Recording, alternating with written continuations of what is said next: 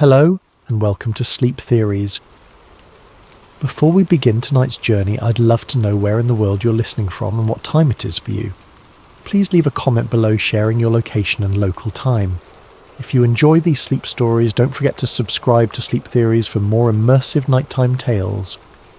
Now let's dim the lights of your mind and drift into tonight's story.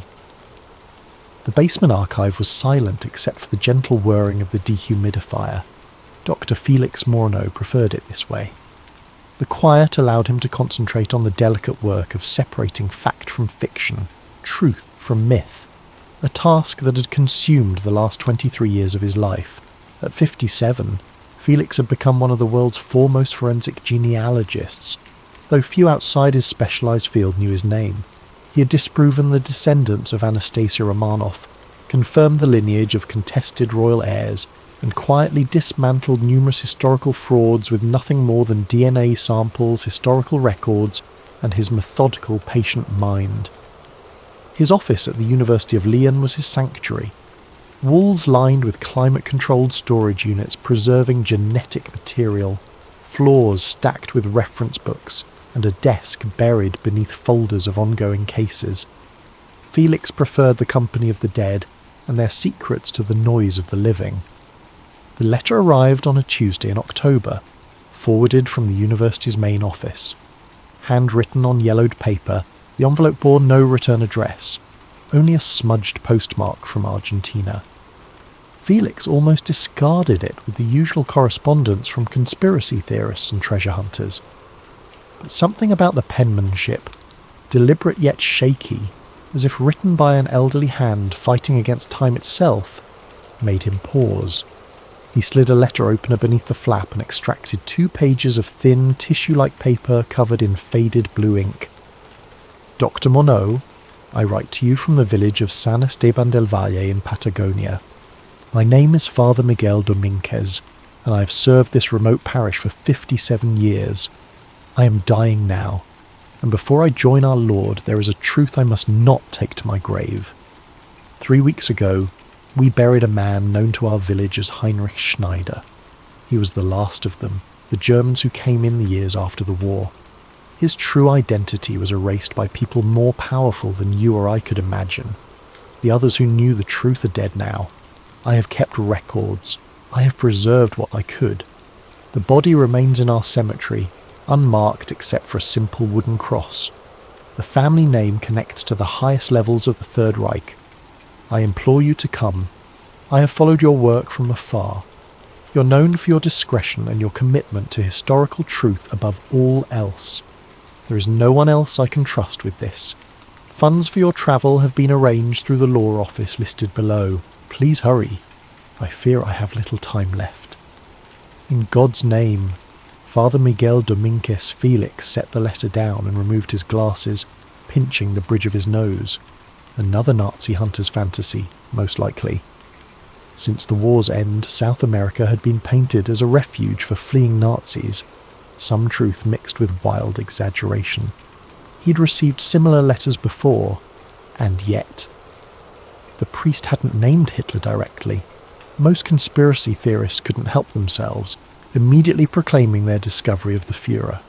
The restraint was unusual, and the letter mentioned no treasure, no hidden art, no reward, only an unmarked grave and a dying man's confession.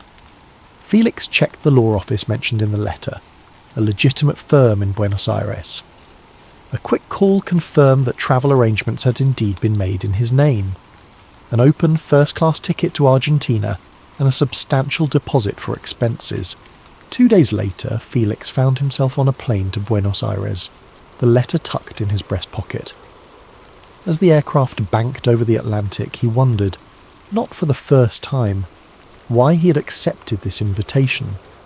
Perhaps it was the methodical scientist in him, unable to leave a question unanswered. Perhaps it was the mention of the last of them, implying a group, a community, not just a lone fugitive. Or perhaps, after decades of disproving myths, some part of him wanted to discover one that was true. From Buenos Aires, Felix took a smaller plane to Bariloche, a town nestled at the foot of the Andes, known for its Swiss-like architecture and, as many whispered, its German connections after the war. From there, a rented jeep carried him along increasingly rough roads, deeper into Patagonia. San Esteban del Valle appeared suddenly as he rounded a mountain bend, a collection of perhaps 60 buildings nestled in a valley, surrounded by towering pines. The architecture was distinctly Bavarian.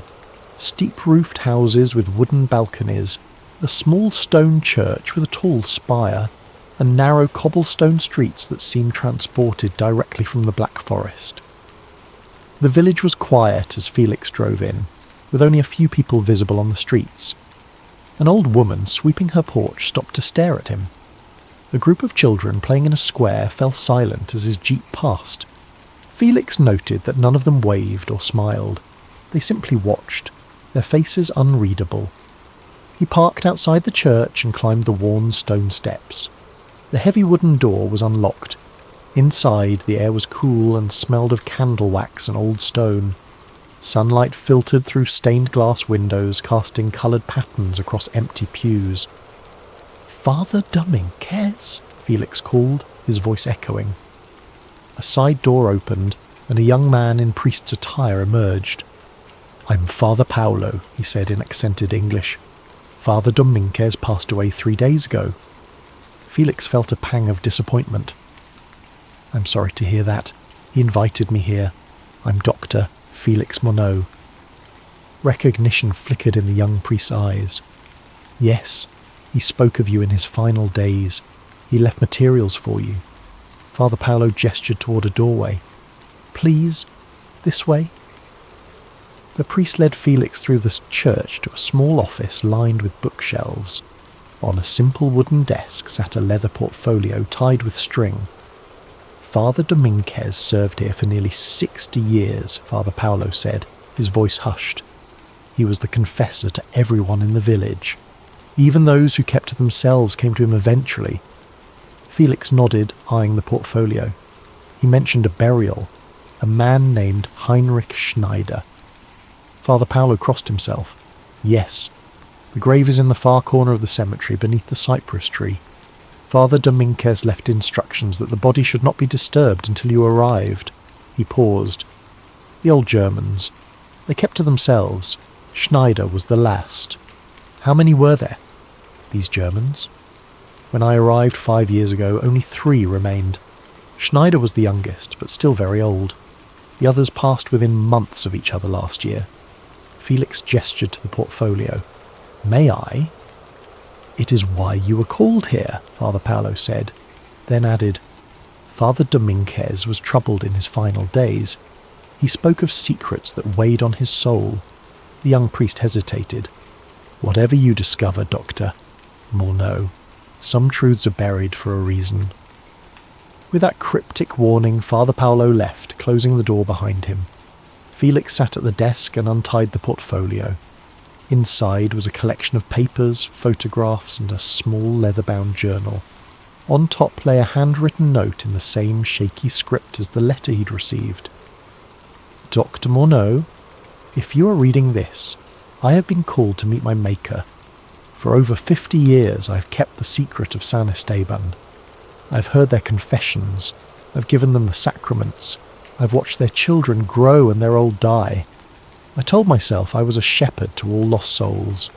But some sins are too great for one priest to absolve.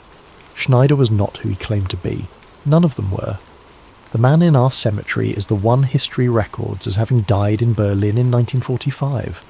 The dental records will prove it. The DNA will confirm it. May God forgive me for my silence all these years. Father Miguel Dominguez." Felix set the note aside, his heart beating faster. The implication was clear, yet so fantastical he could barely allow himself to consider it. Instead, he turned to the journal and began to read. The first entry was dated May 1945.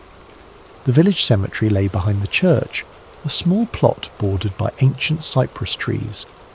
In the fading afternoon light, Felix stood before a simple wooden cross bearing no name, only a date. September 17th, 2024, less than a month ago. Father Paolo watched from a distance as Felix surveyed the grave.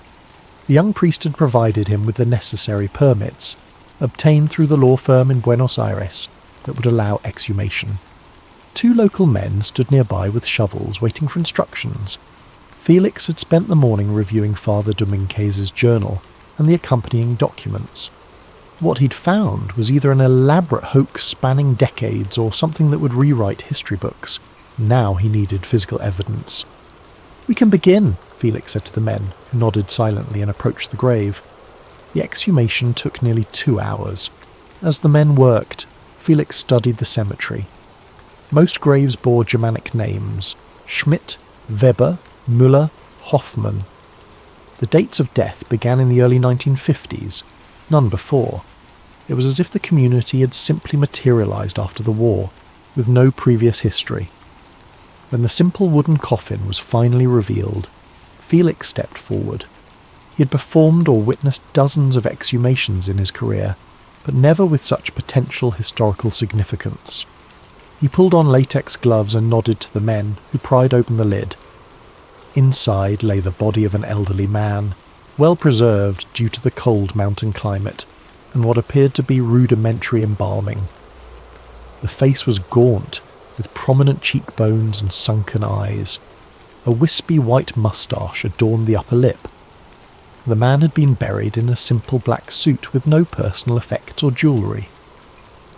Felix worked methodically, photographing the body from multiple angles, taking hair samples, swabbing for DNA, and examining the dental work. He paid particular attention to the teeth. They would be crucial for identification. "I need to examine the left leg," Felix told the men. They looked uncomfortable but helped him shift the body slightly. Felix carefully rolled up the left trouser leg to expose the knee. There it was, a puckered scar, evidence of an old shrapnel wound.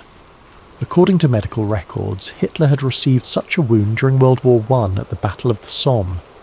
Next, Felix carefully unbuttoned the shirt. On the lower right abdomen was another scar, consistent with a bullet wound that had been treated long ago. It aligned with the location where Hitler had supposedly shot himself in the Berlin bunker. But if that were true, where was the head wound? Historical accounts claimed Hitler had put a gun to his temple. This man's skull was intact. Felix worked until dusk, collecting samples and documenting everything with photographs. When he finished, he instructed the men to reseal the coffin and refill the grave. Back in his room at the village's small guest house, Felix spread his findings across the bed.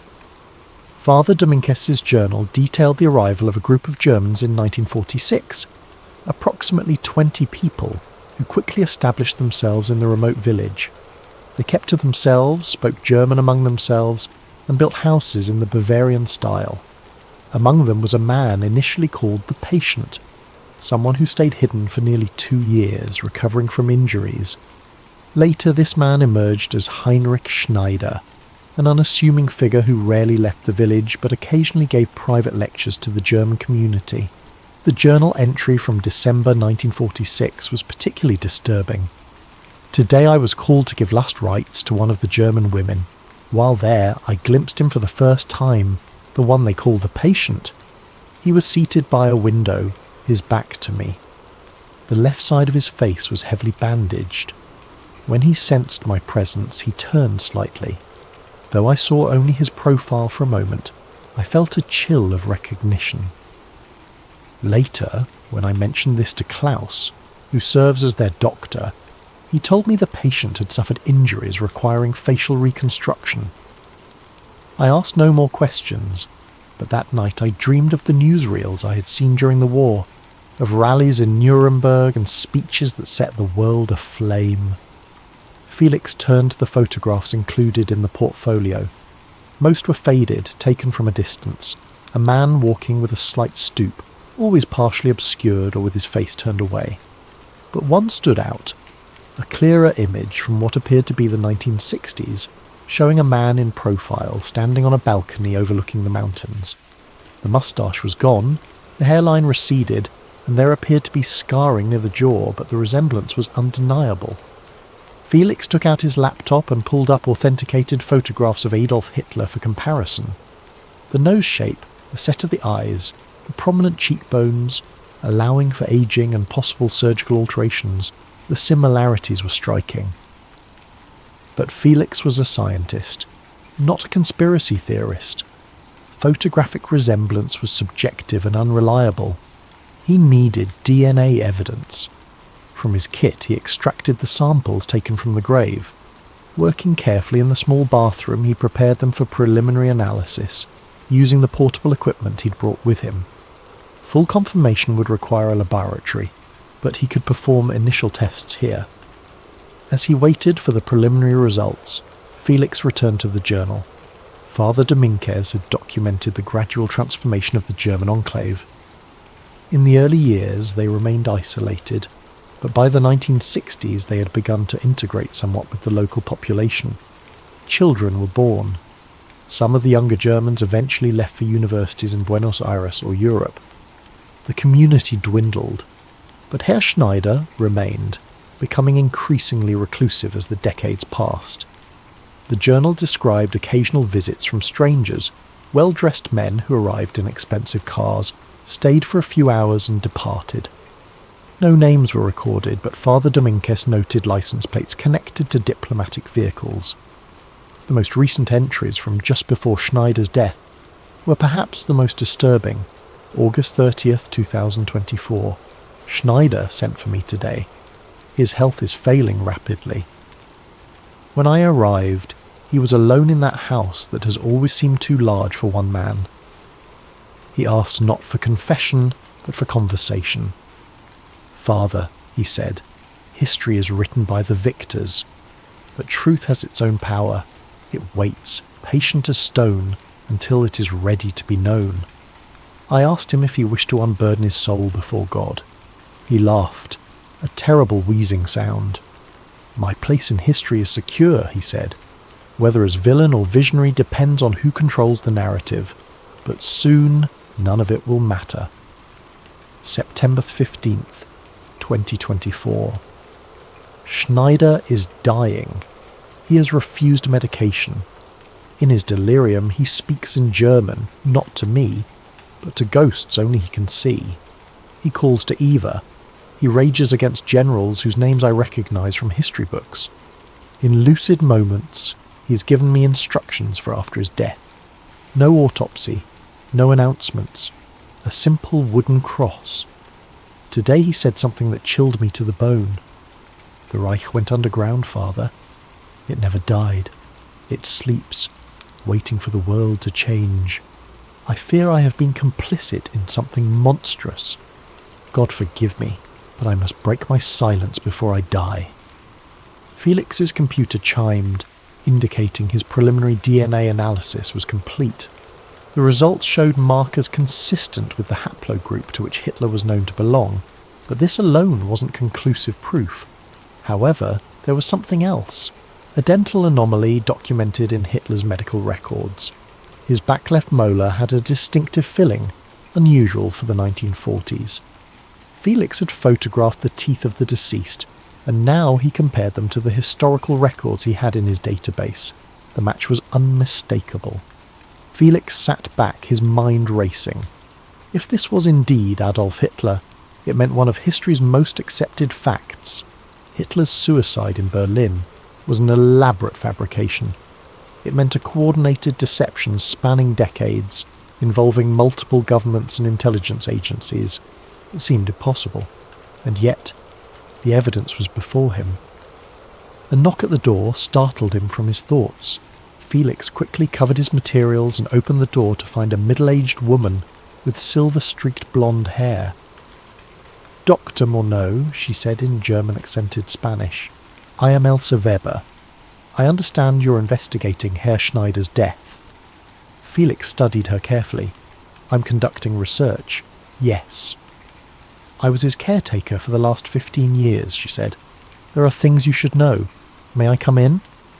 Felix hesitated, then stepped aside. As she entered, he noticed her eyes darting to the covered materials on the bed. What things should I know, Frau Weber? She sat stiffly in the room's only chair. The old man had many secrets. Before he died, he told me someone would come asking questions. He said I should give you this." She reached into her bag and pulled out a small wooden box. Felix accepted it cautiously. "Did you know him well?" "No one knew him well," she said. "He kept to himself, read books, received occasional visitors, important men from Europe, though less frequently in recent years." She paused. "They say he came after the war, like many Germans seeking a new start. But the others, they treated him differently, with deference. And you? How did you see him?" Elsa's eyes met his. As an old man carrying a heavy burden, whatever he had been, whatever he had done, by the end he was just tired. She stood. "I've done as he asked. The rest is in your hands." After she left, Felix opened the box. Inside was a key and a folded note with an address in Buenos Aires. He had come seeking answers about one man's identity, but he was beginning to suspect he'd stumbled onto something far larger, a conspiracy that had successfully rewritten one of history's most documented events. The question was, how deep did he dare to dig? The address in Buenos Aires led Felix to a nondescript office building in the San Telmo district. The key opened a safe deposit box in a private banking facility on the ground floor. Inside, he found a leather folio containing documents, photographs, and a small vial of what appeared to be blood, carefully preserved. The documents included identity papers for Heinrich Schneider, dated 1947, with stamps from the Argentine immigration authorities. Several photographs showed a middle-aged man, face partially obscured by shadow, but recognizable as the same person from the village images, standing with various officials. One photo in particular caught Felix's attention. Schneider shaking hands with a man Felix recognized from his historical research as an Argentine diplomat known to have Nazi sympathies. Most significantly, there was a medical file. It documented a series of plastic surgeries performed in 1946, with before and after photographs, showing the gradual transformation of a patient. The initial photos were blurry and showed a man with facial injuries, but the progression was clear, subtle alterations to the jawline, nose and brow that would change his appearance while maintaining plausible deniability of his identity. Felix carefully packed everything and returned to his hotel. He needed to analyse the preserved blood sample, but that would require a proper laboratory. He made arrangements through a former colleague at the University of Buenos Aires who owed him a favour. No questions asked. Complete confidentiality.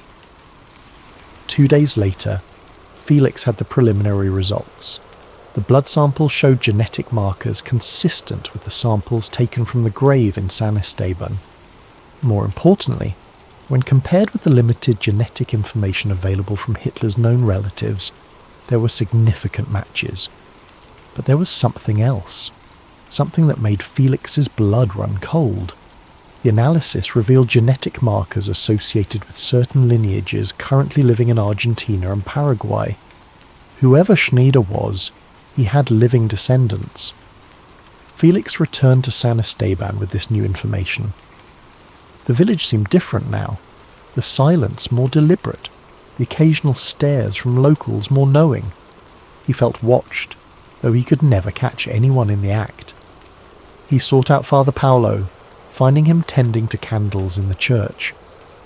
"I need to see all the parish records," Felix said without preamble. Birth certificates, marriage records, death certificates, everything from 1945 onward. Father Paolo hesitated. "Those are private church matters." Father Dominguez wanted the truth revealed. That's why he contacted me. After a long pause, the young priest nodded. "The records are in the basement archive. I will show you." The parish records revealed a carefully documented history of the German community. Beginning in 1947, births, marriages and deaths were recorded with meticulous detail. Felix noted that several children had been born to unmarried mothers in the early 50s, with the fathers listed as unknown. One name appeared repeatedly as a godfather to these children, Heinrich Schneider. Among the more recent records, Felix found a marriage certificate from 1978 for a woman named Margaret Schneider, listed as Heinrich's daughter. She had married a man named Klaus Weber. "Weber?"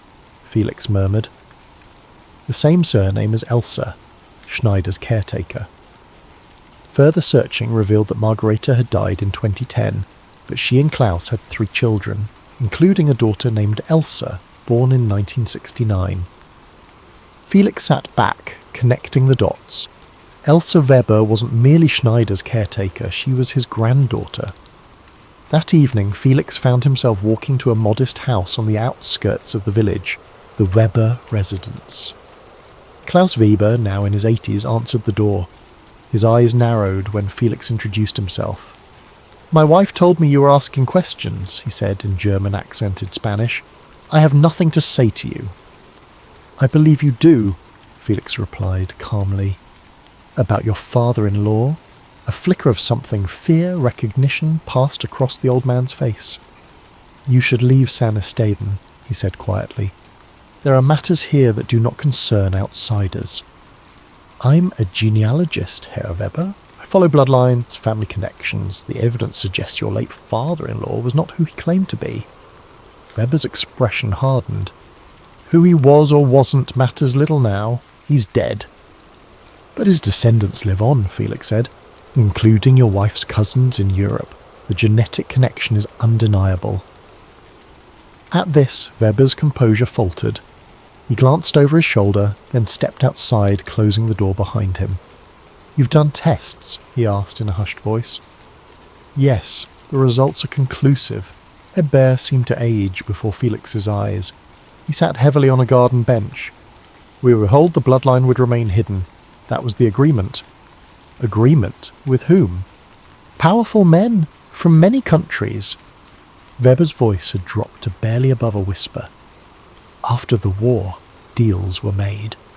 Some who should have faced justice were given new lives instead, because they had knowledge, skills, or connections that the victors wanted." "And Schneider? What did he have?" Weber looked up, his eyes suddenly clear and sharp. "Insurance. He had names, dates, bank account numbers. He knew who had collaborated, who had profited, who had turned a blind eye. His existence was a guarantee of slumber from all sides." Felix felt a chill that had nothing to do with the mountain air. "Are you saying that Allied governments knew?" "I'm saying nothing more," Weber interrupted. "You have your samples, your tests, but ask yourself, who benefits from this truth now? The world built a narrative after the war. Nations forged new identities, new alliances. Would exposing one man's escape change the crimes committed? Would it heal any wounds? Or would it only create new divisions, new hatreds? Before Felix could respond, the door opened and Elsa appeared. Her face paled when she saw Felix. "Father," she said sharply in German, "come inside." Weber stood. "Consider carefully what you do with your discoveries, de Bonneau," he said. "Some truths are better left buried with the dead." As Felix walked back to his guest house, his mind raced. If what Weber implied was true, then the conspiracy wasn't merely about one man's escape. It involved government agencies, international agreements, and decades of deliberate misdirection. But he needed more evidence. Back in his room, Felix returned to Father Dominguez's journal, searching for clues he might have missed. In the entries from the 1970s, he found a reference to a woman named Eva Schneider, Heinrich's wife, who had apparently lived in seclusion until her death in 1972. Father Dominguez had written, "Eva Schneider was buried today. The service was private, attended only by her husband and daughter. In 26 years in San Esteban, she rarely left their home. I visited her for confession monthly, as was our arrangement. She spoke often of her regrets, of a life lived in shadows. Once, in what I believed was a moment of confusion, she spoke of a bunker, of flames, and of a deception that would preserve the seed for future harvests. I attributed this to the morphine Dr. Weber administered for her pain. Heinrich was stoic at the burial. Only when all others had left did I see him place something on her grave, a simple dried flower. Alpine Edelweiss, he told me when he noticed my presence. From our homeland. She always missed the mountains of Bavaria. Felix set down the journal. Eva Braun had been born in Munich, Bavaria. According to official history, she had died by suicide alongside Hitler in the Berlin bunker in April of 1940. Their bodies had supposedly been burned in the Reich Chancellery garden. But what if that too was fabrication? Felix returned to the church the next morning and located Eva Schneider's grave in the cemetery. It was a simple stone marker with her name, dates, 1912-1972, and a small engraving of an Edelweiss flower. With permission from Father Paolo, Felix arranged for a limited exhumation, just enough to collect DNA samples. The process was completed quickly and discreetly. While waiting for the results from his contact at the university laboratory, Felix made another discovery in Father Dominguez's records, an address in Paraguay, listed as the residence of Schneider's daughter, before her marriage to Klaus Weber. A quick online search revealed the address belonged to a compound that had once housed a German expatriate community. More significantly, declassified CIA documents from the 1960s had identified the location as a possible refuge for Nazi officials who had escaped Europe. 3 days later, the DNA results arrived. The samples from Eva Schneider's grave showed clear genetic links to the Braun family lineage, matching patterns seen in samples from Eva Braun's known relatives. Felix sat in his hotel room staring at the results. The implications were staggering. Not only had Hitler escaped, but Eva Braun had as well. They had lived quietly in South America, had at least one child, and now had living descendants walking the earth. The historical record, the cornerstone of our understanding of the 20th century, contained a fundamental falsehood. But as Weber had asked, who would benefit from this truth now? As Felix pondered this question, his laptop chimed with an incoming email. It was from his colleague at the laboratory. Felix, someone has been asking questions about your samples. Men claiming to be from the Ministry of Science visited today, inquiring about recent genetic tests related to European ancestry patterns. They didn't mention you by name, but the timing is suspicious. I told them nothing, but I thought you should know. Be careful, my friend. Felix closed his laptop slowly. For the first time, he felt a flutter of fear. If Weber was right about the reach and influence of those who had orchestrated this deception, then his investigation might have triggered alarms in places far beyond this quiet mountain village. He gathered his materials quickly, securing them in his research case. He needed to decide, pursue this further, potentially at great risk, or walk away with what he knew, keeping the secret as others had for decades. As he contemplated his next move, there was a soft knock at his door. Felix approached the door cautiously. "Who is it?" "Elsa Weber," came the reply. "Please, I need to speak with you." He opened the door slightly, keeping the security chain engaged. Elsa stood alone in the hallway, her expression tense. "My father shouldn't have spoken to you," she said quietly. "Now that he has, there are things you need to understand. May I come in?" Felix hesitated, then removed the chain. Elsa entered quickly, glancing down the hallway before he closed the door. "They are watching the hotel," she said without preamble. "Men from Buenos Aires arrived this afternoon. They visited Father Paolo first, then my father." "Who are they?" "They didn't say. Government perhaps, or something else." She clasped her hands tightly. "Dong? Or no? You need to leave San Esteban. Tonight." "Why are you telling me this?" Elsa's eyes met his. "Because I'm tired of secrets. 3 generations of my family have lived under their weight." She reached into her bag and withdrew a small leather-bound book. "This was my mother's diary. She gave it to me before she died, but made me promise not to read it until after my grandfather was gone." Felix accepted the diary carefully. "Your grandfather? Heinrich Schneider?" "That was the name he used here," she said. "My mother told me very little about him when she was alive. only that he had been an important man in Germany before the war, and that powerful people had helped our family establish new lives here. Did you suspect who he really was? Elsa's expression tightened. There were moments, ways he would react to certain news from Europe, comments he would make when he thought no one was listening, the deference shown to him by the other German families. She paused. And there were the visitors, men who had come from Germany, from America, from the Vatican. They would meet with him privately, then leave. Sometimes after these meetings, our family would suddenly have new possessions, or my grandfather would seem agitated for days. Felix opened the diary. The first entry was dated 1965, when Margaret would have been a teenager. I haven't had time to read it all, Elsa said, but there are passages about my grandfather's previous life, about why our family lived in isolation, about agreements made with powerful people to ensure our safety. Felix turned to a page marked with a thin ribbon. April 30th, 1970. Today is the anniversary. Father spent the day in his study, as he always does on this date. Mother says we must never disturb him on this day. When I was younger, I once asked what happened on April 30th. She told me it was the day Father left his old life behind. This evening I heard him speaking with Mother in the garden. He said something strange. 25 years since Berlin, and still they believe the lie. Mother hushed him quickly. I looked it up in the history book from school. April 30th and 45 was when Adolf Hitler reportedly died in Berlin. Felix looked up from the diary. Your mother suspected? Elsa nodded. I think she knew, or at least had strong suspicions, but in our community, certain questions were never asked aloud. She hesitated. There's more. My grandfather kept an archive in a hidden room beneath his house. After he died, I found the entrance while clearing his belongings. What kind of archive? Documents, photographs, recordings, decades of material, some of it dating back to the 40s.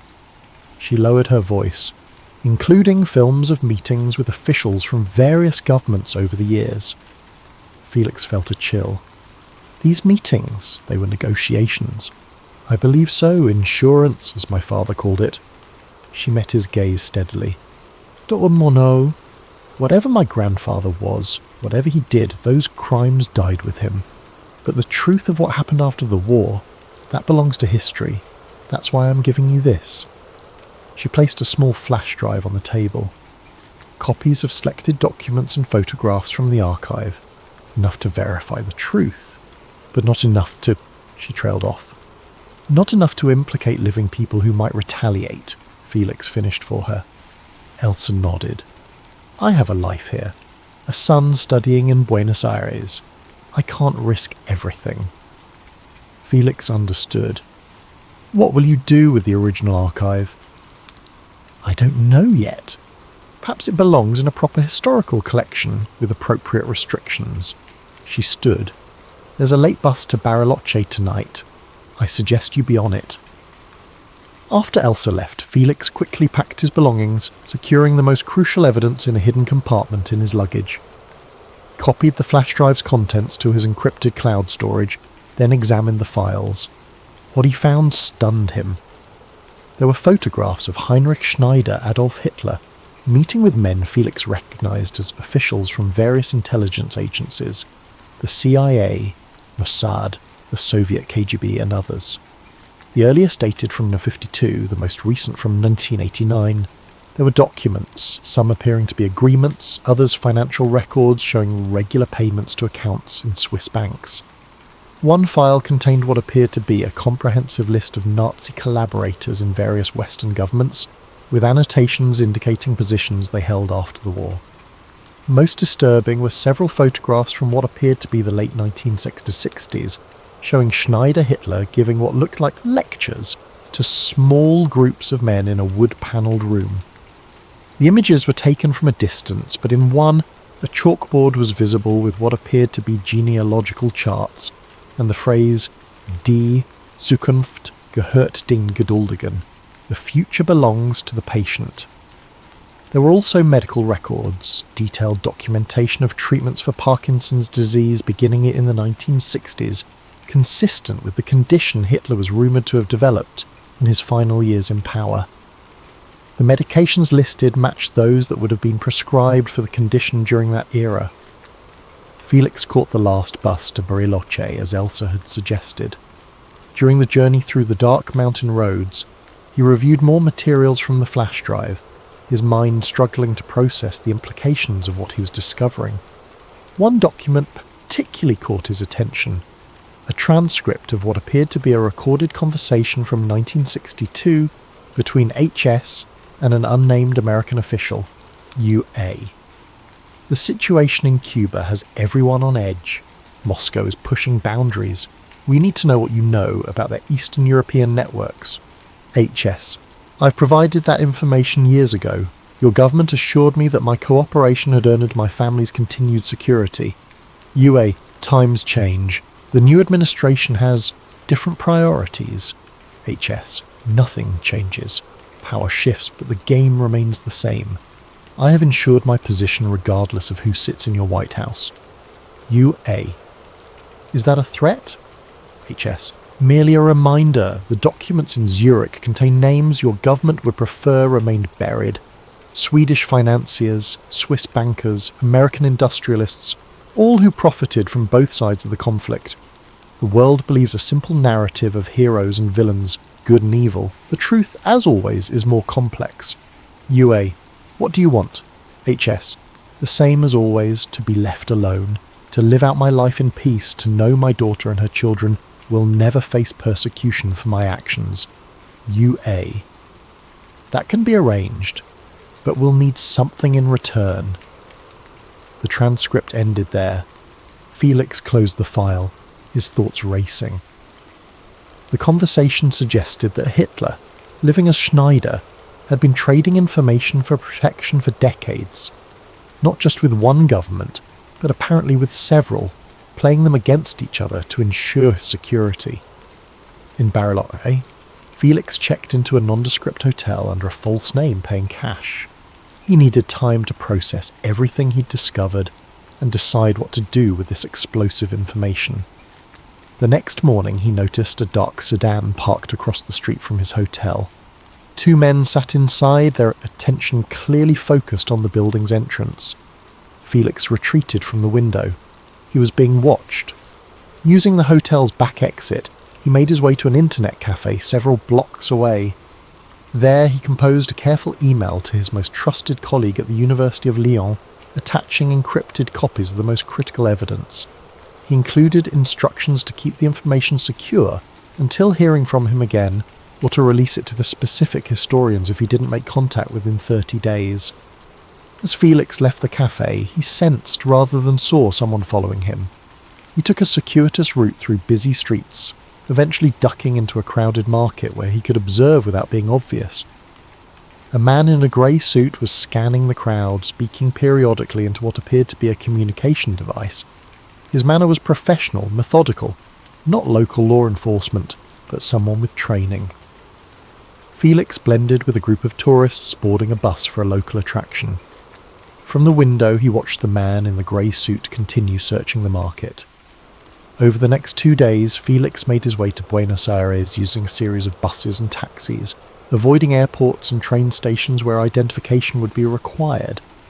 He needed to reach the lawyer who had originally forwarded Father Dominguez's letter, someone who might have additional information or who could help him navigate the increasingly dangerous situation. The law office was located in a stately building in Buenos Aires' financial district. Felix approached cautiously, observing the entrance from the cafe across the street. Nothing seemed out of the ordinary. Inside, he asked for senior partner Alejandro Vega, the name mentioned in Father Dominguez's letter. After a brief wait, he was shown to an elegant office where a distinguished man in his 60s greeted him. "Dr. Morneau," Vega said, shaking his hand. "I've been expecting you." "You have." "Father Dominguez made arrangements before his death. If you came to see me, it would mean you had discovered the truth and were likely in danger." Vega gestured to a chair. "Please, sit." We don't have much time. Felix sat studying the lawyer carefully. How much do you know about San Esteban? Enough. Vega's expression was grave. My father was one of the officials who helped establish the German community there after the war. He believed he was simply assisting refugees. He paused. It was only later that he learned the truth. About Schneider, Vega nodded. By then it was complicated. International agreements had been made. Powerful interests were involved on all sides. The narrative of what happened in Berlin in 1945 had become historical fact. But it was a lie, Felix said quietly. A convenient one. Vega opened a drawer and removed a thick manila envelope. After the war, many former Nazis were recruited by various governments, the US, the Soviet Union, even Israel. Their knowledge was valuable. The Cold War was beginning. Old enemies became allies of convenience. And Hitler, the ultimate prize and the ultimate liability, he possessed knowledge of collaborators at the highest levels of multiple governments. Revealing that he had escaped would have destroyed the careers of dozens of influential people who had helped arrange it. Vega slid the envelope across the desk. My father compiled this over the years, documentation of the network that protected Schneider and others like him. Felix opened the envelope. Inside were photographs, documents, and what appeared to be intelligence reports spanning decades. One photo showed a younger Vega standing beside a man Felix recognized from other images as Heinrich Schneider, in a garden setting, perhaps from the 1970s. You knew him, Felix said. I met him several times as a young man, accompanying my father on visits to San Esteban. Vega's expression was unreadable. He was quiet, intellectual, nothing like the ranting figure from newsreels. If I hadn't known who he was, I would have thought him simply an elderly German immigrant with a scholarly bent. How did he avoid detection for so long? Multiple factors. Facial reconstruction after the war, the remote location, a tight-knit community sworn to secrecy, but most importantly, powerful protectors who had their own reasons to maintain the fiction of his death. Vega glanced at his watch. You've been followed since San Esteban. They lost you temporarily, but they'll be here soon. Who are they? A consortium of sorts. Former intelligence officers, government officials, descendants of those implicated in this escape. They've monitored the situation for decades, ensuring the secret remained buried. Vega stood and moved to a bookshelf, pressing something that caused a panel to slide open. This passage leads to a garage. There's a car waiting. It will take you to a private airfield. From there, arrangements have been made for your departure from Argentina. Felix hesitated. Why are you helping me? Vega's expression softened slightly. Father Dominguez and I corresponded for many years. We both believe that while the living deserve protection, history deserves truth.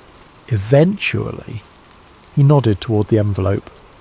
What you do with that information is your choice, but you cannot remain in Argentina. Felix gathered his belongings and the envelope. As he prepared to leave, a final question occurred to him. The body in San Esteban, will they remove it? Destroy the evidence? Almost certainly. They've maintained this secret for nearly 80 years. They won't allow it to emerge now. Vega extended his hand. Good luck, de Morneau. History is now in your hands. The passage led to an underground garage, where a black SUV with tinted windows waited. The driver, a silent man in a dark suit, gestured for Felix to enter. They drove through Buenos Aires, taking a circuitous route that suggested the driver was checking for tails. Eventually, they reached a small private airfield outside the city. A twin-engine private plane stood ready on the tarmac. The pilot, already in the cockpit, nodded as Felix boarded. Where are we going? Felix asked.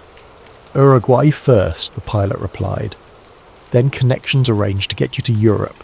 Beyond that, I don't know. As the plane taxied down the runway, Felix looked out the window. In the distance, he saw two black sedans speeding toward the airfield. But they were too late. The plane lifted off, banking sharply to the east over the expansive waters of the Rio de la Plata. In the privacy of the aircraft, Felix examined more of the materials from Vega's envelope. One document particularly stood out, a report from what appeared to be a CIA operation in Paraguay in 1953. Operation Eagle's Nest. Classification, top secret subject, confirmation of identity. A presence in South American location Gamma 3. Visual confirmation obtained APR 17 1953 through informant Tango. Subject residing under assumed identity with protection from local authorities. Facial reconstruction consistent with reports from Operation Paperclip defectors. Recommendation: no action. Extraction, termination, likely to trigger release of compromat affecting Western Allied leadership. Subject has established fail-safe protocols. Current containment strategy remains optimal. Note: all references to subject's true identity restricted to co-identity A. Verbal briefings only to Delta clearance personnel. Attachments: surveillance photographs. 3. Payment records for local security. Transcript of meeting between subject and redacted. The photographs showed a man who, despite some differences from the Hitler the world knew, was recognisably the same person. Older, somewhat altered through surgery, but with the same distinctive mannerisms captured in the images. Felix leaned back in his seat, overwhelmed by the implications. The official history, Hitler's suicide in the Berlin bunker, the fiery end in the Reich Chancellery Garden, was a fabrication maintained by multiple governments for decades. But why? The initial motivation might have been pragmatic, intelligence agencies extracting valuable information. But as the years passed and the Cold War intensified, the stakes changed. Revealing that Western governments had knowingly allowed Hitler to escape would have been a propaganda victory for the Soviet bloc. And later still, when documents began to be declassified and archives opened after the Cold War ended, too many reputations, too many historical narratives, too many foundations of the post-war order would have been undermined by the truth. The plane hit turbulence, jolting Felix from his thoughts. Through the window he could see they were crossing the river to Uruguayan airspace. Soon he would need to make decisions about his safety, about the evidence he carried, about the truth he had uncovered. As the sun began to set, casting a golden glow across the horizon, Felix opened his laptop and began typing. If something happened to him, there needed to be a record, a testimony of what he had discovered in a remote village in Patagonia. To whom it may concern, he began. My name is Sir Felix Morneau. I am a forensic genealogist from the University of Lyon. What I am about to share will challenge one of the most established facts of 20th century history. 2 weeks later, Felix sat in a small apartment in Geneva, Switzerland. Through elaborate precautions and the help of contacts arranged by Vega, he had managed to leave South America and return to Europe without using his passport or official channels. Now he lived in a kind of limbo, unsure of his next steps. The evidence he had gathered was secured in multiple locations: digital copies in encrypted cloud storage, physical documents distributed among trusted contacts, DNA samples stored in a private laboratory under a coded identifier. He had prepared a comprehensive report documenting his findings, the genetic evidence, the historical documents, and the testimony of those involved. But he had not yet made it public. Every morning Felix checked news reports for any mention of San Esteban del Valle. 3 days after his departure he found it, a small article reporting a forest fire that had devastated the remote village. The church, the cemetery, and most homes had been destroyed. The cause was listed as under investigation. Felix knew better. The evidence was being systematically erased. He had received one communication from Elsa Weber, a brief message relayed through a complicated chain that Vega had established. She and her father had left San Esteban before the fire. They were safe, living with relatives in Brazil. Her son had been withdrawn from his university in Buenos Aires and had joined them. They would not be returning to Argentina. The final line of her message was both a warning and a plea. The past is still dangerous. Be careful with the truth. Felix understood the implication. Even now, the consortium Vega had mentioned, those dedicated to keeping the secret, was likely searching for him. The truth he carried threatened too many reputations, too many established narratives. Yet the scientist in him, the seeker of historical accuracy, could not simply bury what he had discovered. Hitler had not died in Berlin in 1945. He had lived for decades in Argentina, had a daughter, grandchildren, and now great-grandchildren. He had been protected by an international conspiracy involving multiple governments, intelligence agencies, and powerful individuals. It was perhaps the greatest historical deception of the modern era. Felix spent days analysing, verifying, and cross-referencing every piece of evidence. He consulted historical archives comparing dental records, medical files, and genetic markers. He studied the documentation of Hitler's supposed death in Berlin, identifying inconsistencies that had been overlooked or deliberately obscured. Everything pointed to the same conclusion. The accepted historical narrative was wrong. One afternoon, as Felix worked in the apartment, he noticed a car parked across the street that hadn't been there before. Two men sat inside, their attention focused on his building. It might have been coincidence, but Felix had learned to be cautious. He gathered only essential materials, his laptop, a single flash drive containing his most critical evidence, and a small notebook with key contacts. Using the building's service exit, he slipped away, moving through back streets until he reached the small cafe where he had arranged to meet Dr. Isabelle Laurent, a historian specialising in World War II who had once been his colleague at the University of Lyon. Isabelle was already waiting, her expression concerned. "You look terrible, Felix," she said as he sat down. "What is this urgent matter that couldn't be discussed over the phone?" Felix glanced around to ensure no one was within earshot. "I need your professional assessment of something I've discovered. It involves significant historical revision." Isabelle raised an eyebrow. "You're being unusually mysterious." "For good reason." Felix slid a flash drive across the table. "This contains preliminary findings from a research project I've been conducting. I need you to review it, not to verify my conclusions, but to tell me what the implications would be if this information became public." Isabelle pocketed the drive. "Will you at least give me a hint about what I'm looking at?" Felix hesitated, then said quietly, "Evidence that Adolf Hitler did not die in Berlin in 1945, but escaped to Argentina where he lived until 1924. Isabelle's expression shifted from skepticism to concern. "Felix, are you unwell? This sounds like—" "I know how it sounds," he interrupted. "That's why I need your objective assessment of the evidence. Just look at it. Then we can discuss the implications." They agreed to meet again in 3 days. Felix would stay in a different location each night. Hotels paid in cash, no identification required. When they reconvened, in a different cafe in another part of the city, Isabelle's demeanour had changed dramatically. Her initial skepticism had been replaced by troubled uncertainty. "If this is fabricated," she said without preamble, "it's the most elaborate and convincing fabrication I've ever seen. The dental records alone, they match perfectly with what we know of Hitler's distinctive dental work, and the documentation of the escape route through Spain to Argentina aligns with known rat lines used by other Nazi officials." "It's not fabricated," Felix said quietly. Isabelle leaned forward. "Felix, do you understand what this means? If true, and I stress if, this would require rewriting significant portions of the historical record.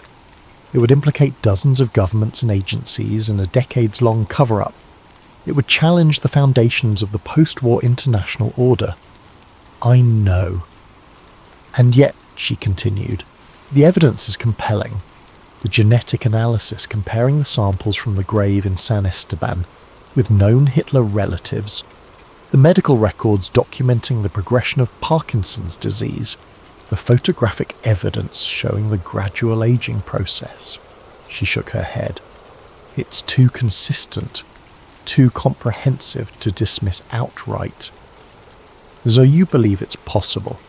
Possible, yes, but the bar for overturning established historical consensus is extraordinarily high, especially for something of this magnitude. She studied him carefully. What do you intend to do with this information? It was the question Felix had been asking himself for weeks. The answer still eluded him. I don't know, he admitted. The scientific part of me says the truth must be revealed, regardless of consequences. But the human part, he trailed off, understands that truth exists in context, Isabel finished for him, and that some revelations can cause more harm than good. They talked for hours, weighing the historical, ethical, and practical implications of what Felix had discovered. As a scientist, his instinct was to publish his findings, to let the evidence speak for itself. But as Isabel pointed out, such a revelation would be exploited politically, would reignite old hatreds, would undermine trust in institutions already facing credibility challenges. Perhaps there's a middle path, Isabel suggested as their meeting concluded. Secure the evidence for future historians, place it in a trusted archive with a timed release. 50 years, perhaps. Long enough for the immediate political ramifications to be diminished, but ensuring the truth will eventually emerge. It was a compromise that appealed to Felix's sense of historical responsibility, while acknowledging the complex realities of the present. That evening, in yet another temporary accommodation, Felix began preparations to secure his evidence for posterity. He organised his materials, wrote a comprehensive report explaining his methodology and findings, and considered which institutions might be trustworthy repositories. As he worked late into the night, he realised he was being watched. Not physically. There was no one outside his window, no suspicious cars on the street below. But his laptop was behaving strangely. Files were opening without his command. His cursor moved slightly on its own. Someone had gained remote access to his system. Felix shut down the computer immediately, but damage was likely done. His location may have been compromised. He packed quickly, taking only what he could carry, and left the building through a fire exit. On the street, he moved quickly but without obvious panic, heading toward the main train station. He would need to disappear again, find a new safe location, rebuild his security protocols. As he walked, a car slowed beside him. The passenger window rolled down. "Dr. Morneau," voice called softly. "Please, we need to talk." The speaker was a grey-haired man in his 60s, with the bearing of someone used to authority. His accent was American. "I don't know who you are," Felix replied without stopping. "Someone who understands the significance of what you've discovered." The car continued to roll alongside him at walking pace. "And who can explain why certain decisions were made?" Felix hesitated. "I'm not interested in being silenced." "That's not our intention. If it were, this conversation would be very different." The man opened the car door. 10 minutes. Then you can walk away. I give you my word." Against his better judgment, Felix got into the car. The man introduced himself only as Williams, claiming to be a retired intelligence official now serving as a liaison for what he called interested parties. "You've created quite a stir, de Monod," Williams said as the car moved through Geneva's streets. "Several agencies are searching for you, not to harm you, but to contain what you've discovered." "The truth," Felix said flatly. "A truth," Williams corrected. "One version of events among many possible interpretations." "DNA doesn't have interpretations, neither do dental records or fingerprints," Williams nodded. "Fair point. Let's say, then, that you have discovered factual information that contradicts the accepted historical narrative. The question becomes, what serves the greater good? Historical accuracy at any cost? Or stability, continuity, the foundation of international relations built over decades? That's not my decision to make. But it is, Williams insisted. The moment you discovered what you did in San Esteban, it became your decision. and every choice has consequences, not just for you, but for many others. The car had reached the shores of Lake Geneva. The driver parked, and Williams suggested they walk. As they strolled along the waterfront, Williams explained the history of what he called Operation Phantom, the coordinated effort to maintain the fiction of Hitler's death in Berlin. It began as pragmatism, he said. Intelligence agencies wanted information about Nazi gold, about scientists and their research, about Soviet intentions. Hitler provided that in exchange for his freedom, and became a valuable Cold War asset, Felix added. Precisely. As tensions with the Soviet Union escalated, Western intelligence found his insights useful. Then, as decades passed, the stakes changed. Revealing the truth would have destroyed too many careers, undermined too many institutional reputations. Williams paused. And now, nearly 80 years later, what would be the purpose? The man is finally truly dead. His crimes are well documented. Would revealing this deception serve justice in any meaningful way? Felix considered this. It would serve truth. At what cost? Williams asked. Renewed conspiracy theories, ammunition for extremist groups, undermined faith in government institutions when trust is already at historic lows. He shook his head. Some truths, de Morneau, are better revealed at the right moment, in the right context. Their walk had taken them to a secluded area along the lake. Felix suddenly became aware of how isolated they were. "Are you threatening me?" he asked. Williams looked genuinely surprised. "Not at all. As I said, if that were our intention, this conversation would be very different." He handed Felix a business card with only a phone number. "We're offering you a choice. Secure your evidence with appropriate historical archives, with a timed release, 50 years as your colleague de Laurent suggested. In return, you'll be left alone, your safety guaranteed. And if I choose to publish now," William's expression remained neutral, "then certain parties might feel compelled to discredit you, professionally and personally. Your findings would be buried in litigation, counterclaims, and manufactured controversy," he sighed. "I'm not saying it's right. I'm saying it's what would happen." They walked back to the car in silence. Before Felix got out, Williams added one final thought. "History is patient, de Morneau. The truth will emerge eventually. The question is whether it emerges as a sensational exposé that serves current political agendas, or as a thoughtful historical reassessment when passions have cooled." In the weeks that followed, Felix carefully considered his options. He consulted with Isabel and other trusted colleagues. He established secure repositories for his evidence in 3 different countries, with independent trustees and explicit instructions for future release. And he recorded a detailed video statement, insurance against any attempt to silence him permanently. "My name is Dr. Felix Morneau," he began, looking directly into the camera. "I am recording this message on May 15th, 2025. If you are viewing this, it means circumstances have prevented me from completing my work or speaking freely." He outlined his discoveries in San Esteban, the evidence he had gathered, and the implications for our understanding of history.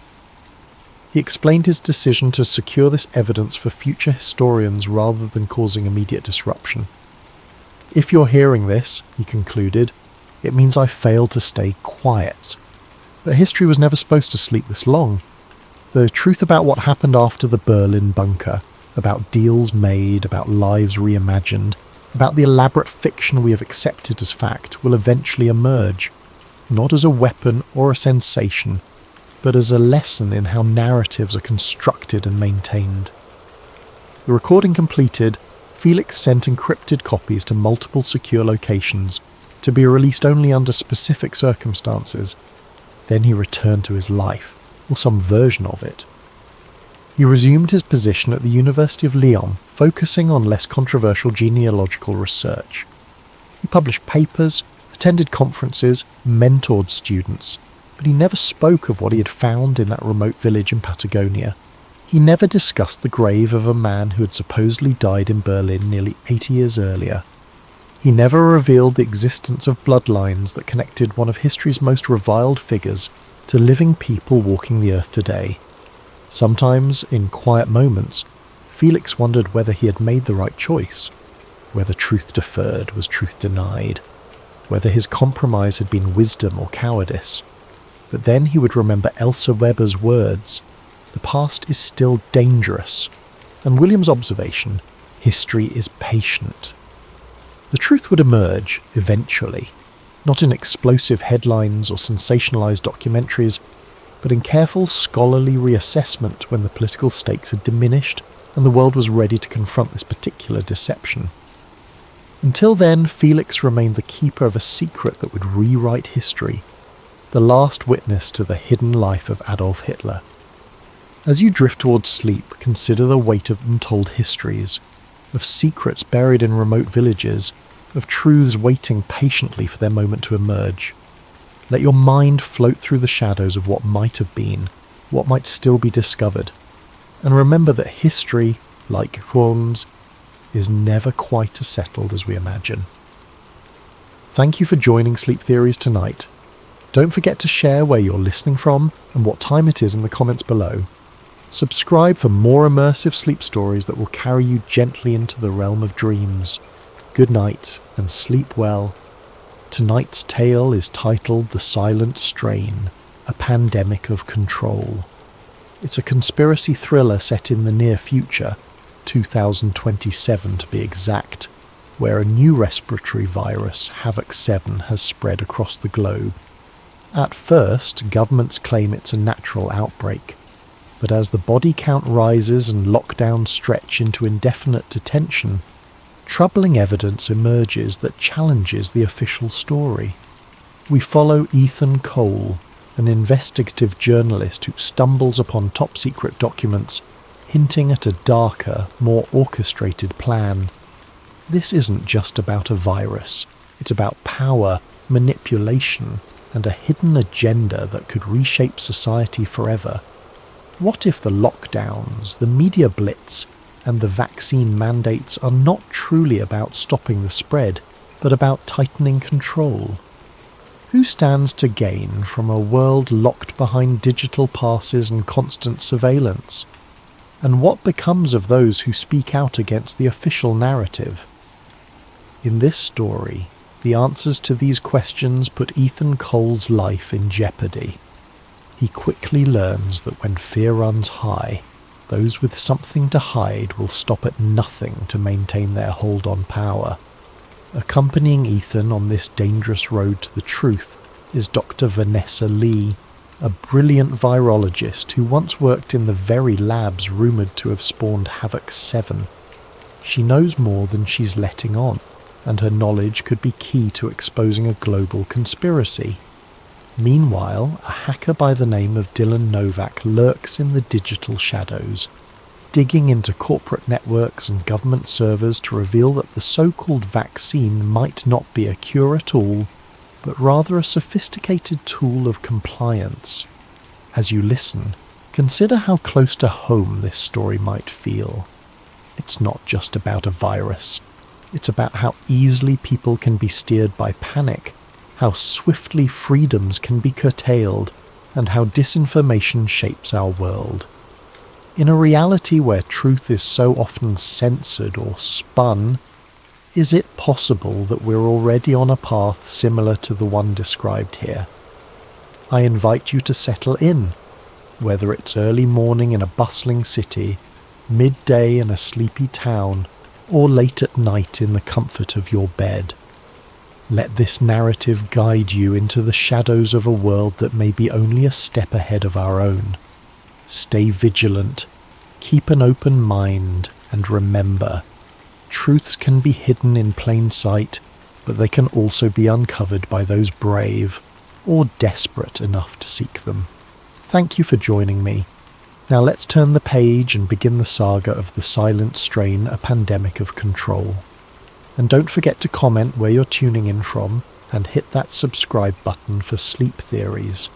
Sweet dreams, or perhaps unsettling ones, lie ahead. Ethan Cole first heard of Havoc 7 the same way most of the world did, through late-night breaking news. One evening, an emergency broadcast interrupted his usual flow of half-listened commentary and background chatter.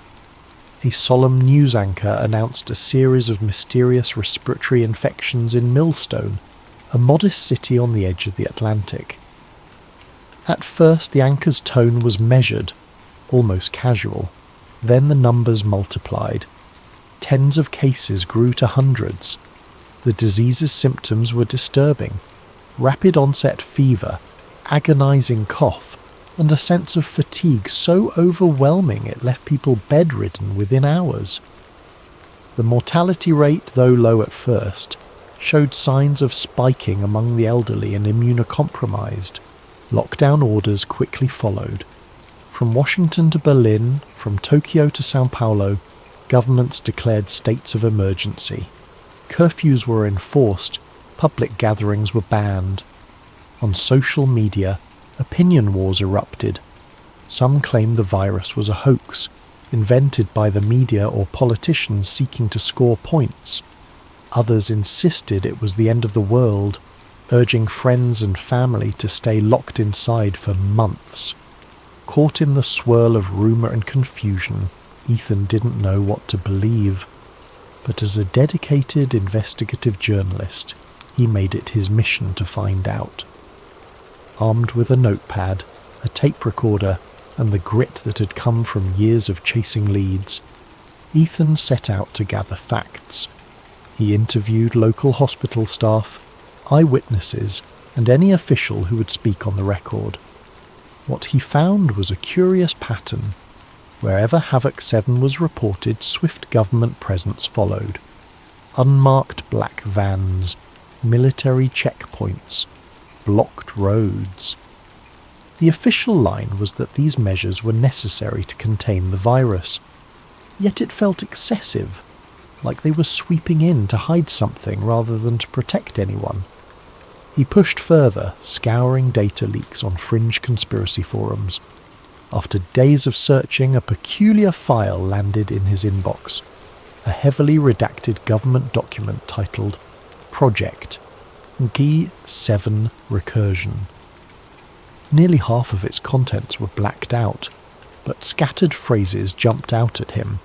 Gain of function, accelerated release, population compliance threshold. That single page all but confirmed his growing suspicion. Havoc 7 might not be natural at all.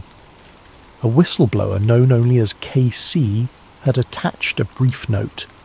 "They're lying. Keep your eyes open. More to come." Ethan drafted an explosive article that night, detailing his findings. He noted the odd phrasing in the leaked document, speculated on the possibility of an engineered virus, and exposed the coordinated media campaign to vilify anyone who asked questions.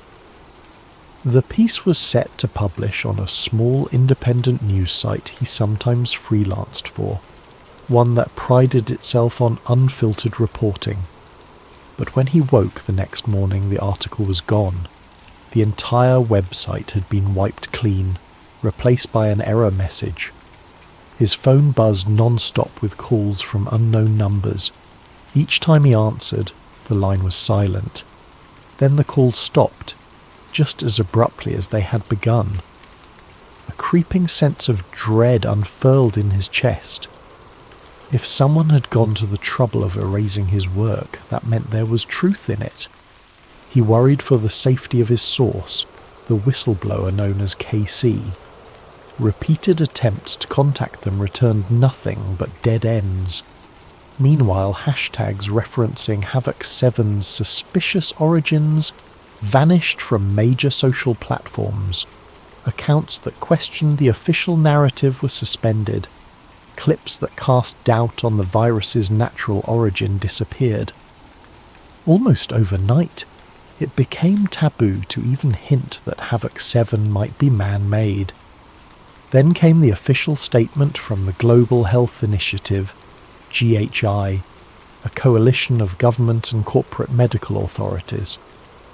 The GHI insisted the virus was a tragic but natural mutation, emphasizing that disinformation would only worsen the global crisis. They promised that a vaccine was in the works and would be rolled out soon. Ethan's stomach churned as he listened to government spokespeople calmly dismiss every legitimate question as paranoia or fear-mongering. The mood in the streets and on the news was tense and anxious, yet also resigned. Many people simply wanted to believe that their leaders had things under control. Ethan, however, could not look away from what he had uncovered. If the virus was truly engineered, why? And by whom? The mission statement of the GHI read like a philanthropic crusade, uniting nations to protect global health. But Ethan sensed a hidden iron fist behind the velvet glove. If the official story was a lie, how deep did that lie go? Desperate for clarity, he reached out to every contact he had. Most refused to speak, citing fear of losing their jobs or, worse, ending up on the disappeared list, rumoured detainees who vanished once they questioned official accounts. A few unnamed sources hinted that the GHI had ties to an elite circle of pharmaceutical conglomerates and high-ranking politicians, but these hints were vague, whispers on digital wind. Then, without warning, a simple message arrived in Ethan's email. I was there when Havoc 7 was made. I can prove everything. Meet me at the old water treatment plant Tuesday at midnight. V. Lee. The old water treatment plant on the outskirts of Millstone was a relic of 20th century infrastructure, its rusted pipes and battered walls long decommissioned and forgotten. Arriving just before midnight, Ethan slipped through a chain-link fence and used his phone's flashlight to navigate the labyrinth of dark corridors and stagnant puddles. Every metallic clang made him jump. The hollow echo of his own footsteps heightened his paranoia. The world outside was in shambles, but here, in this abandoned husk of a facility, Ethan found something almost post-apocalyptic in the gloom. At last he reached a dimly lit open area cluttered with empty crates and broken machinery. Standing by a flickering fluorescent light was a woman in a hooded coat, her posture rigid, her gaze fixed on him. She pulled back the hood to reveal a tired yet resolute face. "I'm Dr. Vanessa Lee," she said, voice hushed. "Are you alone?" Ethan glanced over his shoulder, scanning the darkness. "Yes, for now," she nodded, then wasted no time. "I saw your unpublished article about Havoc 7's origins. I know it was taken down, but the details are correct enough. I used to work for the Global Health Initiative. I was part of the team that created it." Ethan's heart pounded. Hearing it stated so plainly, so matter-of-factly, knocked the wind out of him. "Wait, you're saying you engineered Havoc 7? "No," she corrected. "I was on the research team. We were studying coronaviruses, influenza, other potential threats. Gain-of-function research, they called it. The official story was that we wanted to preempt deadly outbreaks to develop rapid response treatments. But behind closed doors, the conversation was darker. They were discussing weaponization, minimal lethal doses, how to maximize contagion without triggering immediate global alarm." She took a shaky breath. "I didn't realize how far it had gone until I saw the classified data, H7 recursion. I confronted my superiors. The next day, I was locked out of the labs. My access was revoked. Then I found a threatening note pinned to my apartment door. I had no choice but to vanish." Ethan tried to process the flood of information. "So Havoc 7 was leaked, on purpose?" Lee's eyes were clouded with regret. "All signs point to an early release. The official plan was to unleash it in staged outbreaks, to test how populations respond to fear, see how easily we could corral them under new restrictions, but something or someone pushed the schedule forward. It caught even the top brass off guard. Now they're scrambling to maintain control. Ethan felt his pulse quicken.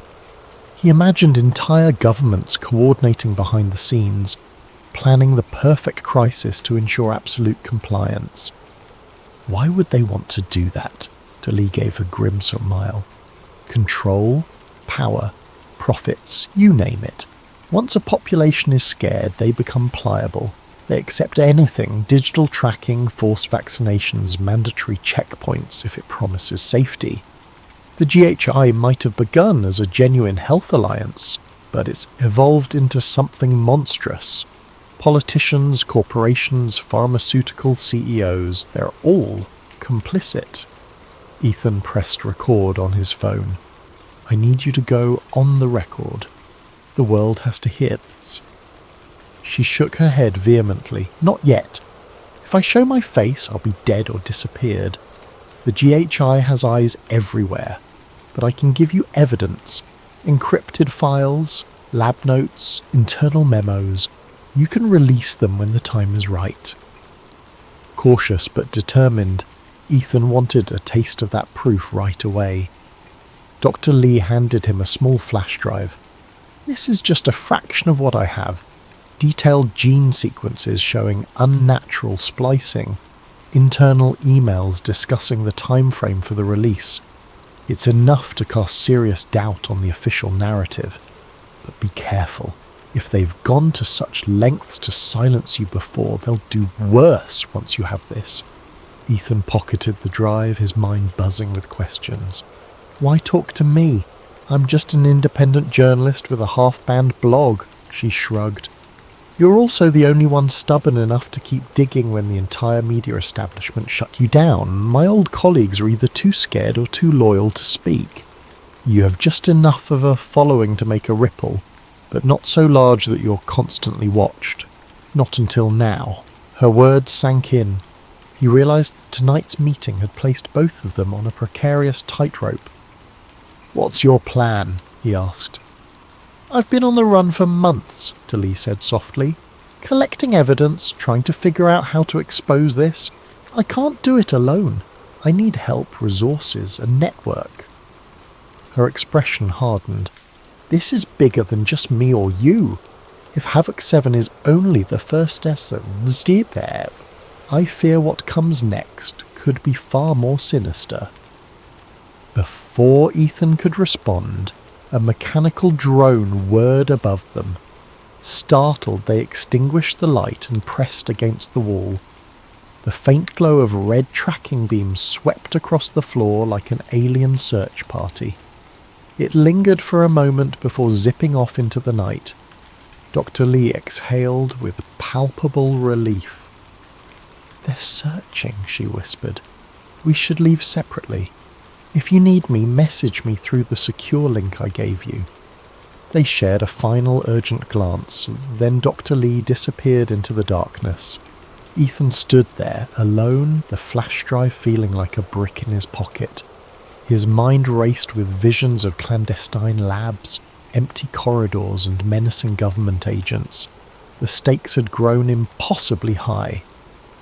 If Dr. Lee was telling the truth, then entire nations were being manipulated into a permanent state of lockdown and fear. Ethan flicked off his phone's flashlight and followed a narrow corridor back to the fence. Every shadow seemed hostile, every rustle a potential threat. By the time he reached his car, his breath came in shallow gasps. He caught his reflection in the rearview mirror, eyes wide, cheeks taut. He knew it then. He wasn't chasing a mere conspiracy theory. He was stepping into a battlefield of secrets. And if the GHI had begun manufacturing viruses and orchestrating pandemics, then indeed the entire world was at risk. With trembling hands, Ethan started the engine and drove off, fully aware that from this moment on, nothing in his life would ever be the same. The flash drive sat on Ethan's cluttered desk, a digital Pandora's box promising both answers and peril. After triple-checking his security software, he copied its contents onto an offline laptop. Lines of complex genetic code scrolled across the screen, along with email chains that read like pieces of a larger puzzle. He recognized enough medical jargon to confirm it wasn't random data. These were genuine lab memos and gene splicing logs. Words like enhanced transmissibility and adjuvant synergy leapt out at him. Document after document hinted at an orchestrated campaign to cultivate fear and then position the GHI as the only salvation. Yet, as valuable as this trove was, Ethan couldn't fully interpret the data on his own. He knew a handful of fringe tech experts, but only one had the reputation and the nerve to handle something this explosive: Dylan Novak. Known online as Nova Cypher, Dylan was a self-styled digital freedom fighter, rumoured to have hacked into corporate giants and left cryptic messages urging transparency. Paranoid to a fault, Dylan never physically met with anyone. But he had a secure chat channel, one that Ethan had used once before when investigating biotech lobbying. Ethan, in chat: "I've got something bigger than anything we've tackled before. Need your help reading complex scientific data, possible ties to a global conspiracy. Game?" Dylan's response was instantaneous. Dylan, in chat: "You mean the virus?" Ethan's heart thumped. If Dylan was already on this trail, maybe they could make real progress. "Exactly. Where do we start? Send me the files, I'll check for authenticity and decrypt any hidden layers. But be warned, once I open this, we're both on someone's radar." Ethan zipped the flash drive contents and sent them via an encrypted channel. Minutes later, Dylan replied with an ominous message. "Holy, this is insane. The gene code definitely looks engineered. I can see unique markers that don't appear in any naturally evolving strain. Wait, there's more. Let me decode these additional file headers." Drummed his fingers anxiously on his keyboard, half expecting a knock at his door. He had watched enough whistleblowers get disappeared to know the risk. His mind flicked to Dr. Lee's warning. Another chat bubble popped up. Found something in these email strings, references to batch A17 vaccine results, negative efficacy, and rollout schedule. Looks like they've tested this vaccine in some undisclosed trials. The data shows no meaningful protection. 0. Possibly even negative outcomes, and they're still planning to mandate it globally. Ethan stared in disbelief. The official narrative was that the vaccine was humanity's lifeline, the only solution to end the wave of devastating infections. Entire economies hinged on distributing it. Yet these files indicated it was worthless. Worse, possibly harmful. Why would the GHI push a non-functioning vaccine? Dylan, continuing: "There are references to a digital health passport system. The vaccine acts like a justification for mandatory check-ins, scanning, constant biometric monitoring. It's not about curing anything. It's about tagging everyone under a real-time surveillance grid." A chill crawled along Ethan's spine. People were lining up in droves for this shot, desperate to reclaim normalcy. Cities had banned unvaccinated individuals from public spaces. Families were torn apart by the debate, all for a shot that did little more than provide the government and corporations a convenient label to track compliance. My God, this is bigger than I ever imagined. You're telling me. The GHI's next move is to make the vaccine mandatory.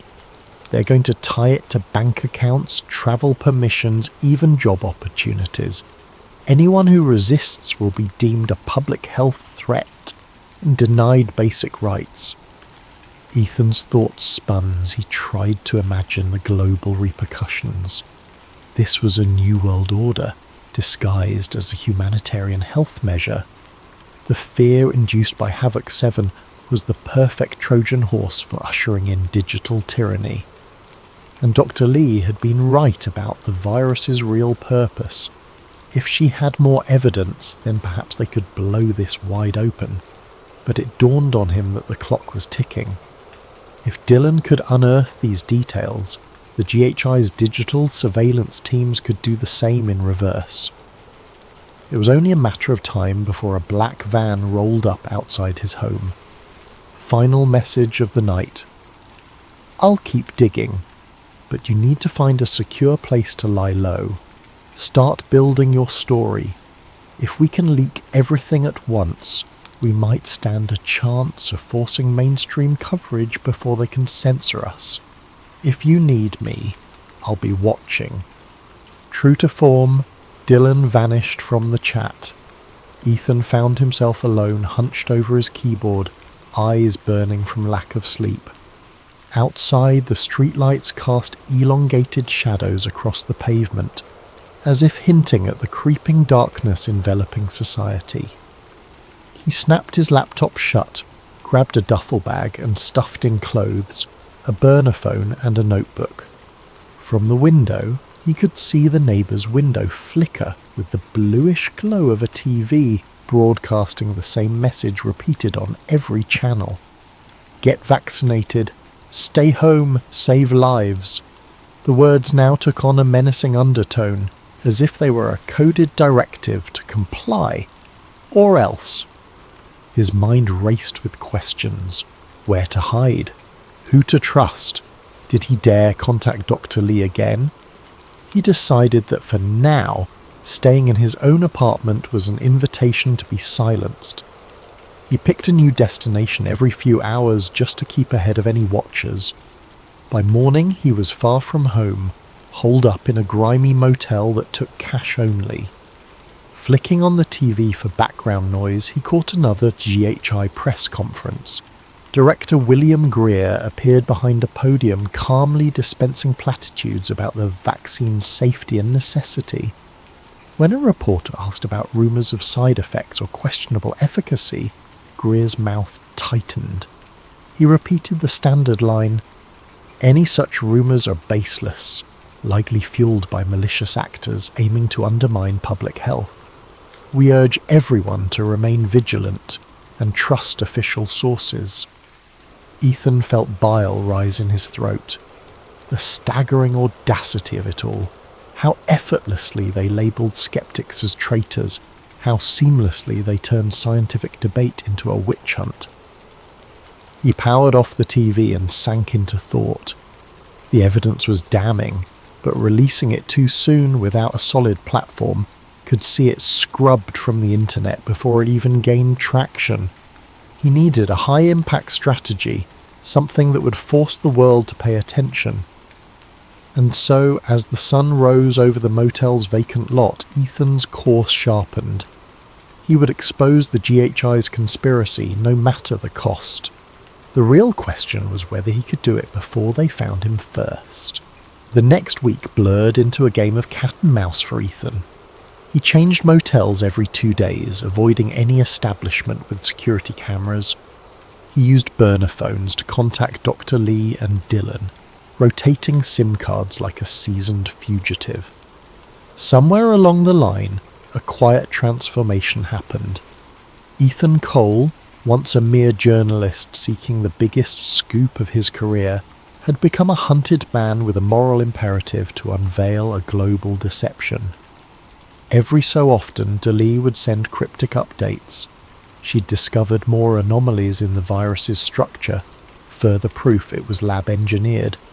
She hinted at factions within the GHI itself. Some believed they were serving humanity by guiding the masses through fear. Others were in it purely for profit and control. But no matter the justification, the outcome was the same. A worldwide state of enforced compliance that looked more and more like martial law. Meanwhile, Dylan's hacks yielded a trove of new files, internal memos about media control, secret deals with top news networks to quell dangerous misinformation. The GHI had carefully groomed certain internet influencers and celebrities to promote the official line, drowning out dissenting voices. The web was awash with posts using identical phrases and hashtags, pushing the message that faith in the system was the only way to end the crisis, and people, exhausted by anxiety and eager for normalcy, ate it up. Then 3 nights ago, Ethan's luck finally ran out. He'd ventured out to grab takeout when he spotted 2 men in dark suits stationed by his motel's entrance. Their gazes were cold, scanning each passerby. Though they wore no official insignia, they carried the stance of government operatives. The enforcers, Ethan thought. Rumour had it they operated under the direct orders of Director William Greer himself, a man who oversaw the global Havoc 7 task force with an unsettling calm. Ethan slipped into an alley and circled around the back of the motel to retrieve his bag. He narrowly avoided their notice, hearing them speak in clipped tones about tracking the journalist's phone. They must have discovered at least one of his burner numbers.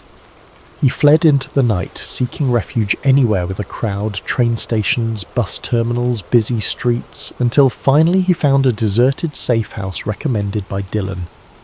Panic threatened to overwhelm him, but a single objective remained clear. The evidence had to go public. Soon.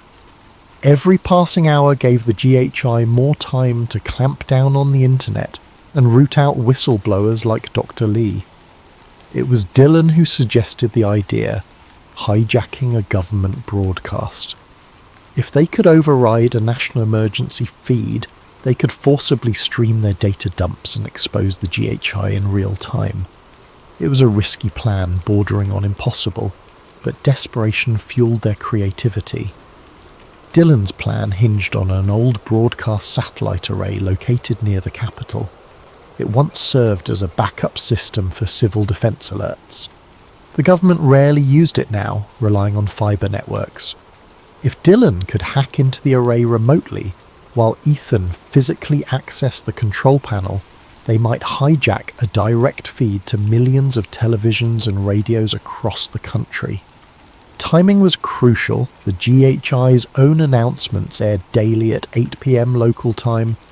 If they patched in just as the scheduled broadcast began, they could piggyback on the official channel for maximum impact.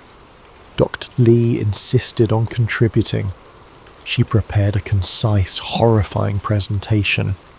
A timeline of the virus's creation, the project documents, the lab splices, and most damning of all, the internal emails mocking the public's gullibility.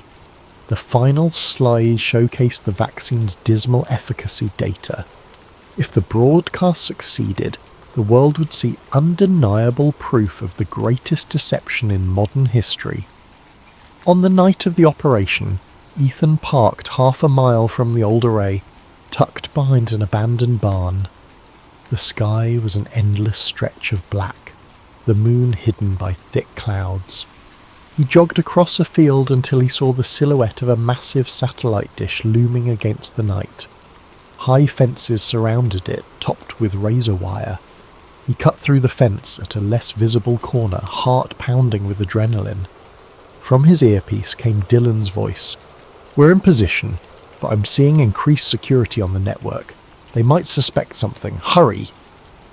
Ethan found the control shack behind the dish locked tight. A crowbar pried it open. Inside, dusty panels glowed faintly, humming with dormant power. Using instructions Dylan had given him, Ethan typed commands into the archaic console. The screens flickered to life, unveiling system logs that hadn't been accessed in years. "Okay," Ethan whispered, starting the link.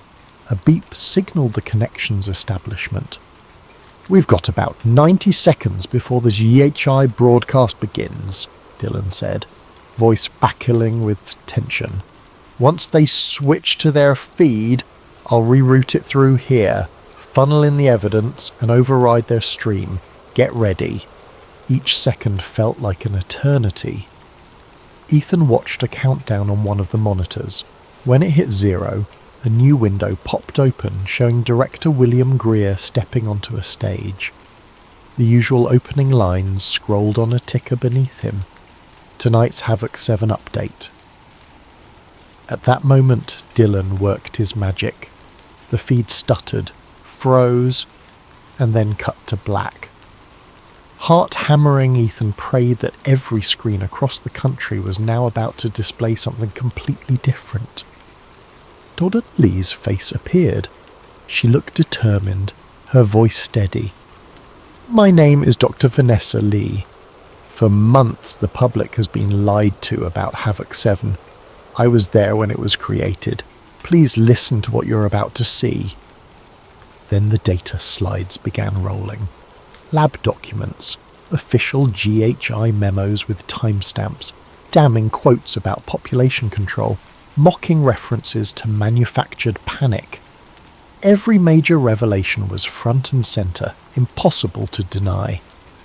Within minutes, social media lit up in a firestorm. The words fake, hoax, and conspiracy collided with proof, evidence, and exposed. Tweets and posts poured in by the thousand. Some viewers were outraged at the duplicity. Others shrieked that it was a doctored broadcast. But the seed of doubt was planted in millions of minds simultaneously. Ethan dared to feel a surge of hope. But in the control shack, trouble was brewing. Red lights flashed on the console. "Ethan," Dylan's voice crackled. "We're locked out. They're forcing the satellite offline. Shut it down and get out. Now!" Ethan yanked cables and left the system in disarray. Outside, floodlights illuminated the sky. Sirens shrieked, and masked figures emerged from the darkness, carrying rifles. The enforcers had arrived. Ethan sprinted through the tall grass. Behind him, the enforcers bellowed commands. "Stop! Freeze!" Their heavy boots crunched the soil, growing louder. As he ran, he glimpsed Lee's broadcast playing on a phone discarded by one of the guards. Surreal snapshot of their success. They had actually broken through, however briefly, to millions of screens. Shots rang out, bullets whizzed past, biting into the dirt. Ethan zigzagged through the field, stumbling in the dark. He reached the barn, ducked inside, and vaulted into his car. The engine roared to life and he sped off into the night, adrenaline flooding every cell in his body. His mind buzzed with the broadcast's final images, slides of vaccine data, GHI officials joking about the compliance rate. It was out there now.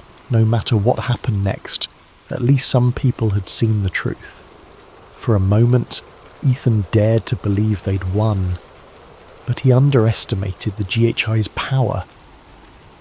By dawn, mainstream news outlets were labelling the broadcast a terrorist hack. Government spokespeople claimed that anti-vaccine extremists were behind the incident, using doctored footage to incite panic. Social media platforms flagged and removed the hijacked stream within hours, citing medical misinformation. Rumour had it that the GHI was preparing to unleash an even tighter clampdown on internet freedoms. In a whiplash turn, polls showed significant public support for harsher penalties on propaganda hackers who endangered public health. In the days that followed, swirling chaos erupted worldwide. While some people demanded answers, marching in mass protests and calling for immediate investigations, many others believed the official line that these terrorist hackers had tried to sabotage the fight against Havoc 7. Street clashes broke out between those who saw the broadcast as a genuine whistleblowing event and those convinced it was faked. Politicians, caught in a hurricane of shifting opinions, either doubled down on pro-GI rhetoric or retreated into silence. Ethan, Dr. Lee and Dylan tried to regroup, but their ranks splintered. The enforcers moved quickly to track them. Several safe houses were compromised. Dylan sent a scrambled message from an unknown location, warning Ethan to stay off the grid. Dr. Lee vanished entirely. Ethan could only assume she'd gone deeper underground, or worse, been captured. On the third night after the broadcast, the enforcers finally cornered Ethan. He'd run out of places to hide, backed into a derelict apartment building.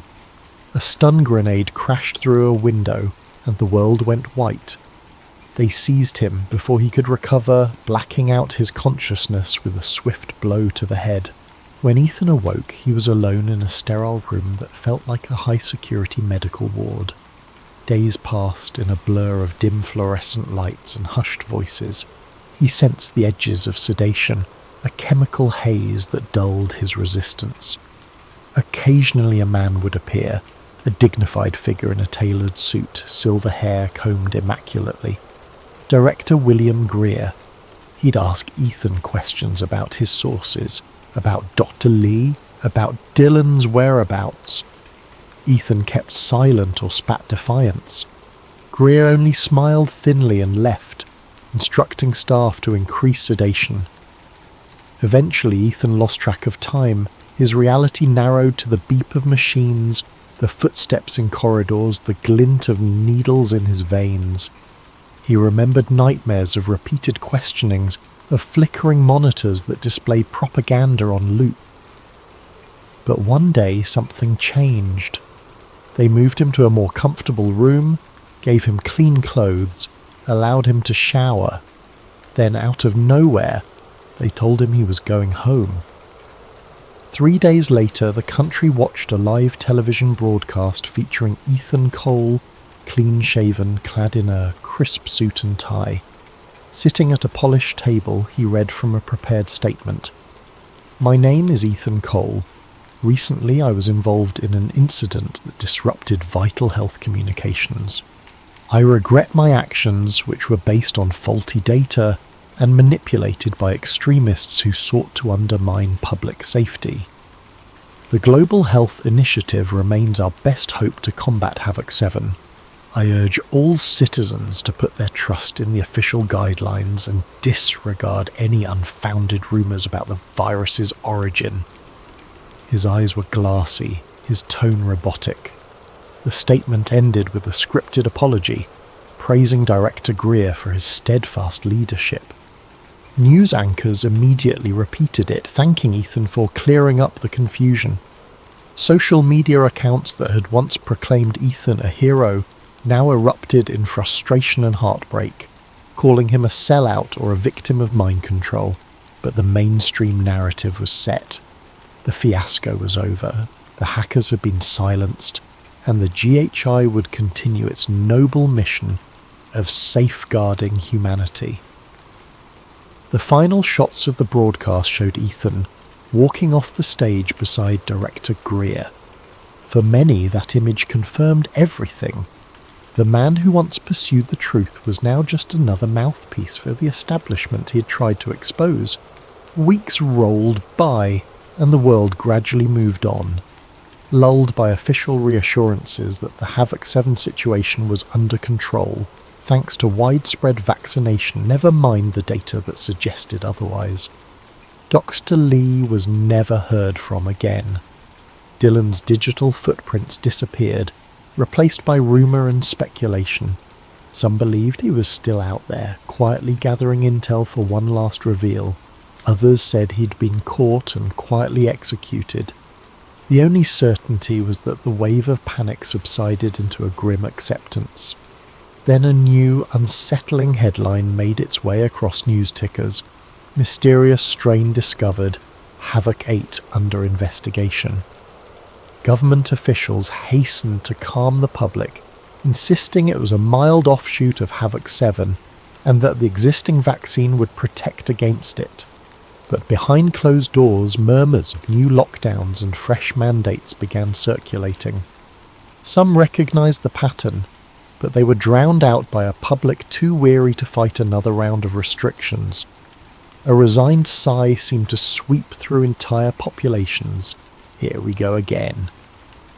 Ethan Cole's face reappeared briefly, giving a bland statement on a morning show about the need for continued vigilance. He looked healthy, yet there was a vacancy in his eyes that gave the impression his fire had been extinguished. Perhaps that was the scariest part of all, that a once passionate voice for truth could be so thoroughly subsumed into the very machine he'd tried to bring down. After his short appearance, he disappeared from the media spotlight, leaving the public to accept that he was now just another mouthpiece, or possibly a rehabilitated cautionary tale. In the weeks that followed, new signs appeared on every street corner. Stay safe. Get boosted against Havoc 8. Digital passes were updated, requiring a new sequence of injections. People lined up, repeating the cycle. The few who dared protest were quickly shouted down or mysteriously vanished. Online, the dialogue devolved into the same old arguments, a revolving door of hashtags that never led to real change. Life marched forward, an entire globe stepping in tune to the rhythm of cyclical fear and official reassurances. Havoc 8, Havoc 9, who knew where it would end? But one thing was certain: the more crises emerged, the more people surrendered their freedoms in exchange for the illusion of security. Even those who remembered Ethan Cole's initial revelations found their memories drowning in the relentless tide of day-to-day survival. And so humanity drifted, lulled by the next promise of salvation, willingly or unwillingly blinded to the possibility that they were pawns in a far larger game. The cycle had repeated, the truth once again buried. And somewhere, in a dark room bathed in fluorescent light, men in suits congratulated themselves on their success at steering the world according to their design. Meanwhile, outside, the silent strain continued to spread, less a virus and more a contagion of fear, swirling in an endless loop of compliance.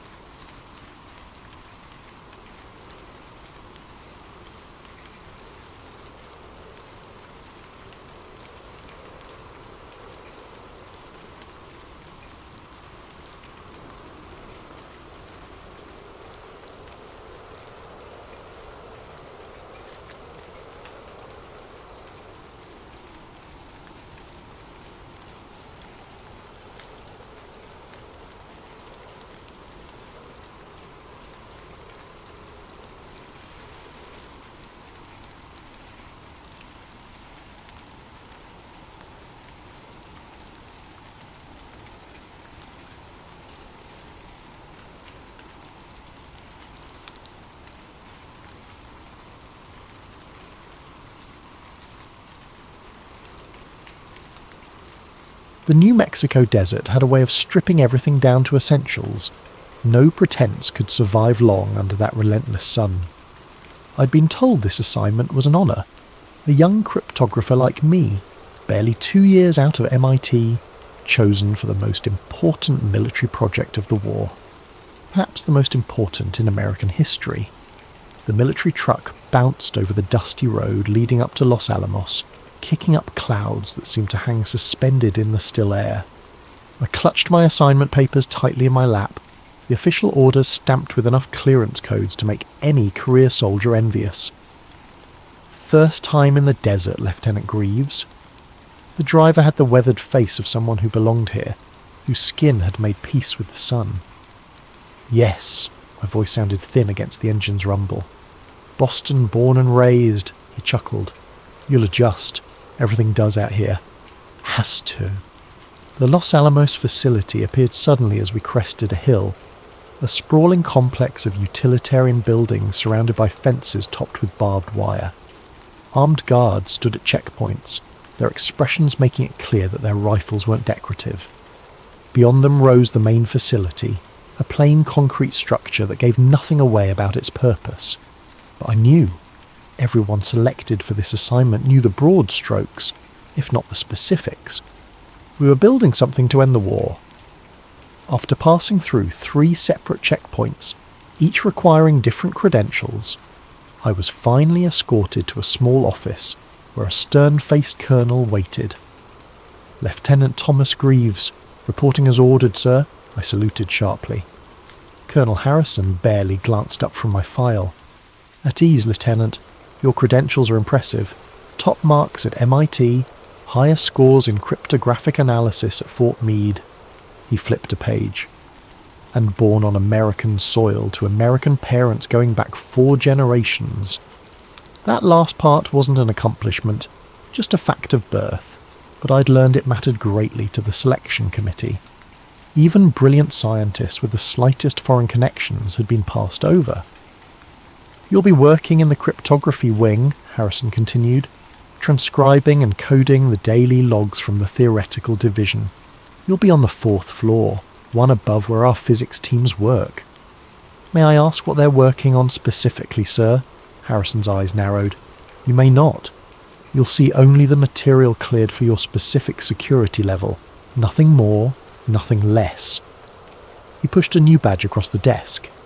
This gets you into Section D. Wear it at all times. If you're found anywhere without proper clearance, you'll be detained and removed from the project permanently. Understood, sir. You'll report to Doctor. Vance tomorrow at 0600. For now, Sergeant Phillips will show you to your quarters. As I turned to leave, he added, And, Lieutenant, the work being done here doesn't exist. Not to your family, not to your friends, not even in your personal thoughts. Is that clear? Crystal clear, sir. My quarters were Spartan but private, a luxury in a facility where most enlisted men shared barracks.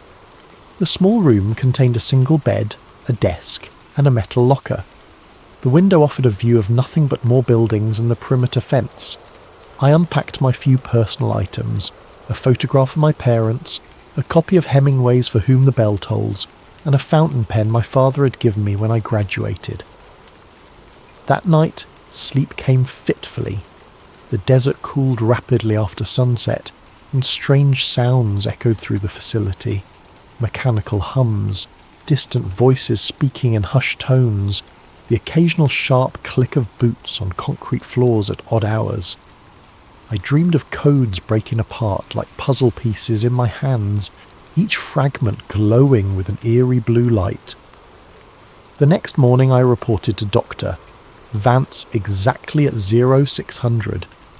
He was a thin man with wire-rimmed glasses and perpetually ink-stained fingers. You'll be handling our most sensitive communications, he explained as he showed me to my workspace. A small room with a typewriter, a stack of blank code books, and a pneumatic tube system that would carry my completed work to other sections. Everything must be transcribed perfectly, encrypted according to that day's cipher, and logged. No exceptions, no errors. Yes, sir, I understand the importance. Do you? He peered at me over his glasses. This isn't just about military precision, Lieutenant. What happens here?" He paused, seeming to reconsider his words. "The work being done here will reshape the century, perhaps all of human history." I nodded, trying to convey that I grasped the gravity of my role, though in truth I only knew fragments: uranium enrichment, chain reactions, theoretical yields, words that hinted at something devastating but remained abstract. The first few weeks passed in a blur of routine. Each morning, sealed packets arrived via the pneumatic tubes. I would transcribe the contents, mostly figures, equations, and terse notes from the physicists, encode them using the day's cipher, and send the originals for incineration. The work was demanding but straightforward. I found a certain satisfaction in being a small cog in this massive machine of American ingenuity. It was during my third week that I first heard the rumours about what lay beneath us. I was eating lunch in the commissary when two engineers sat at the table next to mine. They spoke in lowered voices, but fragments of their conversation reached me. Not just the primary lab, there's an entire secondary facility underneath. For what? More testing. Not physics, something else. Jenkins was assigned to install electrical systems down there last month. Said he saw things that didn't make any sense for weapons research. Like what? Medical equipment, soundproofed rooms, one-way glass observation chambers. Probably just a fallout shelter or emergency medical station. The first engineer leaned closer to his colleague.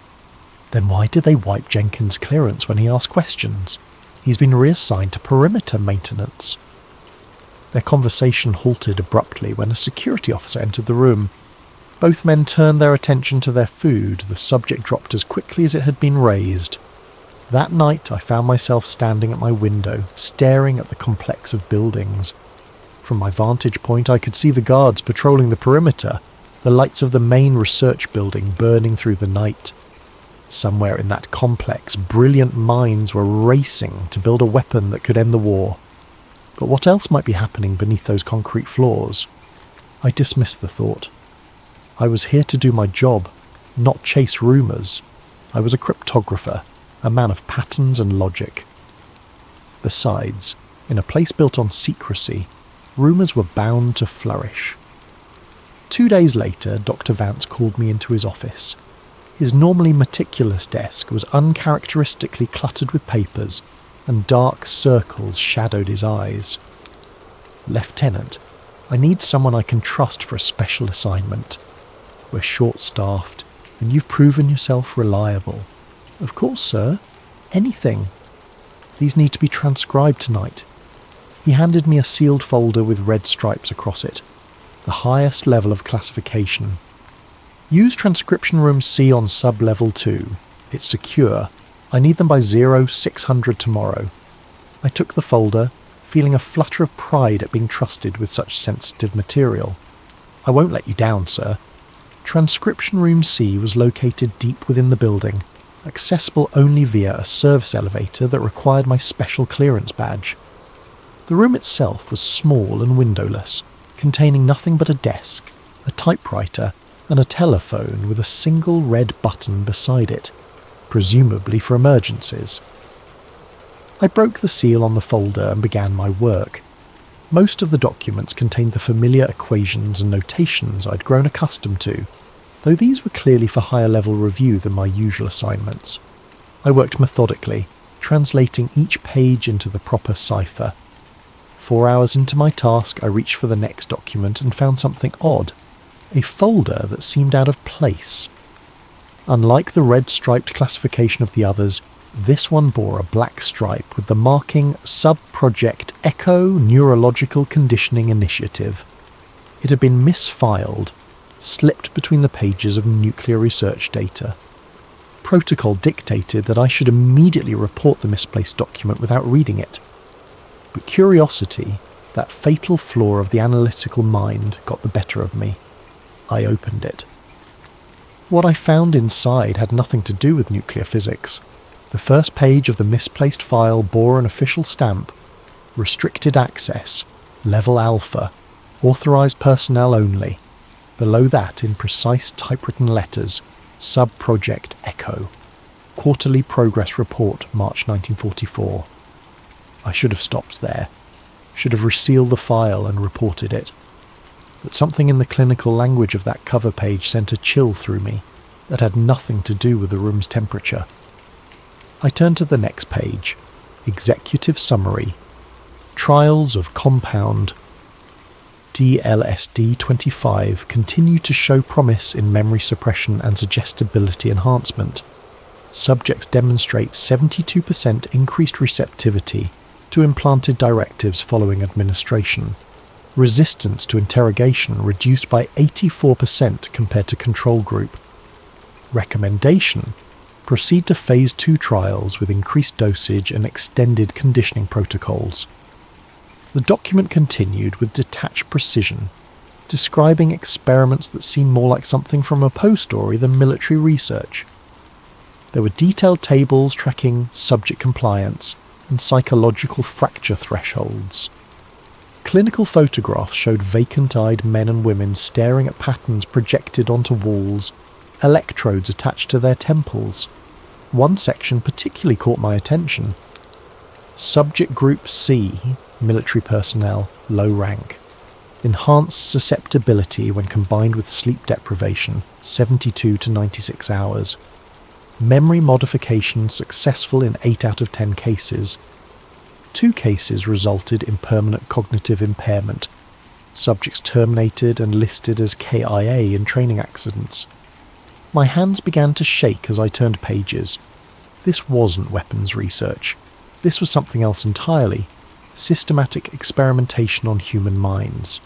And according to the personnel logs attached, the test subjects included maintenance staff, 6, administrative personnel without family connections, 4, mess hall workers, 3, military personnel with no living relatives, 12, civilian contractors from local communities, 9, people who wouldn't be missed, people whose disappearances could be explained away. The most disturbing section detailed memory implantation protocols. Subject 23. Successfully accepted false memory sequence of childhood trauma after 14 days of conditioning. Subject now fully believes in fabricated event and has incorporated it into personal narrative. Subject demonstrates physical stress responses when presented with trigger images associated with the implanted memory. Conclusion: human memory architecture demonstrates significant malleability when proper chemical and psychological vectors are applied simultaneously. A handwritten note in the margin read, "Perfect for field operatives. Once implemented, subject cannot reveal true information even under enemy interrogation, as false memories have supplanted original events." I closed the file, my heart hammering in my chest. This wasn't science in service of ending the war. This was something darker, the systematic dismantling of human minds under the cover of our most secret military project. I finished transcribing the legitimate documents, my fingers moving mechanically over the typewriter keys while my mind raced. What was I supposed to do with this knowledge? Who could I even tell? In a facility built on secrecy and compartmentalization, who would believe a lieutenant who had seen something he shouldn't have? I debated for hours as I completed my assigned work. By the time I finished, just before dawn, I had made my decision. I would speak to Dr. Elbridge, a scientist I occasionally delivered transcripts to, who had always struck me as decent and approachable. He wasn't high in the command structure, but he might know something, or at least advise me on how to proceed. I returned the original files to Dr. Vance's office as instructed, including the misplaced echo document. If anyone noticed it had been opened, I could claim it happened accidentally during transcription. Then I made my way to the small laboratory where Dr. Elbridge typically worked early mornings. I found him alone, peering into a microscope. He looked up, surprised to see me. "Lieutenant Greaves, isn't it?" "What brings you here at this hour?" I closed the door behind me. "Dr. Elbridge, I need to speak with you about something I found. Something called Sub-Project Echo." The colour drained from his face. He quickly glanced at the corners of the room, checking for microphones, I realised, before speaking in a hushed voice. "Where did you hear that name?" "I saw a file. It was mixed in with materials I was transcribing." He removed his glasses, rubbing the bridge of his nose. "Lieutenant, if you value your future, or even having a future, you need to forget you ever saw that name." "But what I read, they're experimenting on people, their own personnel." Dr. Elbridge's hands were shaking slightly as he replaced his glasses. "It's not what you think." "Then what is it?" Because it looked like systematic torture under the guise of research. He hesitated, then motioned me closer. "Listen carefully. What they're doing down there, it began as a defensive program.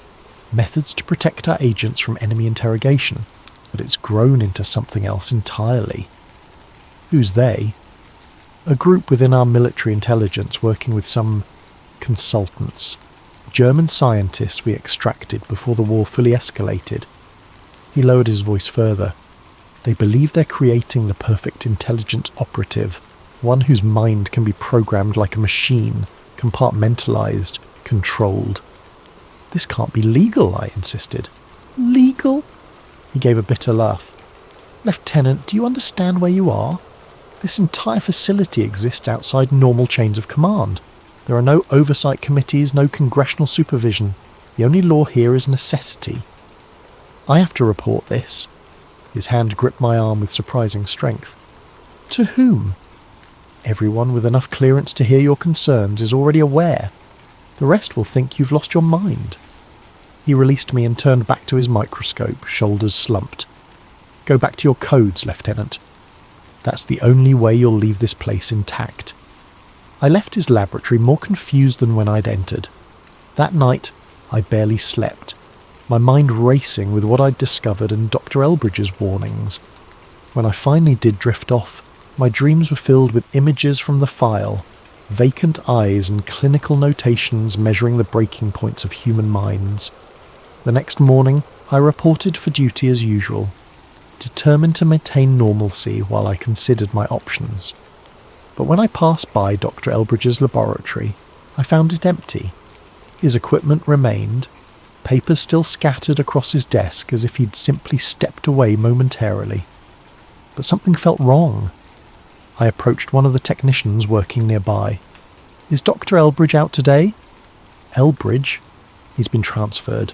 Orders came through last night." "Transferred where?" The technician shrugged. "Above my clearance. They just said he'd been reassigned effective immediately." A chill ran through me. "Did he pack his things?" "Don't think so. Security came and gathered his personal effects." I walked slowly to the laboratory door and peered inside. Dr. Elbridge's lab coat still hung on the back of his chair. No one leaves behind their lab coat during a planned transfer, and there, partially visible beneath a cabinet, what looked like scorch marks on the concrete floor, as if something had burned intensely in a small area. As I stood there, a hand fell heavily on my shoulder. I turned to find a security officer I didn't recognise, a hard-faced man in a uniform without typical military insignia. "Lieutenant Greaves, you're needed for document review in Section F." "I don't have clearance for Section F," I said automatically. The man smiled thinly. "You do now." The security officer escorted me through parts of the facility I'd never seen before. We descended 2 levels below the main complex, the corridors growing narrower and less populated. Eventually we reached a heavy steel door marked simply Section F. "Your new temporary assignment," the officer said, swiping a keycard. "Director Holcomb will brief you." The room beyond was immaculately organised. Rows of filing cabinets, a large central table strewn with documents, and walls covered with maps and charts I couldn't make sense of. A grey-haired man in a civilian suit stood examining something on the table. "Lieutenant Greaves, sir," the officer announced before departing, the door sealing with a heavy click behind him. Director Holcomb didn't look up immediately. When he finally did, his eyes were sharp and evaluating, as if taking my measure in that single glance. "Lieutenant, thank you for coming on such short notice." His voice was cultured, educated, not military. Please, have a seat. I remained standing. Sir, may I ask what this is about? I'm assigned to cryptography under Dr. Vance. Yes, you were. He emphasised the past tense. But we have a more pressing need for your skills. He pushed a folder across the table. We've intercepted encrypted communications we believe relate to German espionage activities near this facility. Given your expertise in cryptographic analysis, you're uniquely qualified to assist. I eyed the folder suspiciously. Sir, with all due respect, this seems unusual. Protocol dictates that reassignment requires proper documentation and chain of command approval. These are unusual times, Lieutenant. Holcomb's smile didn't reach his eyes. The documentation will catch up to the necessity. Now, shall we begin? For the next 6 hours, I worked under Holcomb's supervision, breaking what appeared to be legitimate German ciphers. The work itself was straightforward enough, but something felt off. The messages, once decoded, contained information about troop movements that seemed oddly specific, yet ultimately inconsequential, as if designed to appear important while revealing nothing of actual value. Throughout the day, Holcomb asked seemingly casual questions about my background, my family, my education. Each query felt like a test, though I couldn't determine what he was testing for. You handled that last cipher impressively, he remarked as I completed another translation. Your mind works in patterns most people can't see. Thank you, sir. Tell me, Lieutenant, have you ever experienced déjà vu? That curious feeling that you've lived a moment before. The question came from nowhere, catching me off guard. I suppose everyone has at some point. Interesting phenomenon, isn't it? The brain misfiring, creating false certainty about events never experienced. He leaned forward. The mind is remarkably susceptible to suggestion, to recalibration. A chill ran through me. The clinical terminology echoed the documents I'd seen. Sir, about Dr. Elbridge. Ah, yes, Dr. Elbridge. Holcomb's expression remained unchanged. Unfortunate situation. Stress affects people differently. Some break under it. Break, sir? He requested immediate transfer last night. Psychological fatigue, apparently. Not uncommon in our line of work. Holcomb checked his watch. That will be all for today, Lieutenant. Report back tomorrow, same time. Sir, my regular duties have been reassigned. You're with Section F now. As I was escorted back to the main level, my mind raced. Elbridge hadn't transferred voluntarily. I was certain of it. He'd been removed because I'd spoken to him, which meant I was being watched.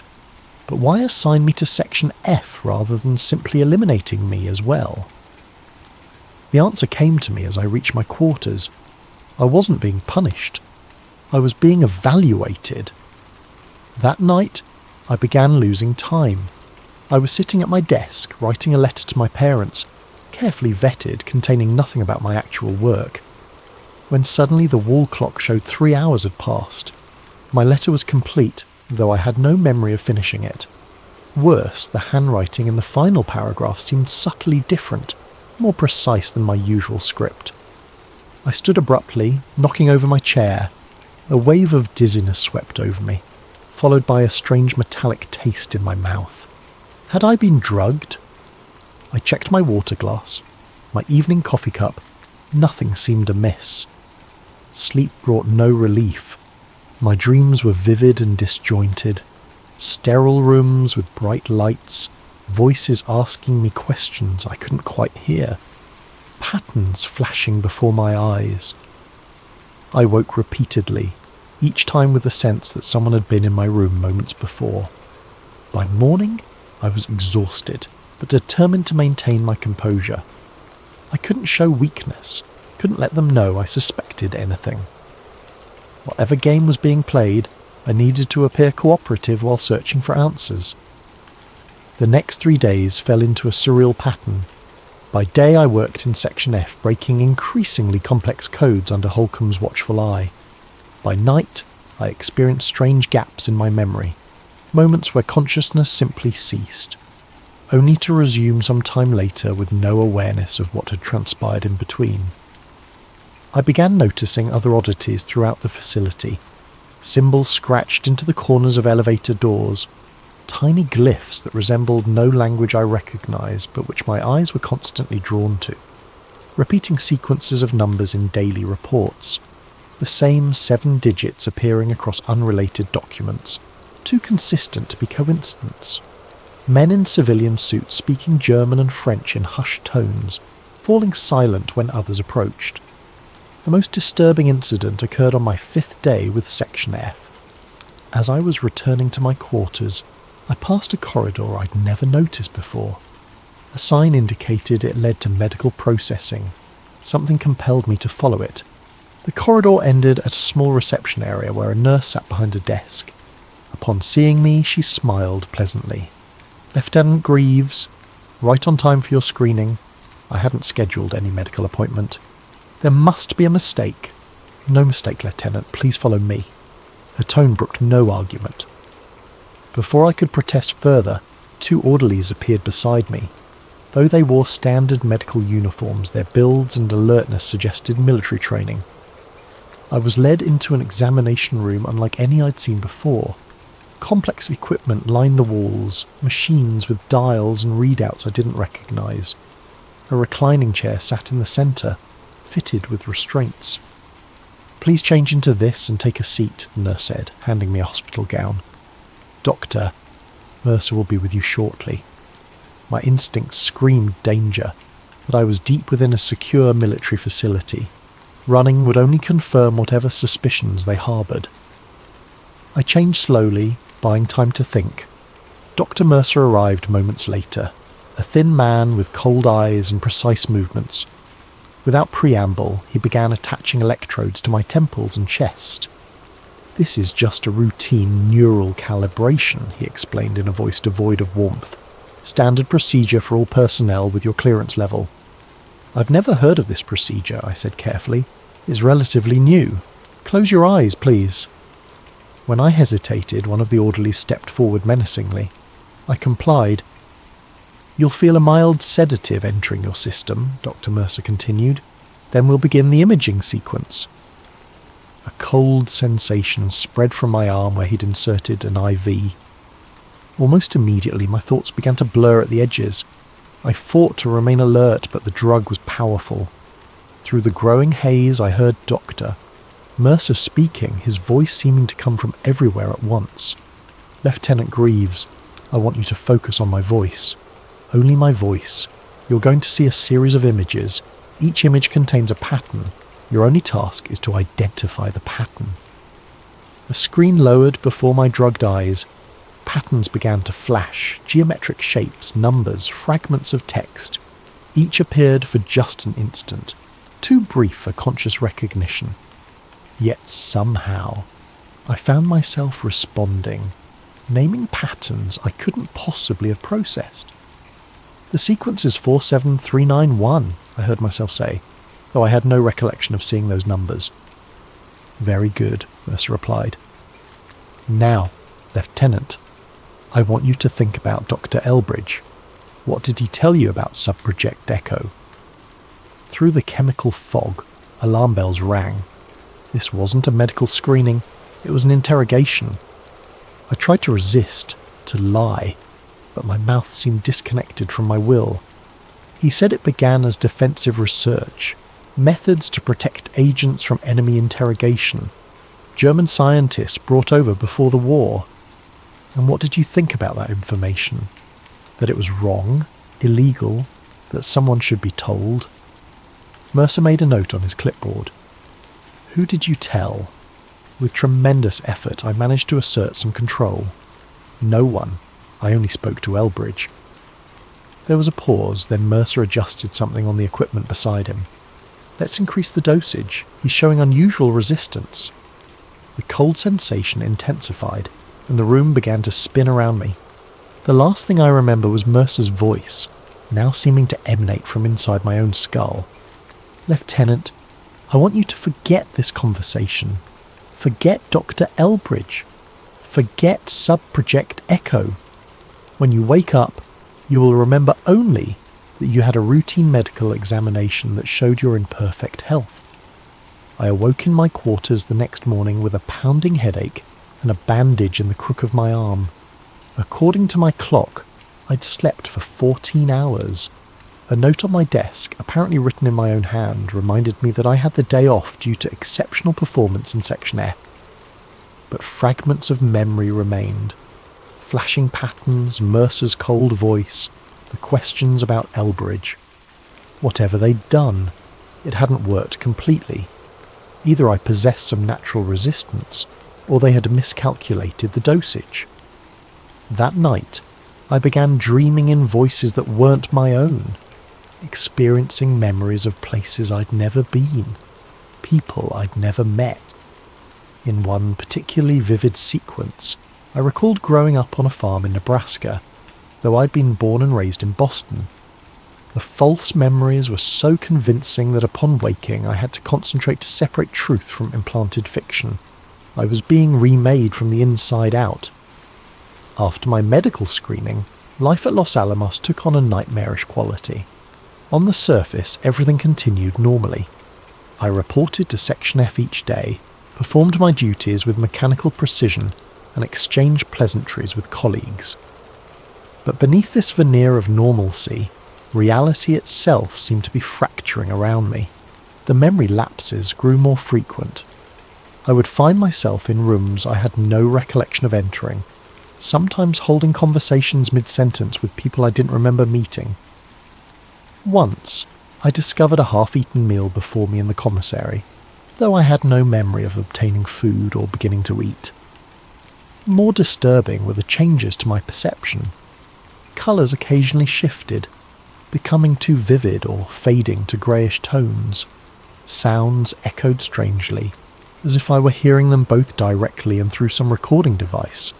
And always there was that metallic taste in my mouth, the lingering signature of whatever drugs they were administering. I began keeping a secret journal, hidden beneath a loose floorboard in my quarters. Each night, I would record my experiences, my suspicions, my fragmented memories of the treatments I was being subjected to. The journal became my anchor to reality, a way to verify that my own experiences were real and not implanted suggestions. One entry read, April 17th, 1944. Third medical screening today. They're not even bothering with pretense anymore. Mercer calls it cognitive restructuring.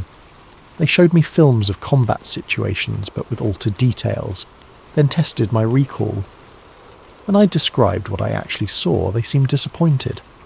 Mercer mentioned increasing neural suggestibility factors. Whatever they're trying to accomplish, I'm still resisting somehow.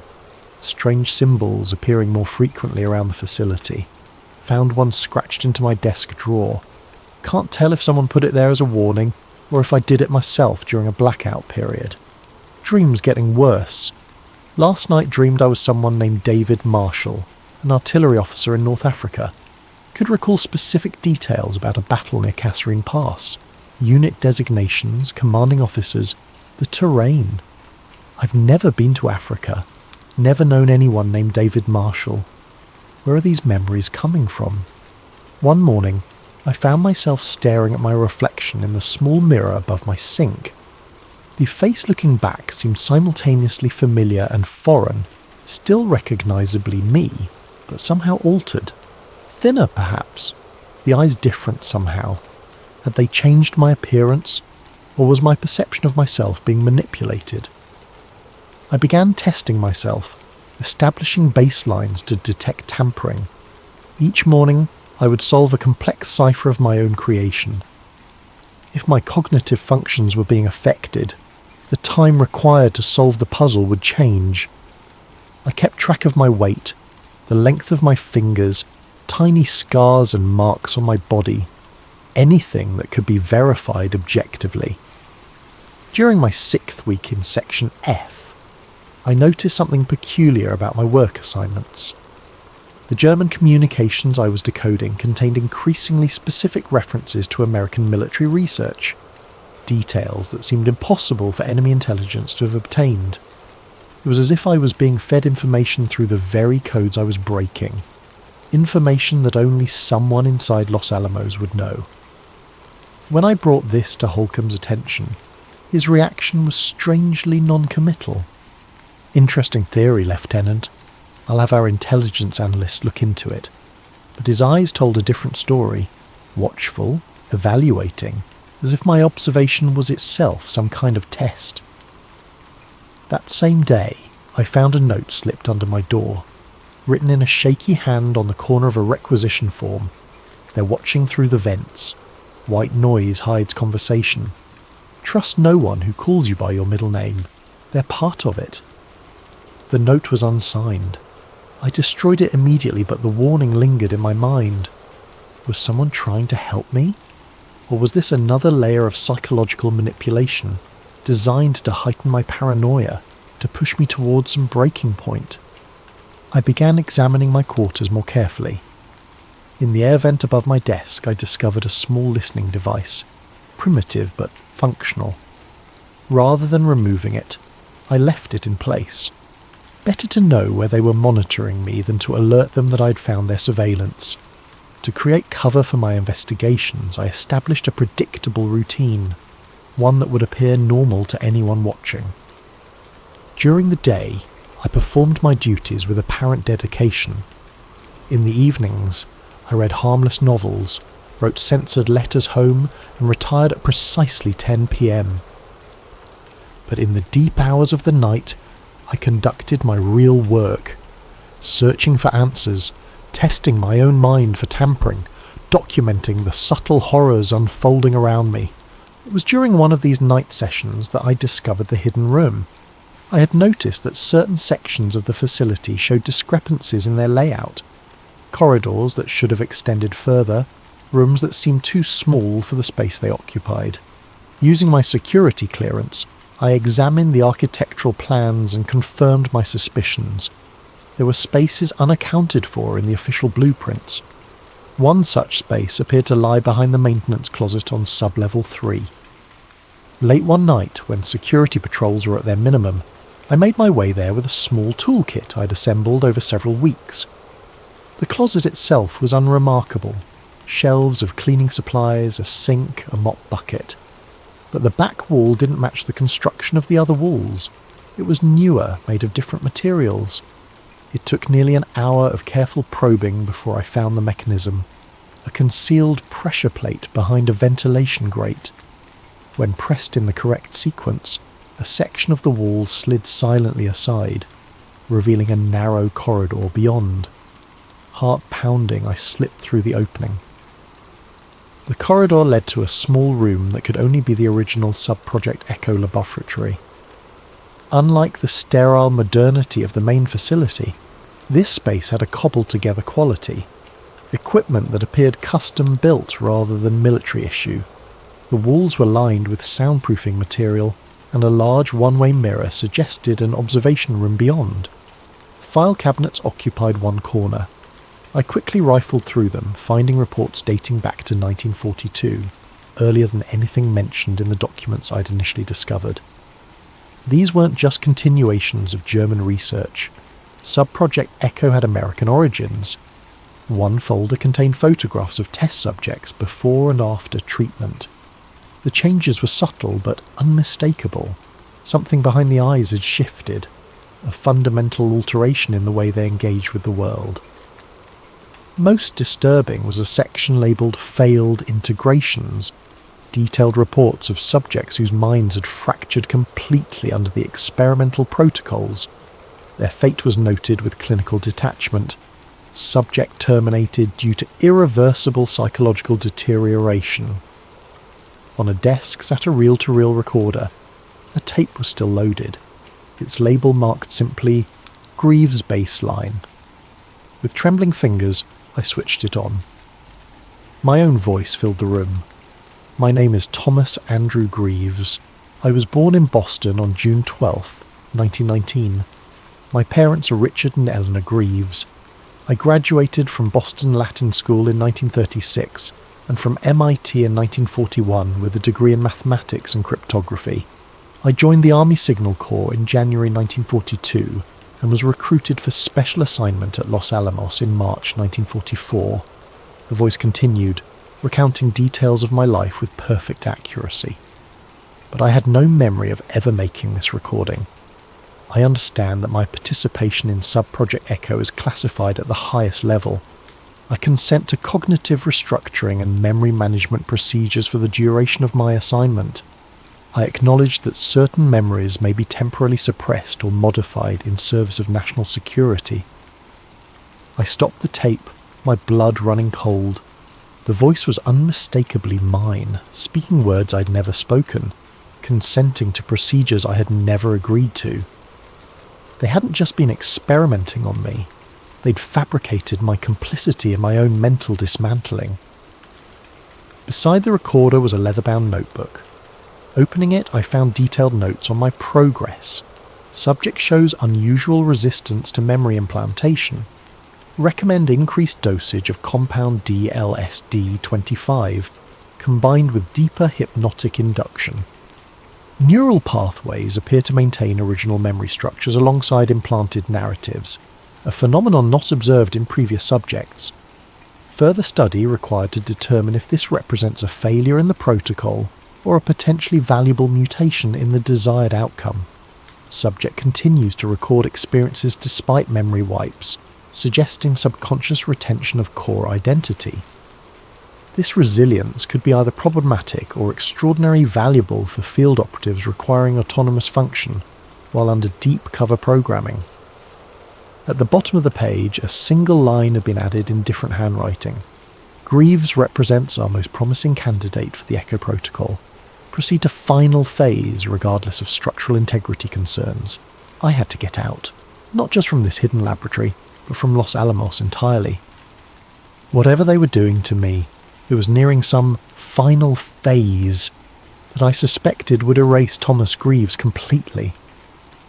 As I turned to leave, the light suddenly brightened.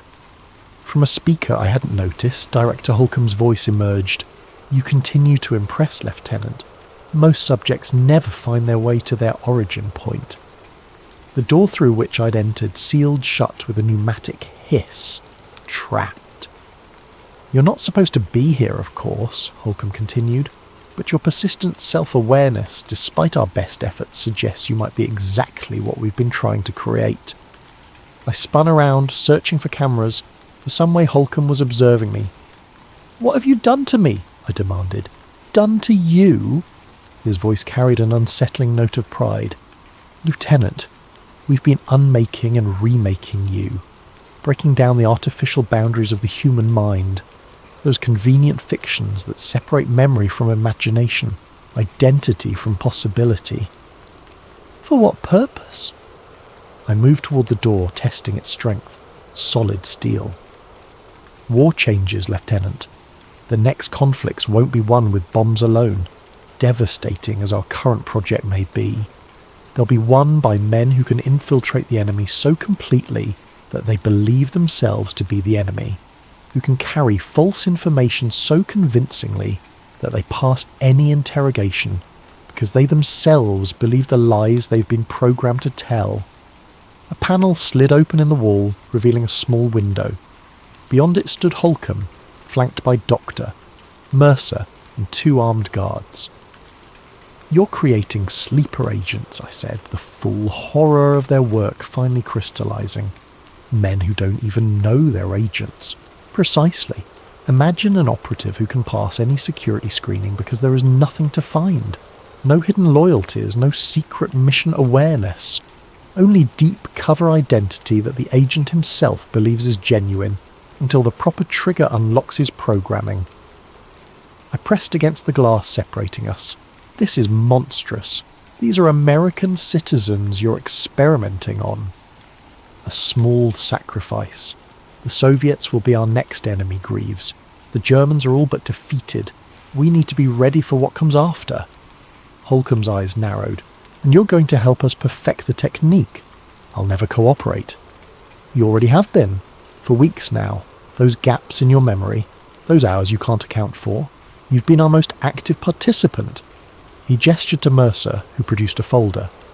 You've helped design the next generation of the Echo Protocol. Mercer held up pages covered in my handwriting, complex formulas and procedural notes I had no memory of creating.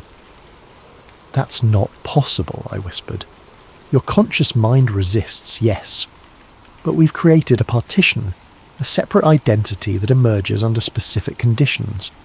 He's been quite helpful. Brilliant, actually.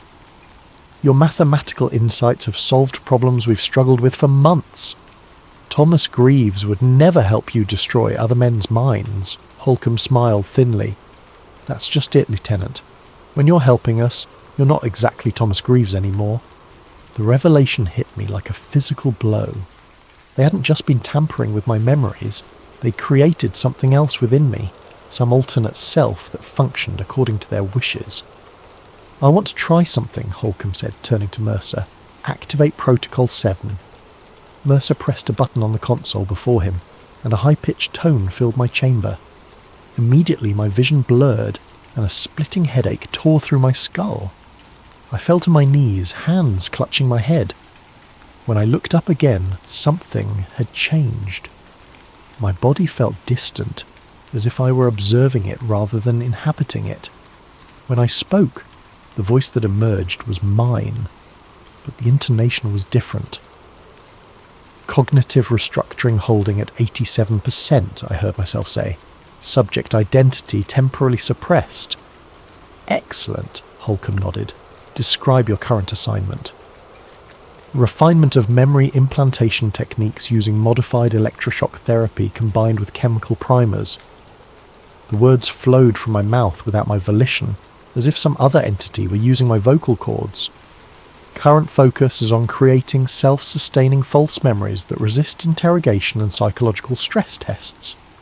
And what is your assessment of the original personality's resistance? Stronger than anticipated, but ultimately manageable. Recommend complete suppression rather than continued partitioning. The original cognitive structure serves no further purpose in the operational framework.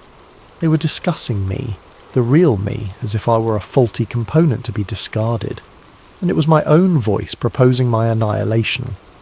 With tremendous effort, I fought against whatever force had taken control. Stop. This. I managed to grind out, my true self reasserting momentarily. Holcomb frowned. Still unstable, increased the audio frequency. The tone shifted higher, and pain lanced through my head again.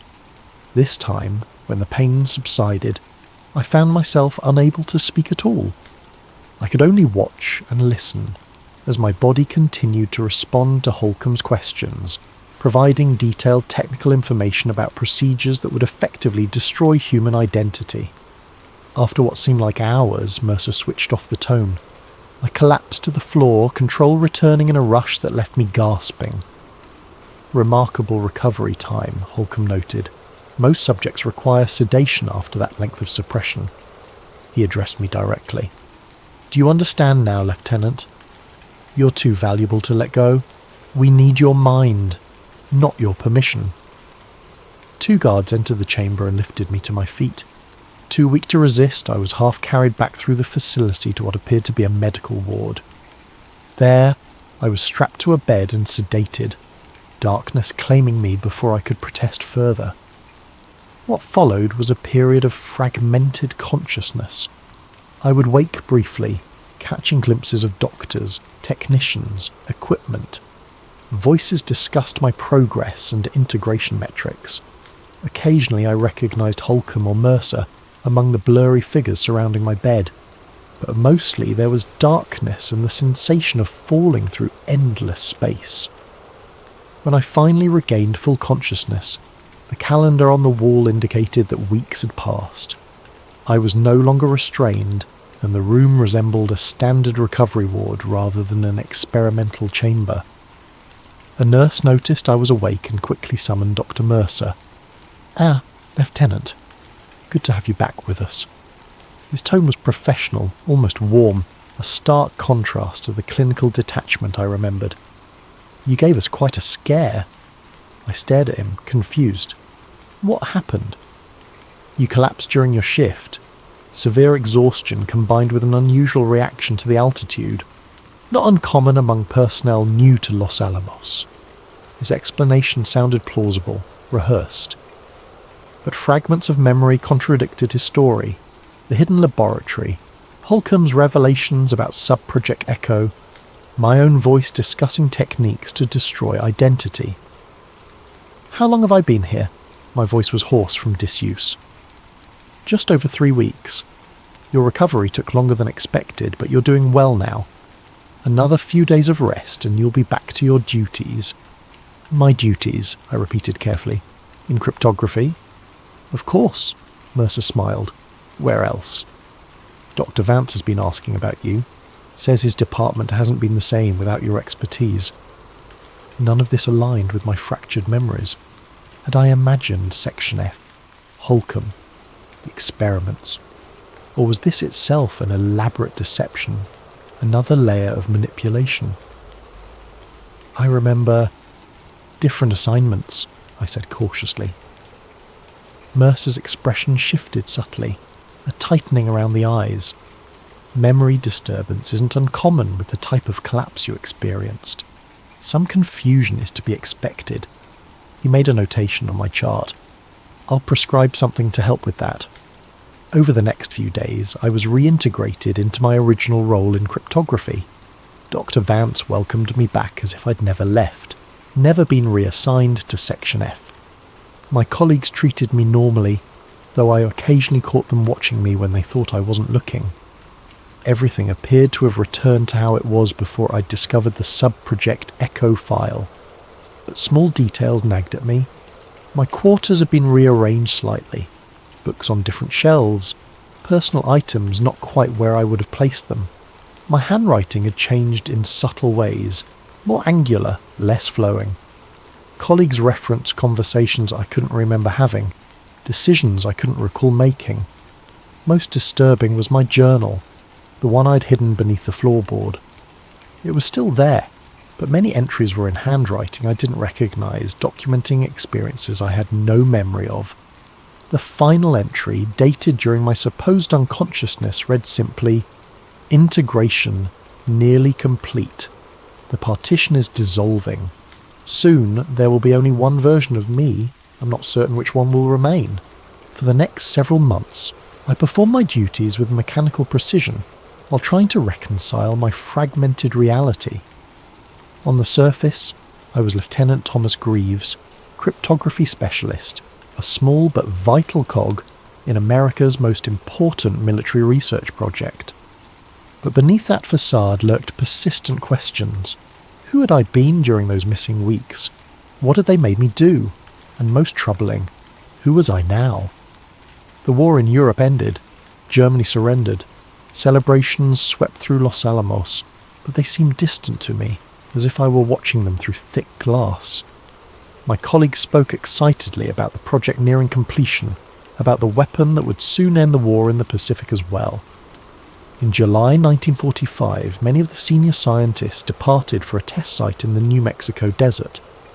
Days later, they returned changed, some elated, others deeply troubled. The weapon had worked. The theory had become devastating reality.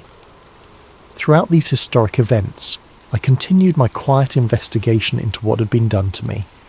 I found no further evidence of Section F or Subproject Echo. Director Holcomb seemed to have vanished from the facility entirely.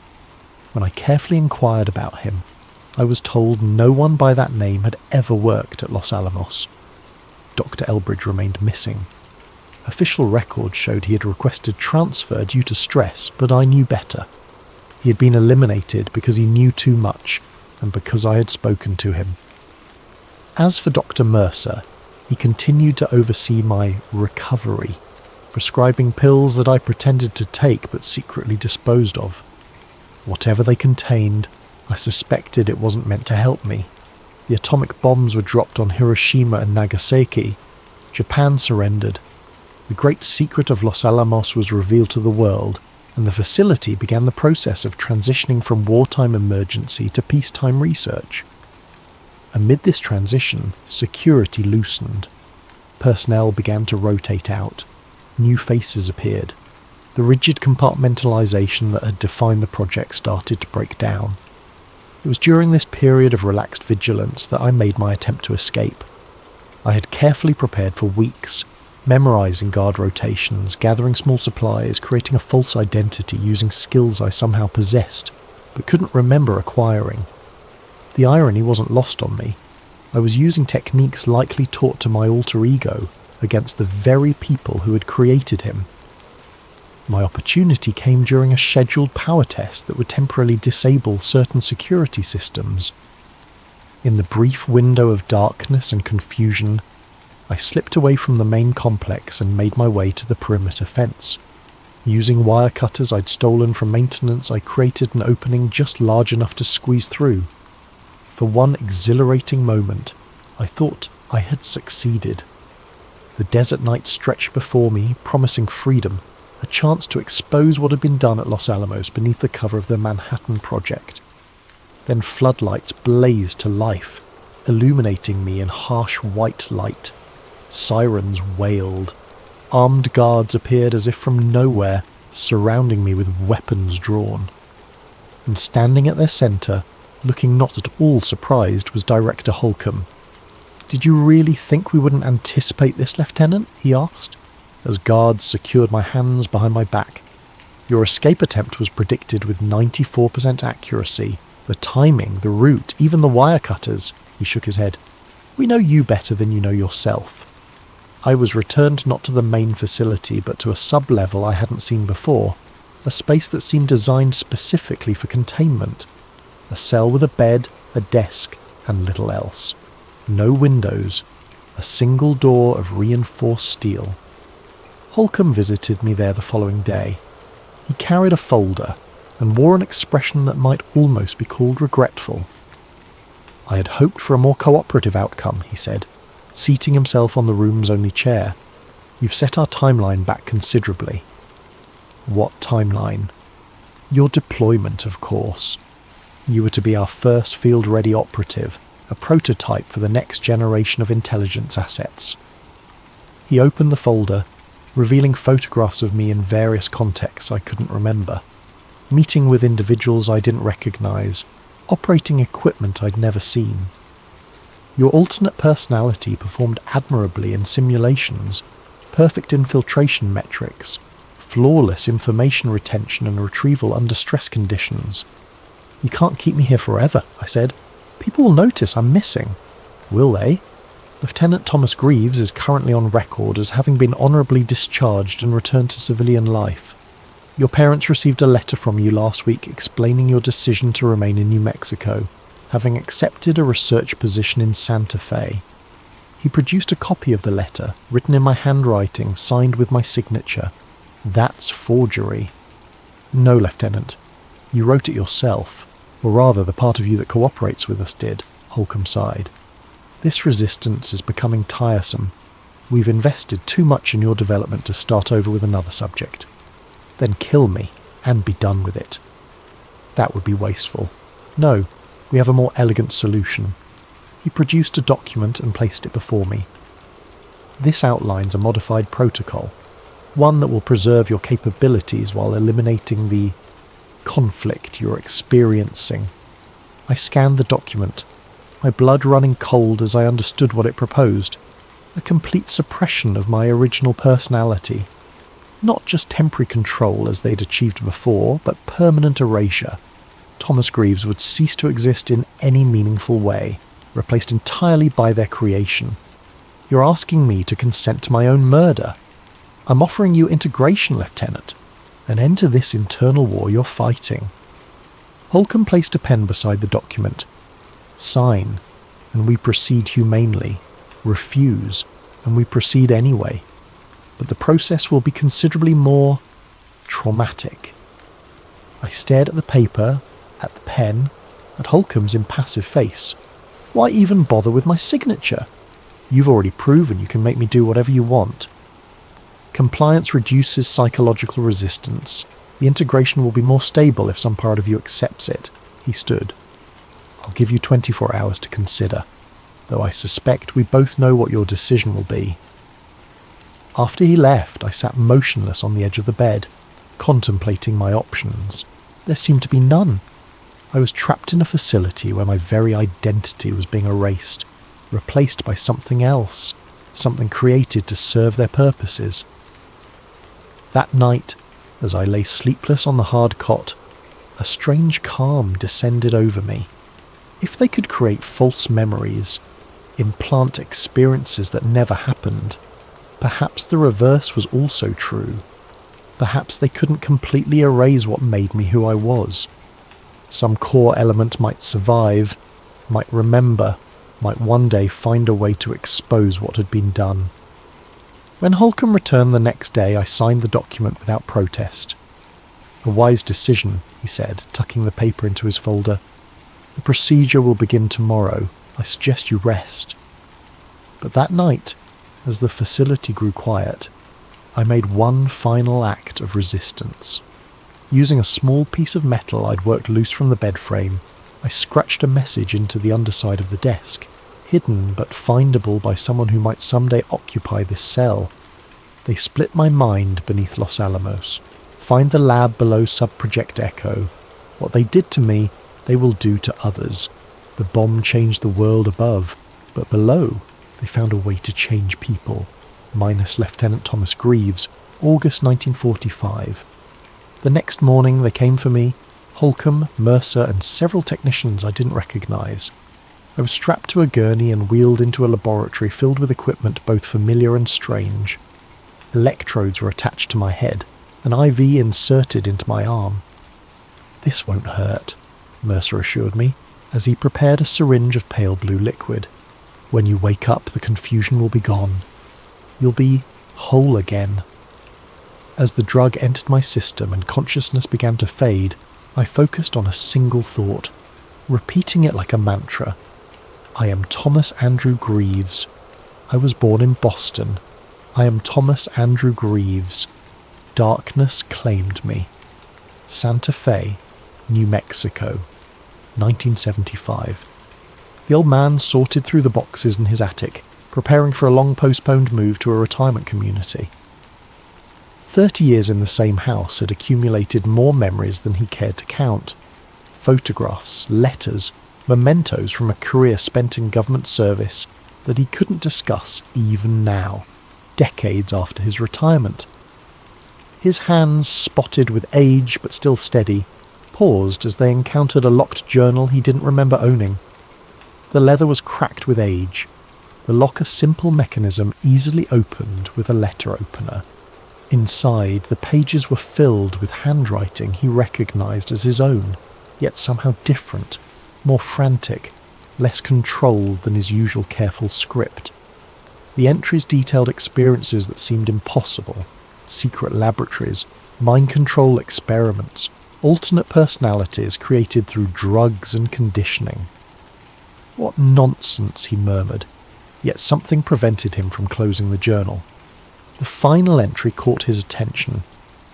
"If you're reading this, and you are me, then they succeeded. They erased Thomas Greaves and replaced him with whatever you've become. But some part of me survived to write these words, to hide this journal where you might find it decades later. Look at your left forearm. There's a scar you can't explain. That's where they inserted the IV during the final procedure. Look at your dreams. Do you dream of other people's lives? Those are fragments of what they put inside you. The bomb changed the world above, but below, they found a way to change people. You were once Lieutenant Thomas Andrew Greaves. Remember." The old man's hand trembled as he touched the small round scar on his left forearm, a mark he'd always attributed to a childhood accident he couldn't quite recall. For a moment, something flickered in his memory. A sterile room, faces behind surgical masks, the sensation of falling through darkness. Then it was gone, replaced by the comfortable certainty of his identity. Thomas Marshall, retired government analyst, widower, father of 2, grandfather of 5, a man with a respectable career and ordinary memories.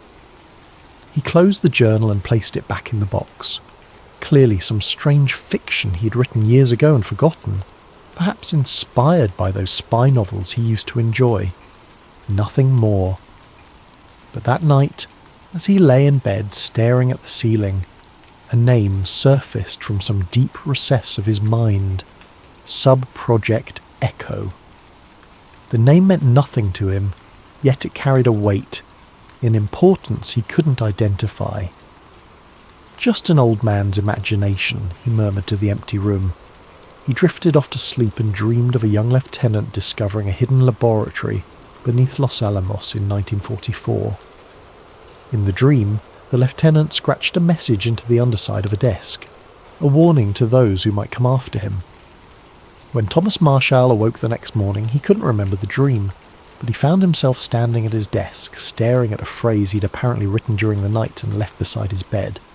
The bomb changed the world above, but below they found a way to change people. The words meant nothing to him. He crumpled the paper and threw it away. But deep within, buried beneath layers of implanted memories and conditioned responses, something stirred, something remembered. Lieutenant Thomas Andrew Greaves wasn't entirely gone after all. Now, let's begin our tale. Frozen Empire, the Lost City Beneath. This conspiracy thriller adventure mystery takes us to the icy continent of Antarctica, where an impossible discovery threatens to shatter what we know of human history, and perhaps much more. Dr. Malcolm Reeves had long ceased to care about the mockery. The skeptical headlines, "Crackpot archaeologist claims Atlantis in Antarctica," no longer stung. Nor did the countless rejections from universities, museums and potential sponsors who refused to fund his expeditions.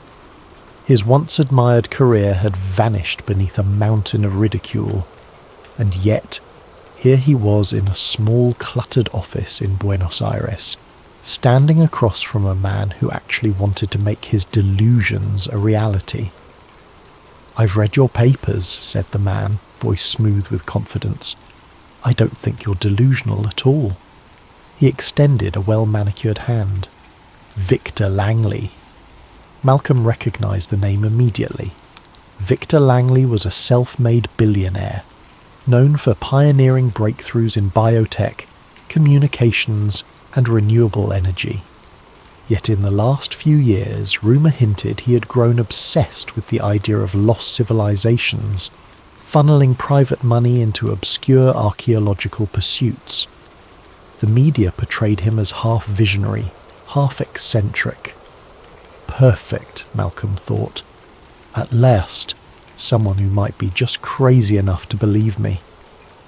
"Dr. Reeves," Malcolm said, shaking the billionaire's hand. I'm surprised you reached out." Langley smiled, eyes glinting. "There's a reason, Doctor. Your theories about Antarctica and the possibility of an ancient city beneath the ice fascinate me. You see, I recently obtained some interesting satellite imaging data from one of my companies. Patterns in the ice shelf that look unnatural. Paired with your earlier research, it suggests we might be onto something big." Malcolm's breath caught in his throat. For decades he had pieced together evidence from geological anomalies, echo-sounding data, and historical texts, hinting that the legend of Atlantis might be tied to a pre-ice Antarctica civilization. That notion had cost him his academic standing. Now, standing in front of Langley's impeccable suit and unwavering gaze, he felt a surge of vindication. Perhaps his lifelong obsession was about to be taken seriously. Langley motioned toward a small projector at the corner of the office. "Would you like to see the images?" Malcolm nodded.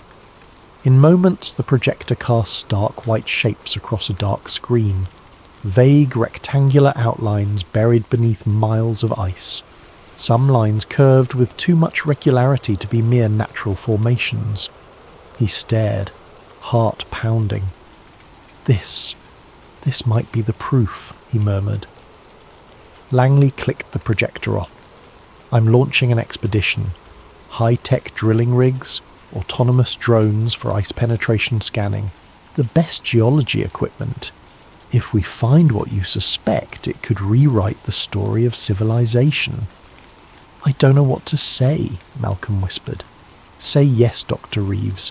Come with me. Lead the expedition. Help me unveil what's under the ice."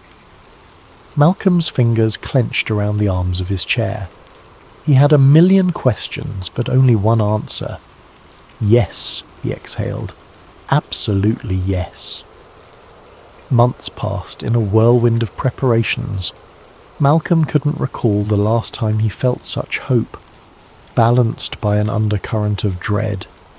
He was haunted by old rumours, persistent stories that governments monitored certain Antarctic regions with unusual vigilance.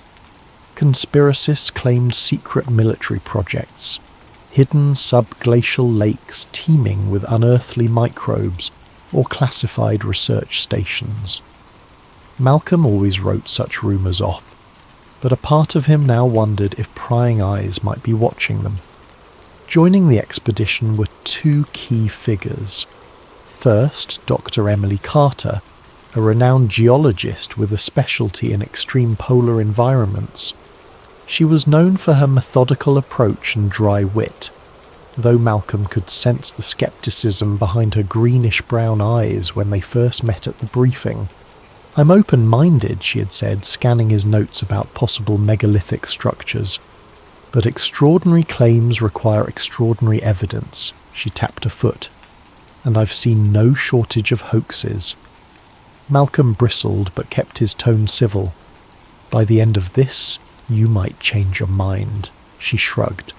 "We'll see." The other member was Danny Vega, a documentary filmmaker and self-proclaimed conspiracy buff. His role was to record the expedition from start to finish, capturing the scientific process for a potential film series, though it was obvious he hoped to catch more than just routine drilling footage. He hammered Malcolm with questions while fiddling with his camera rig. "Doc, what if we actually find a lost city?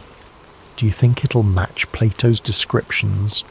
Or do you think the ancient alien crowd is right, that it's not human at all?" Danny's words spilled out in a rush, eyes sparkling at the potential for a blockbuster documentary. Malcolm gave a non-committal smile. "One step at a time, Danny." For transport and logistics, Langley spared no expense. They boarded a specialised icebreaker ship bristling with advanced mapping systems. Helicopters, snowcats, and drilling machinery were pre-staged at Union Glacier Camp in Antarctica, courtesy of Langley's vast resources. The entire operation felt more like a military exercise than an archaeological expedition.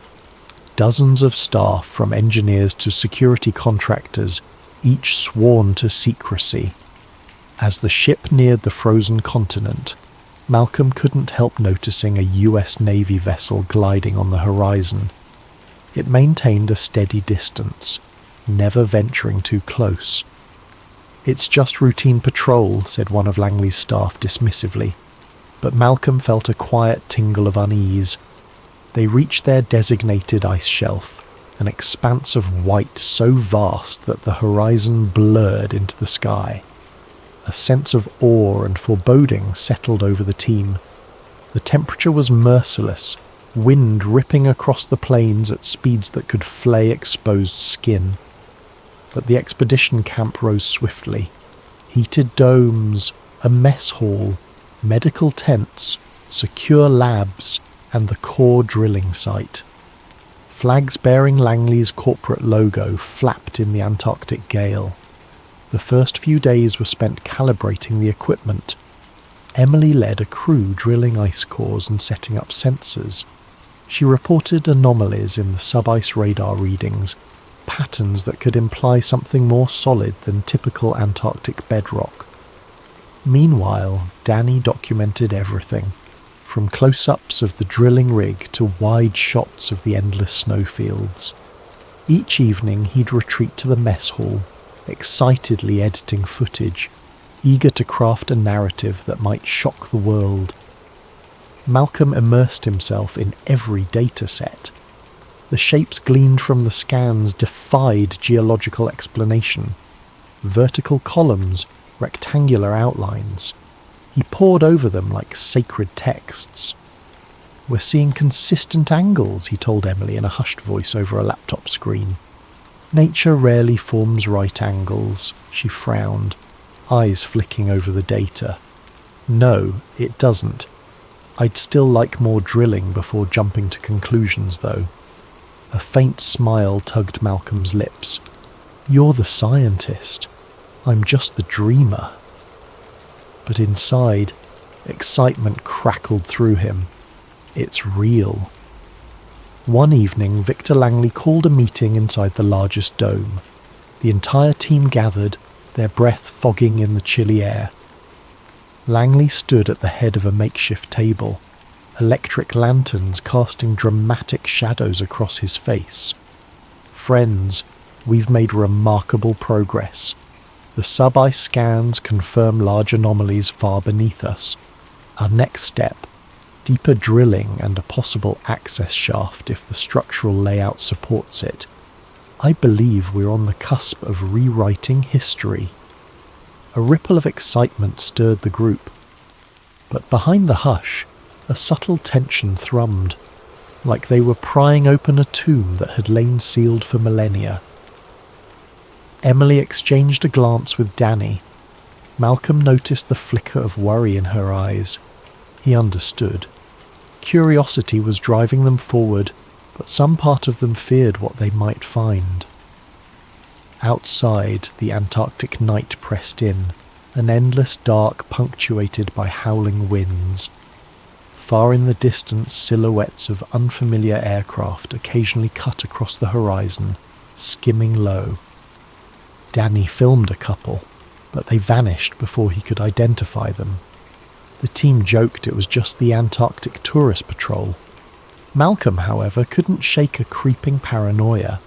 He recalled old rumours of a shadow organisation, an international coalition that intervened whenever certain secrets risked exposure, whether advanced ancient ruins, exotic technologies, or anything that threatened to disrupt modern power structures. Of course, that was typical conspiracy talk, often dismissed as nonsense. But in the silent, frozen wastes with unknown watchers possibly lurking, the lines between paranoia and reality blurred. Malcolm closed his eyes that night in his heated bunk, adrenaline coursing through him. Tomorrow they'd drill deeper. Tomorrow they might break through the ice and see what truly lay beneath. His heart hammered. Atlantis, or something else. Yet in that final moment before sleep he felt a twist of dread. Some discoveries once uncovered might not be allowed to reach the light of day. They began drilling in earnest at dawn. The cold was punishing, temperatures that could freeze exposed flesh in minutes, yet the mechanical drones and specially built rigs functioned flawlessly under Langley's heavy investment. Teams worked in shifts, capturing ice cores that gave them a layered record of Antarctica's ancient climate. But the real excitement came when the deeper sensors pinged new readings, pockets or caverns, just beneath the bedrock. It was as if the land wasn't solid at all, but riddled with hollow spaces. Dr. Emily Carter stood near the main drill site, meticulously studying the sensor data fed to her tablet. She brushed a stray lock of hair from beneath her thermal cap. "We've hit an air pocket at about 400 feet below the surface. The bedrock is oddly fractured. It's not a normal geological formation." Malcolm's breath misted in the bitter air. "Which means it's either some kind of cave system or something artificial." Emily gave a cautious shrug. "Let's keep the speculation in check until we have physical evidence." Danny Vega hovered nearby, camera rolling. "Hey, speculation is the fun part," he teased, capturing Emily's disapproving expression. Far more unusual than the geology, however, were the abrupt malfunctions that began plaguing their camp. Communications with the outside world, which had been consistent, now flickered erratically. High-frequency radio signals were drowned in static. Satellite feeds blinked out. One by one, the expedition's drones that soared overhead for mapping runs crashed without explanation. Their flight controllers simply cut off. Langley's top engineer, a wiry man named Park, fumed as each drone was retrieved, battered and useless. "This is sabotage," he muttered to Malcolm. "Has to be. We tested these systems thoroughly." Malcolm glanced at the horizon, recalling the silhouettes of strange aircraft they'd seen nights before. "It might be external interference," he offered carefully. "Electromagnetic pulses from a research station, or even from something under the ice." He paused, swallowing. "Or from someone who doesn't want us here." Park didn't reply, but the tension in his jaw spoke volumes. That afternoon, a hush fell across the camp as the main drill rig broke through into open space. The rig operator shouted, voice crackling over the intercom, "We've breached a void beneath the ice, confirming a subterranean cavity." Cheers erupted among the crew. Malcolm's heart soared. For decades he'd been mocked for daring to believe in an advanced civilization under the ice, but now raw data was proving there was something beneath them. "Prep the cameras and harness gear," Langley barked, striding across the ice with resolute steps. "We'll send a reconnaissance drone down the borehole to see what we're dealing with." Inside the control dome, they huddled around monitors. The newly deployed reconnaissance drone, a small sphere-like machine equipped with lights and a camera, descended through the shaft the rig had created. The screen showed ice walls for several seconds, then a sudden drop into an open chamber. The drone's floodlights flickered, revealing what looked like carefully hewn stone. Perfectly cut edges, bizarre inscription carved into surfaces, clearly artificial and clearly ancient. Gasps rippled through the group. Emily's jaw dropped. That's impossible. No known civilization was advanced enough to carve something like that here. Malcolm let out a ragged breath. "We need to explore it in person. This might be the greatest find of our age." Victor Langley's expression was unreadable, an odd mixture of triumph and something else. Hunger, perhaps. "We descend tomorrow," he declared. "Get the gear ready." They wasted no time. By early morning, a specialized elevator cage was rigged inside the borehole, allowing a small team to safely lower themselves into the depths. Malcolm insisted on being part of the first group, along with Emily, Danny, and 2 additional support staff. Carter, an athletic young mountaineer, and Dr. Vega, whom Danny jokingly called my older cousin, though they weren't relate. Lanterns clipped to their harnesses provided meagre pools of light, revealing ancient stone beneath layers of ice. The deeper they went, the more the world above seemed to vanish. Only the scraping of the elevator cables and their own anxious breathing reminded them they weren't entombed. Finally, the elevator cage lurched to a stop. They stepped out onto a rough stone floor. It was colder than the surface, if that was even possible, and eerily still. Emily clicked on a high-powered flashlight, sweeping it across walls carved with strange symbols. Some looked geometric, while others depicted tall figures standing beside smaller humans, almost as if they were guiding or ruling them. "Look at this," Malcolm whispered, stepping carefully toward a slab of what appeared to be smooth black rock set into the wall. The surface shone in the flashlight beam, faintly reflective, inscribed with lines that reminded him of cuneiform but with an otherworldly flair. Danny filmed everything in stunned silence. "Are we—" "This is Earth," he muttered under his breath. Emily knelt down, brushing at a half-buried tile beneath her feet. This craftsmanship, it's not just advanced for the Ice Age, it's advanced for any age. The level of precision is unreal. Malcolm's mind raced. Could these be remnants of a civilization that thrived before the world's known history? A city that sank not into the Atlantic but under shifting ice sheets over tens of thousands of years? The notion buckled his knees.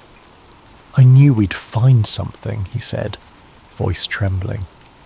But this, it surpasses all my dreams. They explored deeper into the corridors. Some passages were partially collapsed, filled with centuries of accumulated ice and rubble. Others led to chambers whose original purpose they could only guess. Vast halls with pillars shaped like stylized humanoid statues, side rooms with large stone tables, and angled archways reminiscent of ancient temples. Yet everything felt grander, more precise, as though the architects possessed engineering principles beyond those of early civilizations. In one adjoining chamber, they discovered massive stone tablets etched with scenes of a cataclysmic flood, towering waves engulfing pyramids and cities. Oddly, some scenes showed desert-like landscapes, others seemed lush. The timeline was unclear, but the narrative of destruction was unmistakable. This could rewrite human prehistory, Emily breathed, scanning the images. These tablets alone, if carbon dated, or if we can decipher them, might prove an entire advanced society existed millennia before recorded history. Malcolm nodded, tears in his eyes.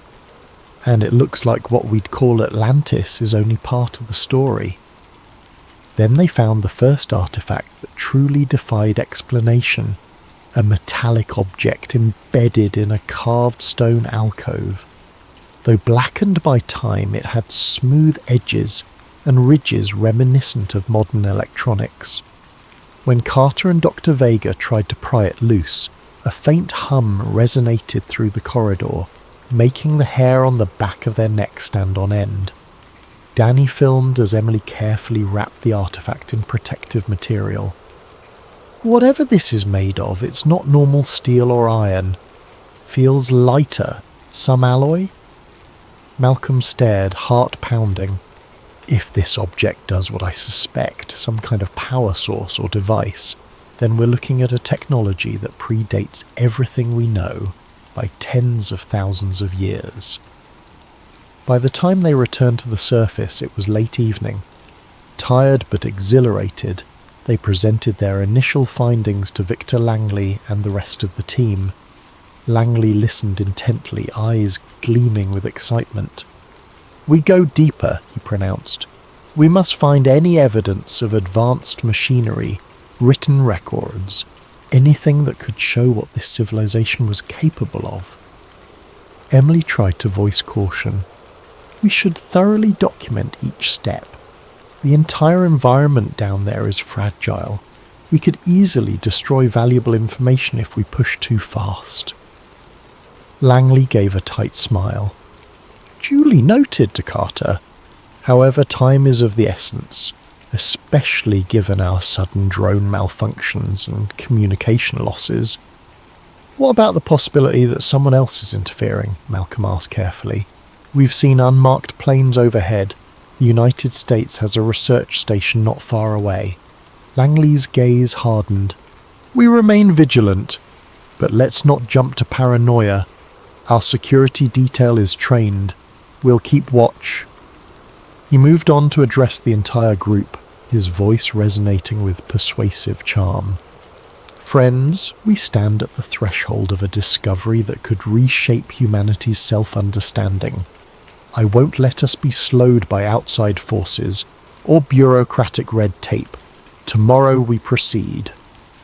Malcolm found himself swept along by Langley's conviction, yet a nagging fear gnawed at him. Ancient legends often warned of forbidden knowledge, of curses that befell those who pried too far into hidden realms. Rationally, he dismissed such superstition, but after the day's revelations, rationality felt fragile. That night, as the team tried to rest, the wind outside howled louder than ever. Tent walls shook, gusts of ice-laden air piercing every gap. In a separate corner of the camp, a small group of armed security personnel huddled around a radar station. Unbeknownst to the scientists, the screen picked up new signals. Multiple aircraft inbound, travelling low and without transponder IDs. The guards exchanged tense glances. The polar darkness cloaked more than just the ancient city, and come morning the expedition would find that not all watchers were content to let them unearth secrets that might upend the world's power structures. Morning broke with an unsettling quiet. The usual Antarctic wind had died to a ghostly whisper. In the thin light, the sprawling camp seemed more vulnerable, a cluster of human constructs dwarfed by endless ice. Malcolm Reeves felt a deep pressure in his chest, a mix of excitement and dread. They were on the verge of something monumental, yet the sense of being monitored loomed larger than ever. Victor Langley, seemingly unfazed, gathered the principal team in the command dome for the day's briefing. Energy ran high. They would enlarge the entrance tunnel, send additional crew into the ruins, and start collecting more evidence. The camera feeds from below, combined with the samples taken on day one, were shocking enough. Yet Langley craved more. Proof of advanced technology that could revolutionize modern science. Or, in his quietly admitted hope to Malcolm, something that might place me on the pinnacle of human discovery. Still, as the briefing concluded, one of the security leads, a broad-shouldered man named Ortega, stepped forward, brow furrowed. "Sir, we've detected unidentified aircraft on radar since last night. Low-flying, no transponder. They haven't engaged us, but they circle periodically." Langley's jaw tightened. "Could be foreign research teams, or the US base. We stay alert. If they land without clearance on our site, we treat it as trespassing." Emily Carter interjected, "Shouldn't we at least send a radio message or clarify who they are?" Langley shook his head firmly. "Can't risk alerting them to what we've found. Let's keep our communications minimal." Malcolm watched Emily's face. He saw the doubt flicker there, this desire to do real science overshadowed by Langley's controlling secrecy. A tension was brewing that might erupt if they weren't careful. Within hours, the crew had widened the borehole shaft enough to lower more substantial equipment. The second descent team included Reeves, Dr. Carter, and 3 other specialists. Danny Vega and a smaller camera crew would follow after, as the space was still tight. Langley chose to remain topside initially, overseeing the operation from the control dome. "I want an unfiltered feed of whatever you see down there," he told Malcolm. "Keep me updated in real time." Strapped with harnesses and wearing thick thermal suits, the group descended. Emily's eyes gleamed with cautious wonder. Malcolm felt an almost childlike giddiness. Could they truly be walking among structures older than any known civilization? Each second felt surreal. The elevator reached the ancient corridor once more, but this time they had brought stronger lighting rigs. Illumination spilled across the carved walls, revealing intricate patterns that had been hidden in shadows before.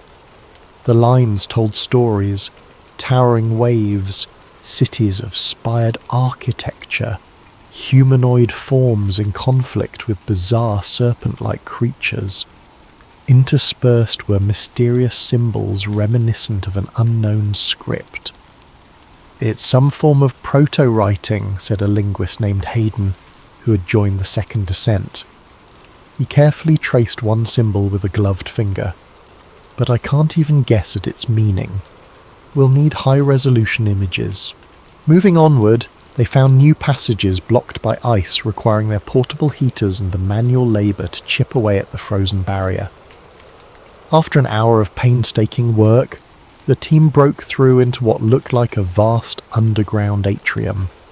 Pillars soared overhead, each carved with abstract shapes reminiscent of an advanced aesthetic. The ceiling was so high it disappeared into darkness, even with the floodlights. At the atrium's centre stood something that made Emily's breath catch.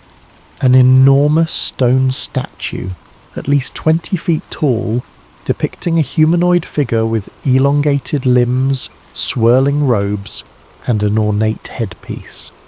It was flanked by two smaller statues, each one equally alien in style. That's definitely not typical Atlantean lore, Malcolm murmured in awe. If it's representing an actual race, they were different from us. Either that or it's highly stylized. Hayden swallowed. We might be dealing with an entirely unknown culture that predates all recorded civilizations. It's bigger than the pyramids, bigger than anything. As they crept closer, their footsteps echoed eerily in the chamber. The statue's eyes seemed to follow them, carved from some reflective gemstone that caught the beam of flashlights and refracted it like small suns.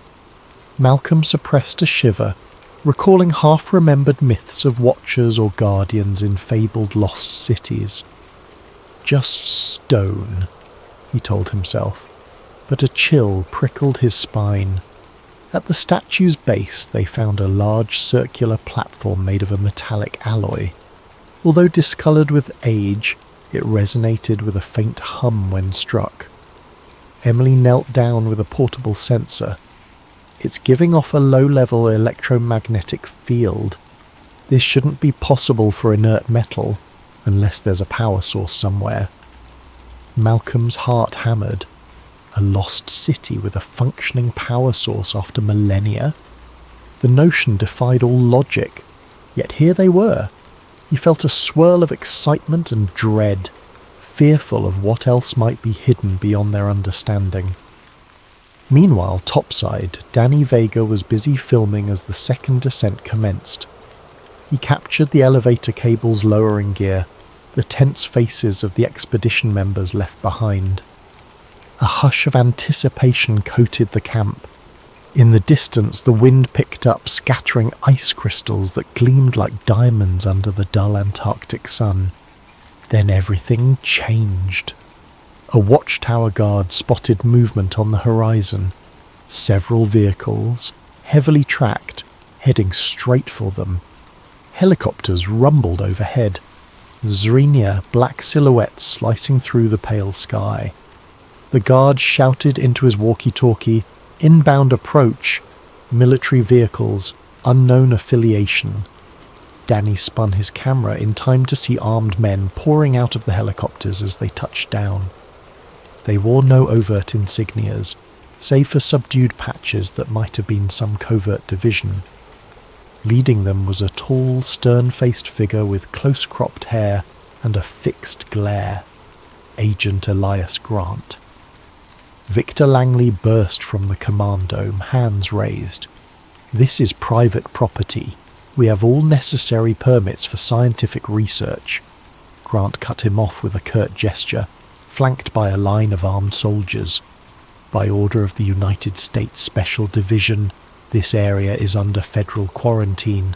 Cease operations immediately." Langley's eyes blazed with anger.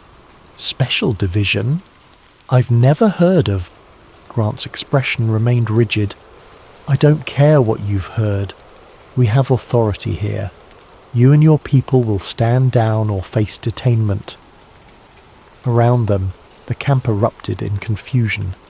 Langley's security detail moved to intervene, but quickly found themselves outmatched. The newcomers carried advanced weaponry and had arrived in overwhelming force. Danny ducked behind a supply crate, filming the entire confrontation. His heart pounded. This is what we were afraid of. They want to shut us down. Langley attempted to stand his ground. I invested millions in this legitimate expedition. We've discovered historical relics that belong to no single nation. He tried to speak in a calm but firm tone. If you're claiming jurisdiction, you must have a reason. Let's see your legal documents. Agent Grant gave a thin smile. This is not a debate. Gather your team. Stop the drilling. We'll discuss the details in private.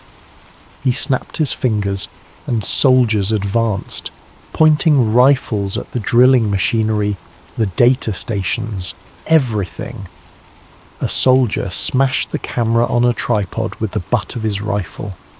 Rage twisted Langley's features, but before he could retort, Grant continued, "We have no interest in harming you, but I strongly recommend you comply if you value your safety." Below the ice, Malcolm and the second group remained oblivious to the chaos above. They pressed deeper into the grand atrium, marvelling at each new discovery.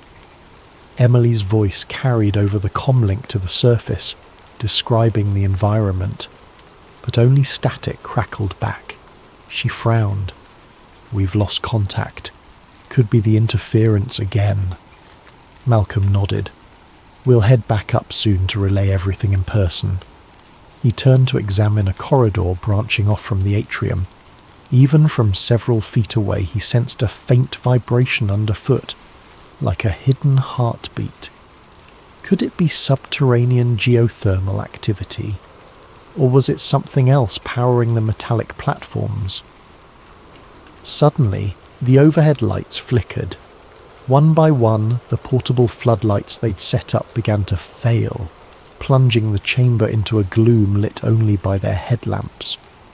Hayden cursed under his breath, tapping at a device clipped to his belt. EM readings just spiked again. Something's interfering with our power sources. A low rumble shuddered through the ground, causing ancient dust to drift from the ceiling. Emily shot Malcolm a concerned look. "We should go. This place might be unstable." Before they could leave, a small portion of the floor near the statue's base cracked. The centre of the metallic platform sank half an inch, as if triggered by an unseen mechanism. A swirl of air rose from the gap, carrying an earthy, acrid odour. The rumble intensified, reverberating through the corridor. Malcolm's eyes widened. We must have triggered a trap, or some kind of defence system. Emily grabbed his arm. "Let's move." Their radios crackled with a sudden burst of static. Then Agent Elias Grant's cold voice filtered through. "Dr. Reeves, Dr. Carter, this is the United States Special Division. You will return to the surface immediately." Malcolm froze, exchanging alarmed glances with Emily. "Special Division? That's not our people. Who?" Grant's tone brooked no argument. "We have secured your camp. Cease all activity and ascend now, or we will forcibly remove you. A retrieval team is en route." Malcolm's stomach sank. The discovery they dreamed of was about to be snatched away by a faceless authority. Emily's brow furrowed with desperation. "We can't just abandon this place. The world needs to know." But the corridor shook again. Chunks of ice fell. Hayden shouted from behind them, urging everyone to hurry back. They had no choice. The entire structure threatened to collapse further, and if a heavily armed retrieval team was descending to extract them, staying put was suicide. Malcolm clenched his fists, heart hammering with helpless fury. We came so close. They hurried for the elevator shaft, the relics and secrets of the lost city receding into darkness behind them. In the end, it wasn't the ancient guardians or curses that threatened to keep this discovery buried. It was the modern world and its relentless machinery of silence. A tense silence gripped the surface camp when Malcolm and his team returned. their hearts still pounding from the subterranean tremors. Armed soldiers in black tactical gear patrolled every inch of the area, confiscating equipment, smashing drones, and escorting expedition personnel into containment zones. The air crackled with hostility. Victor Langley rushed forward, face contorted with anger. "Malcolm, are you all right?" He gestured at Agent Grant, who stood at a short distance, issuing orders to subordinates. "This man is shutting us down, says it's a matter of national security." Malcolm's gut twisted. "We found extraordinary evidence down there, Victor. We can't let them just—" Grant strode over, cutting him off. "You will speak only when spoken to, Doctor. Reeves, this entire operation is suspended. The artifacts and data belong to the US government. Effective immediately." Emily, stepping forward, tried to keep her tone measured. "You have no right. This is an international territory. Antarctica is governed by international treaty." Grant's cold gaze swept over her. "Your treaty doesn't apply to technologies or phenomena that threaten global stability. This is classified beyond your pay grade, Doctor." Carter trembling with fury, Langley barked, "I'm an American citizen, a private contractor with full permits." Grant's lips curled into a thin smile. "Your permits are void." He turned to one of his men. "Secure Mr. Langley in the command dome. Our superiors will want to debrief him." Two soldiers seized Langley's arms. He tried to resist, but a swift strike to his gut doubled him over. "You can't do this," he gasped.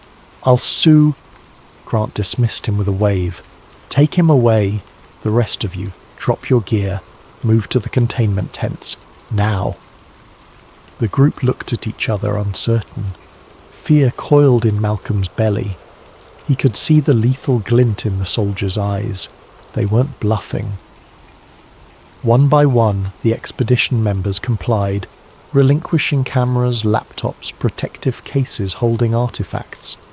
Danny Vega, carefully cradling his camera, tried to slip away unnoticed, but a soldier yanked it from his grip and smashed the lens underfoot. "No!" Danny howled, lurching forward. Another soldier cracked him across the jaw with a rifle butt, sending him sprawling. A hush fell as the entire expedition watched, horrified, while the armed men dragged Danny off, blood trailing from his split lip. Malcolm stepped in front of Emily as if to shield her. "Please don't harm them. We'll cooperate," he said, voice wavering with controlled panic. Grant nodded curtly, then gestured. "You, Doctor. Reeves, come with me. The rest go to Tent B." Before Malcolm could protest, rough hands clamped onto his arms, forcing him to follow Grant toward a separate, smaller dome. With a last desperate glance, he watched Emily and the others being herded away, their faces etched in fear. Inside the small dome, a single metal table and 2 chairs awaited, reminiscent of an interrogation room. The air was thick with tension. Grant motioned for Malcolm to sit, then took a seat opposite him. A solitary lamp cast sharp shadows across the agent's angular features. "You've made a significant discovery," Grant began, flipping through a dossier stuffed with the expedition's notes. "Multiple subterranean chambers, advanced artifacts, possibly non-human remains. Is that correct?" Malcolm swallowed. "Yes, but who are you people really? You can't just—" Grant slammed a hand on the table, making Malcolm flinch. "We ask the questions, Doctor. Reeves. Our division has known about certain anomalies in Antarctica for decades. We've allowed limited scientific presence to monitor them, but your expedition pushed too far, threatened to reveal data that would cause complications for global security." Malcolm's frustration boiled over. "That's insane. This discovery belongs to humanity. You can't hide it." Grant gave a tight-lipped smile. "Dr. Reeves, Do you think the world is ready to learn that a technologically advanced civilization once lived here, possibly predating our earliest known societies by tens of thousands of years? The religious upheaval, the rewriting of textbooks, the potential for panic. Think carefully. Knowledge can be more dangerous than any weapon if it undermines the foundation of nations. Malcolm's hands trembled on the table. We have the right. You have no rights in this matter, Grant snapped, leaning forward. We act to protect stability. Some secrets can never be revealed. The artifacts will be confiscated, the structures sealed or destroyed. The official record will show that your expedition found only geological anomalies. Anything else is unsubstantiated rumour. Malcolm's mind whirled in disbelief. You can't just bury this. Someone will talk. We have footage, samples. Grant raised an eyebrow. Footage can be erased, samples lost, or people can be made to vanish if they threaten certain delicate balances. We're not monsters, Doctor. Reeves. We offer a choice. Cooperate. Sign binding NDAs. Allow us to manage the narrative. You walk away alive, or fight us, and your entire team disappears. A heavy silence fell. Malcolm's pulse pounded in his ears. This was exactly the scenario that conspiracy theorists had whispered about for ages. A shadow government entity wiping extraordinary discoveries off the face of the earth. He never imagined he'd be at the centre of it. Think about it carefully, Grant said, rising. I'll give you a moment. If you have any illusions of publicising what you found, know that we have the full weight of multiple governments behind us. You'll not only lose your career, you'll lose your life. With that, Grant stepped outside, leaving Malcolm alone under the harsh lamp. Exhausted and shaken, Malcolm slumped, head in his hands. He pictured the breathtaking corridors beneath the ice, the silent grandeur of the statues, the unexplained technology, an entire lost world erased by men in black with guns. His heart ached. He thought of Emily's determined gaze, Danny's excitement, Langley's unstoppable ambition. They'd staked everything on this expedition, and in a matter of hours it had turned to ashes. Am I willing to consign us all to imprisonment or death for the sake of the truth? Time stretched agonizingly. Finally the tent flap rustled. Grant returned, smoothing his jacket. Made your decision? Malcolm inhaled slowly, steeling himself. I can't speak for my team. I can only... Your team will follow your example, Grant interrupted. They respect you. Malcolm's voice shook. And if I sign your damned forms, you'll let us live? Let them go free? A flicker of triumph shone in Grant's eyes. Yes, under the condition you never speak about the ruins or the artifacts, we'll secure the site. This conversation, your entire expedition will be classified. Officially, you discovered nothing.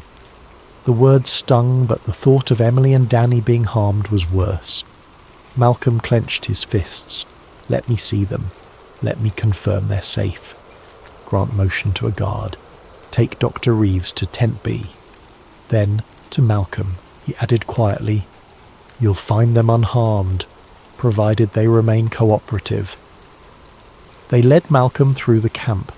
He caught glimpses of soldiers loading crates, likely containing relics, his team's research equipment, everything. A cargo helicopter loomed overhead, rotors thundering. This was a full-scale erasure.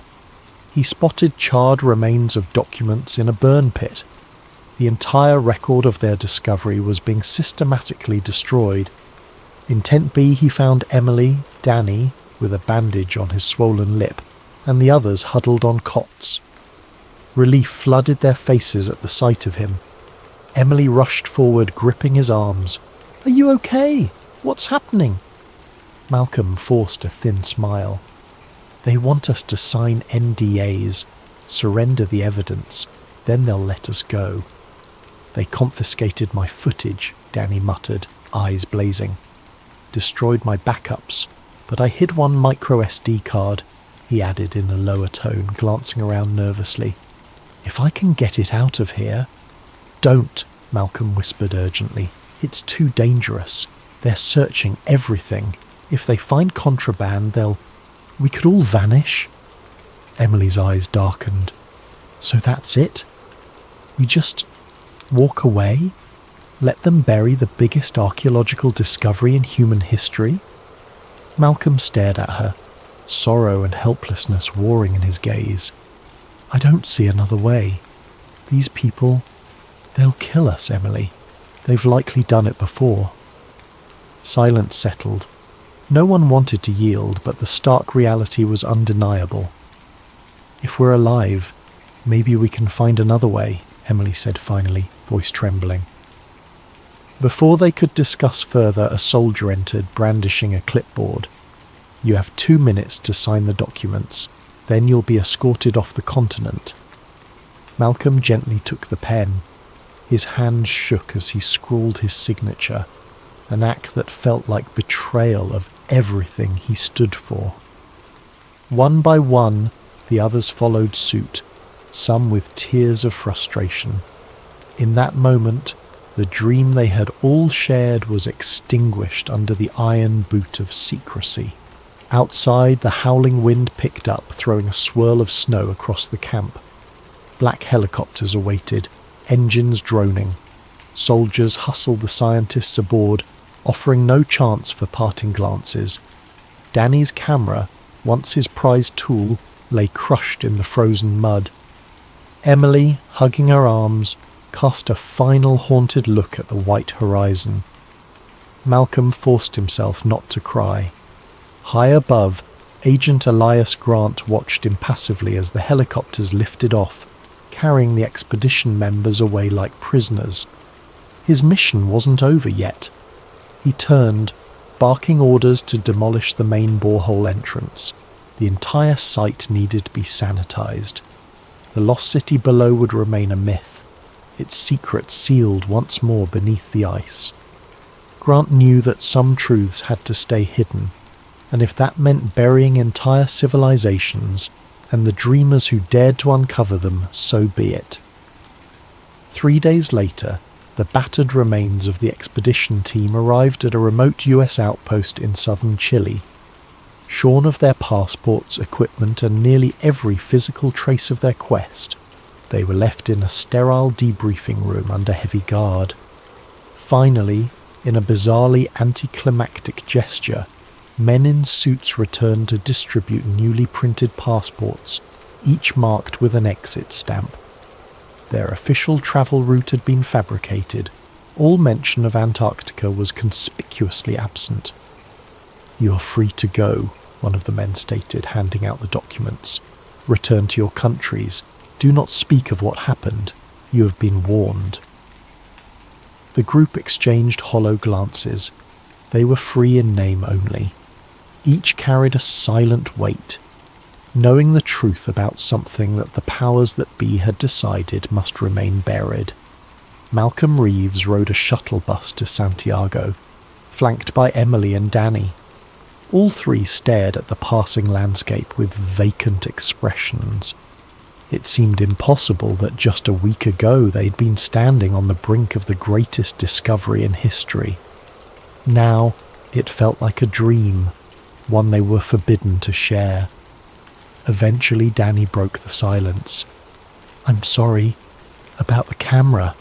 The footage, he rubbed the bruise on his jaw. They took everything." Malcolm swallowed, forcing a weak smile. "You did your best. They had an entire operation to silence us." Emily gazed out the window, her voice distant. "What if we talk to the press anyway, anonymously? Leak our story online?" Malcolm sighed. "With no evidence, we'll just sound like lunatics, and they'll come after us if we try. You know that." Danny exhaled, shoulders sagging. "I hate it.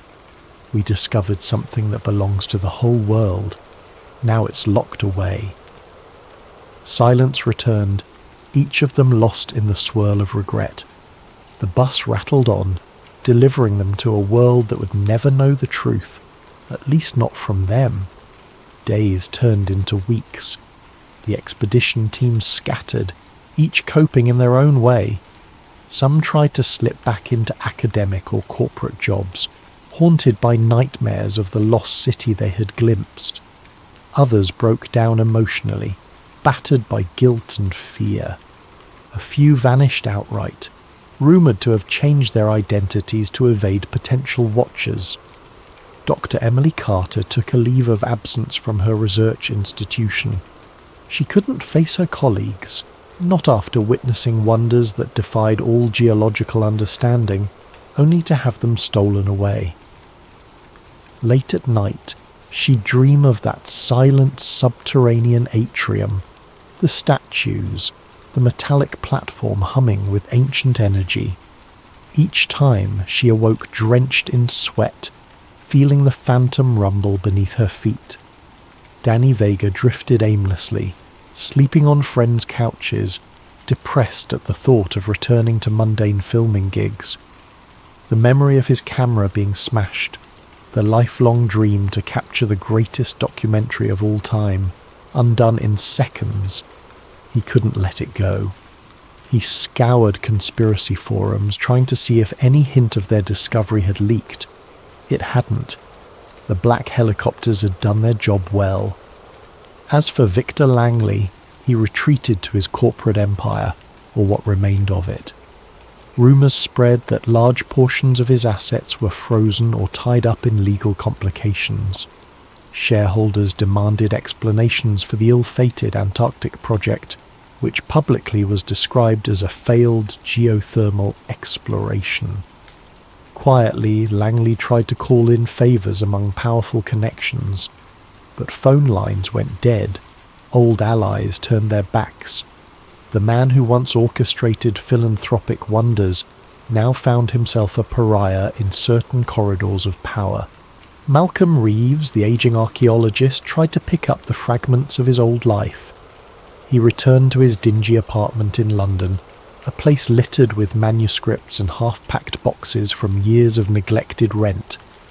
The ridicule that had hounded him before felt trivial now. If the academic world still laughed at his theories, so be it. He had seen, with his own eyes, that something grand lay beneath Antarctica's ice, and that knowledge was both a blessing and a curse.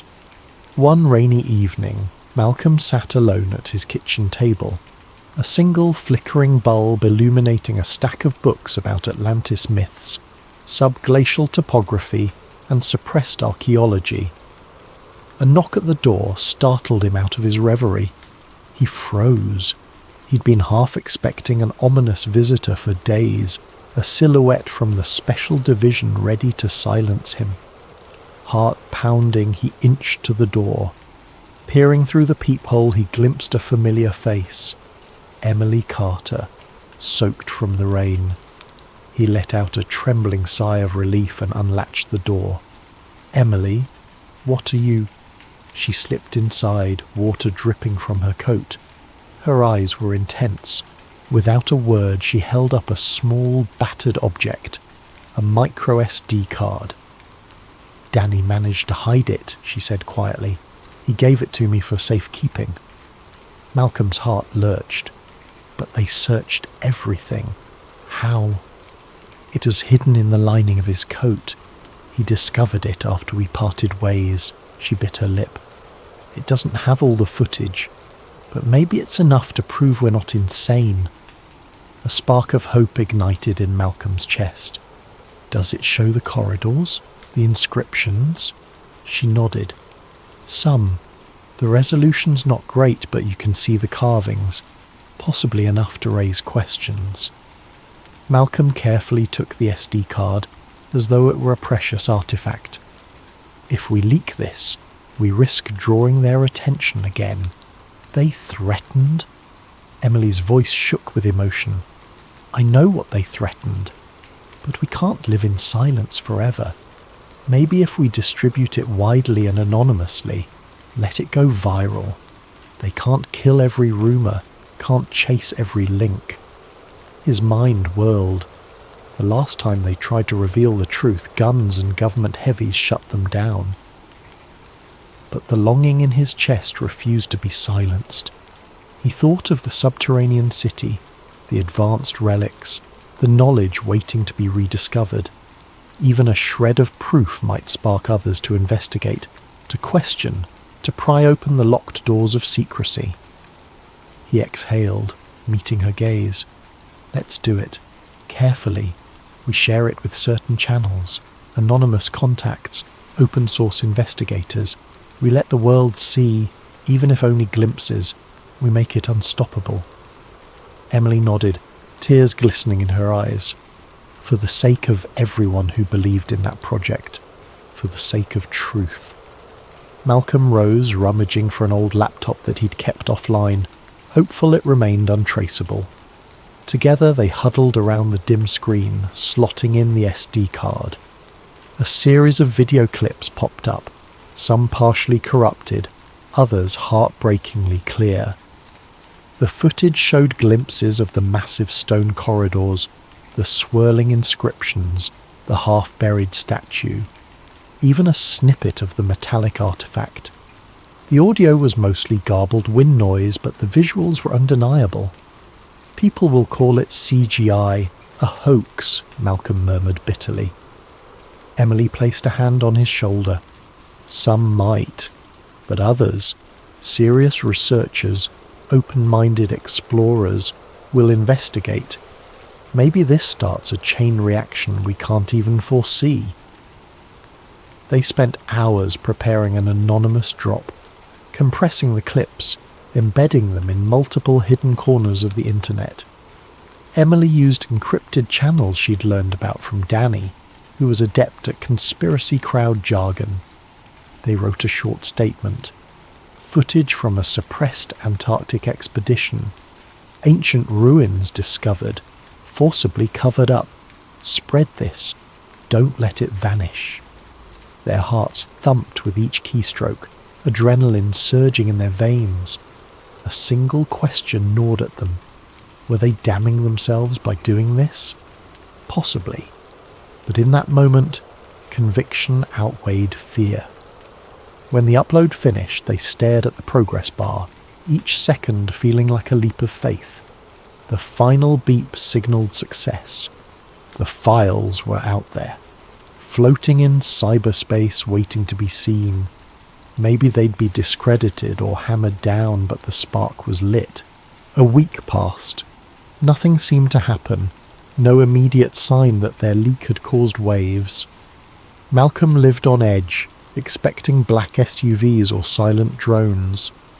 Emily tried to resume normal life, but tension coiled in her every muscle. They exchanged coded messages, anxious for any hint of reaction. Then, late one night, a stranger emailed them through an encrypted service. The message was brief.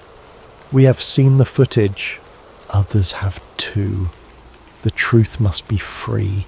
They can't erase all of us. Both Malcolm and Emily read those words over and over, hope blooming in their chests like a desert flower. They weren't alone.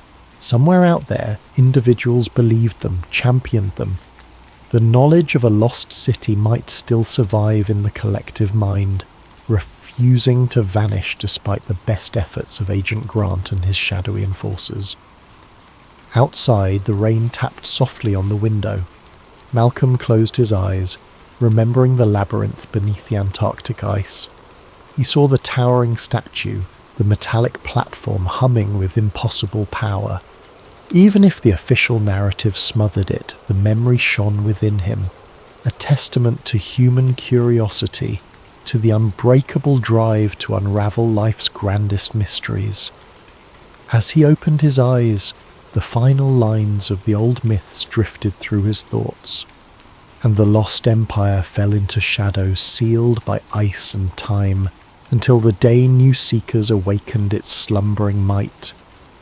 He whispered the words to himself, because no matter how many governments tried to bury it, some truths, like the city beneath the frozen continent, could never be kept silent forever. follow a present-day investigative journalist as she uncovers shocking connections to events from the early 1960s. Prepare for moral dilemmas, dark secrets, and methodical revelations. Let's settle in and begin. A hush enveloped the old retirement home, the corridors scented by antiseptic and memories of lost decades. Alice Coleman quietly stepped into room 214, a tape recorder in hand. She was meeting Agent Randolph Moore, a retired Secret Service operative who'd served in the Kennedy era. For her assignment, an in-depth feature on the 60th anniversary of JFK's assassination, she'd interviewed numerous figures, but none so close to the White House's day-to-day secrets as Moore. Officially, he was meant to provide nostalgic anecdotes. Unofficially, Alice hoped for a glimmer of something new. Moore, draped in a worn bathrobe, sat by the window. He recognised Alice from a previous phone call, and his lined face brightened slightly. "So, you want to talk about November 63 again, Ms. Coleman?" he said with a gentle rasp. She nodded, pressing record. For the first half hour he shared mundane recollections, the feel of Texas heat that day, small talk among the staffers, the sense of complacency. He spoke of hearing the shots ring out in Dealey Plaza, the chaos in the follow-up. Alice politely made notes, but all matched the well-trodden official story. At length Moore's tone shifted. He peered out the window at a leafless oak, then said quietly, "You know, we told the public a pretty neat story about Oswald. But it's bigger, Ms. Coleman. I can't say more." She leaned forward, heart quickening. "Bigger how?" He hesitated, tears glinting in his eyes. He was, well, let's just say, some of our own men might have guided him. Alice's pulse pounded. She'd heard countless theories, but hearing a direct hint from someone with inside knowledge was new. Before she could press further, a nurse arrived, reminding Moore that it was time for medication. The old agent's focus slipped. Alice rose, gently thanking him. As she left, he rasped, "Check Project Crosswinds." They all played along, even the men upstairs. She froze, but the nurse gently escorted her out. She made a mental note. Project Crosswinds. She hadn't encountered that phrase in any mainstream archives. 3 days later, a phone call rattled her mind. Moore had died unexpectedly, officially from heart failure, but the timing spurred Alice's suspicion. Then an unmarked envelope appeared at her desk containing black and white photos, grainy images presumably from the early 1960s. Some featured a figure that resembled Lee Harvey Oswald, but he was standing alongside men in suits. On the back of one photo, scrawled in trembling handwriting, "Crosswinds, 1962. Now, Alice was certain something bigger lurked behind the standard narrative. Her editor, noticing her excitement, cautioned her not to veer into conspiracy-laden territory. The JFK assassination had been probed for decades. "Don't lose credibility chasing ghosts," he advised. But the mention of crosswinds, combined with Moore's cryptic hint, fueled Alice's determination. She wanted to pursue it, regardless of the risk. To glean more leads, she sought out a name that circulated in niche forums. Samuel Sam Delgado. An archivist with an obsession for conspiracy documents, Sam had compiled a trove of memoranda, old news clippings, and partial diaries from ex-intelligence officials.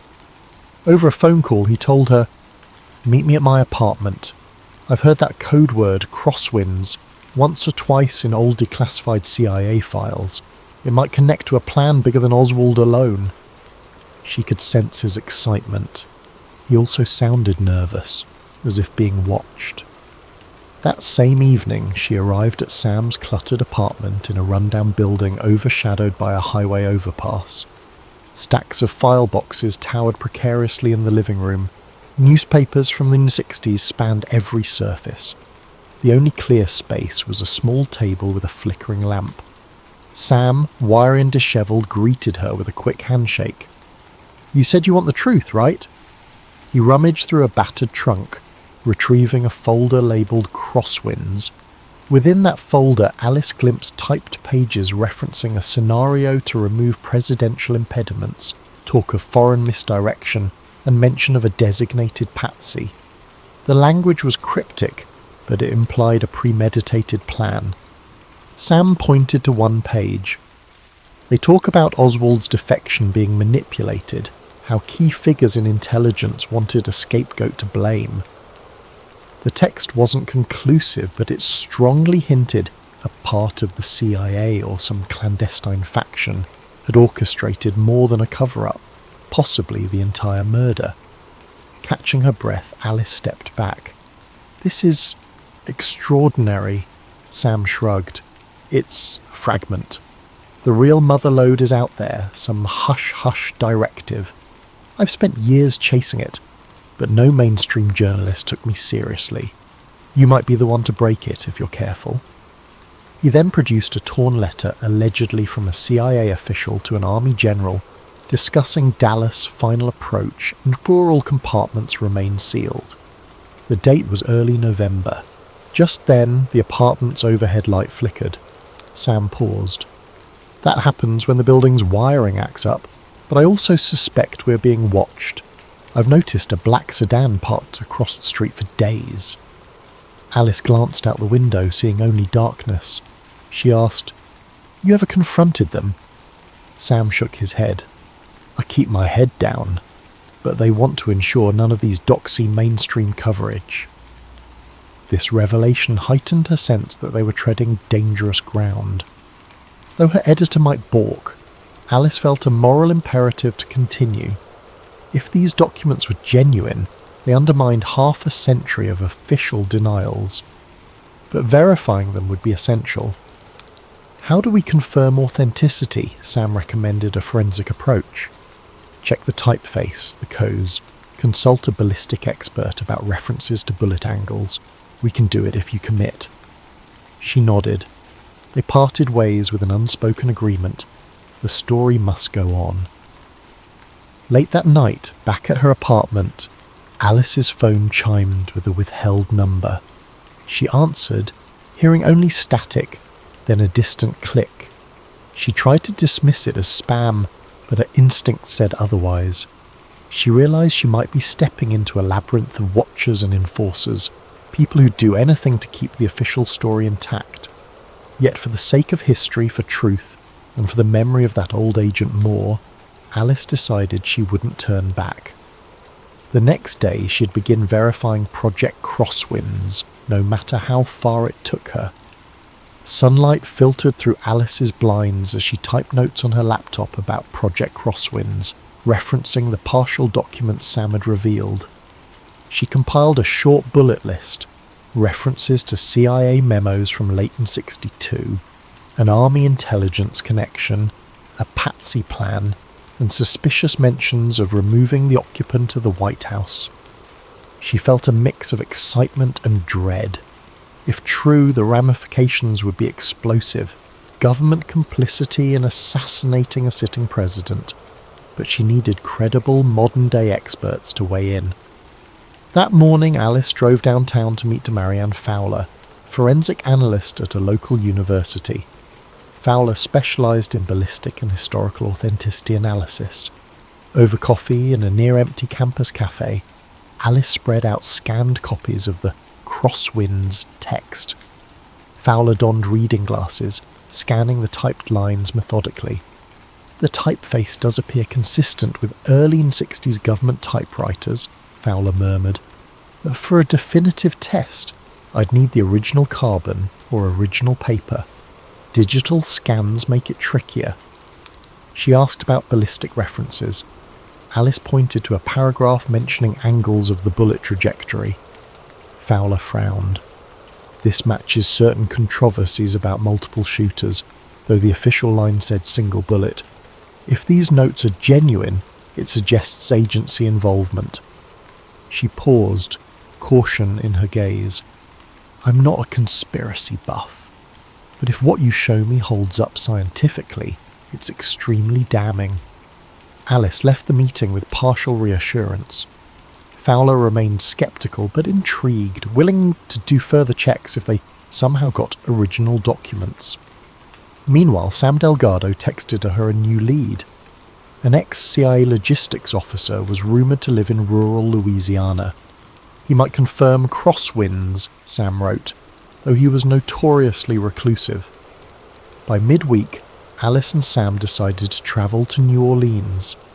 The city had a swirl of old rumours tying Oswald to local associates or intelligence cutouts. Perhaps they'd find more references.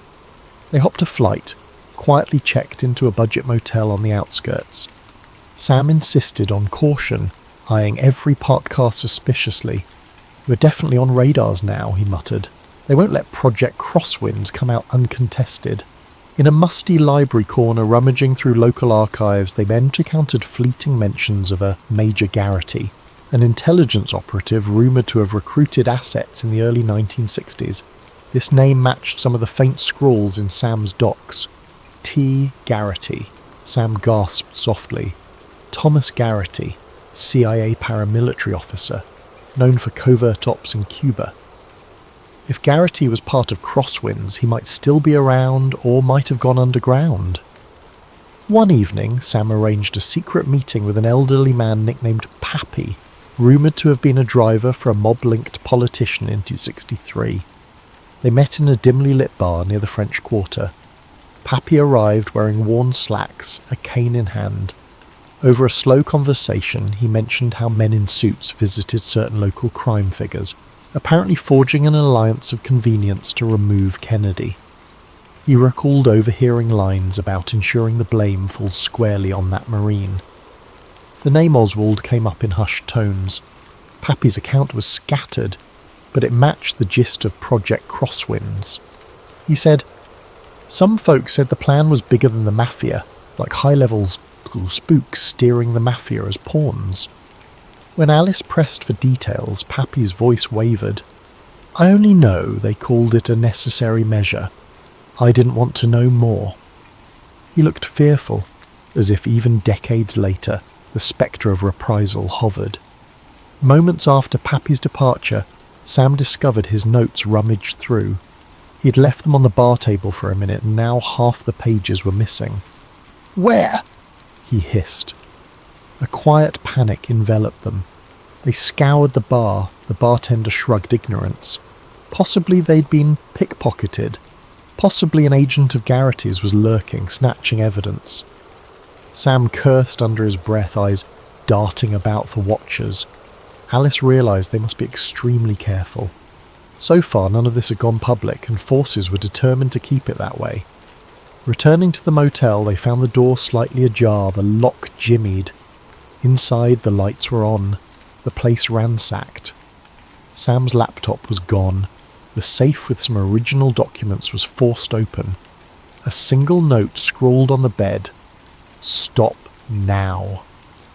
Fear hammered in Alice's chest. This was no random burglary. Sam sank onto a chair, shoulders trembling. "They're serious," he whispered. "If we push further, we might end up like that old Agent Moore." But for Alice, something fundamental shifted. She saw how far these conspirators would go. Retreating now meant letting them bury the truth for good.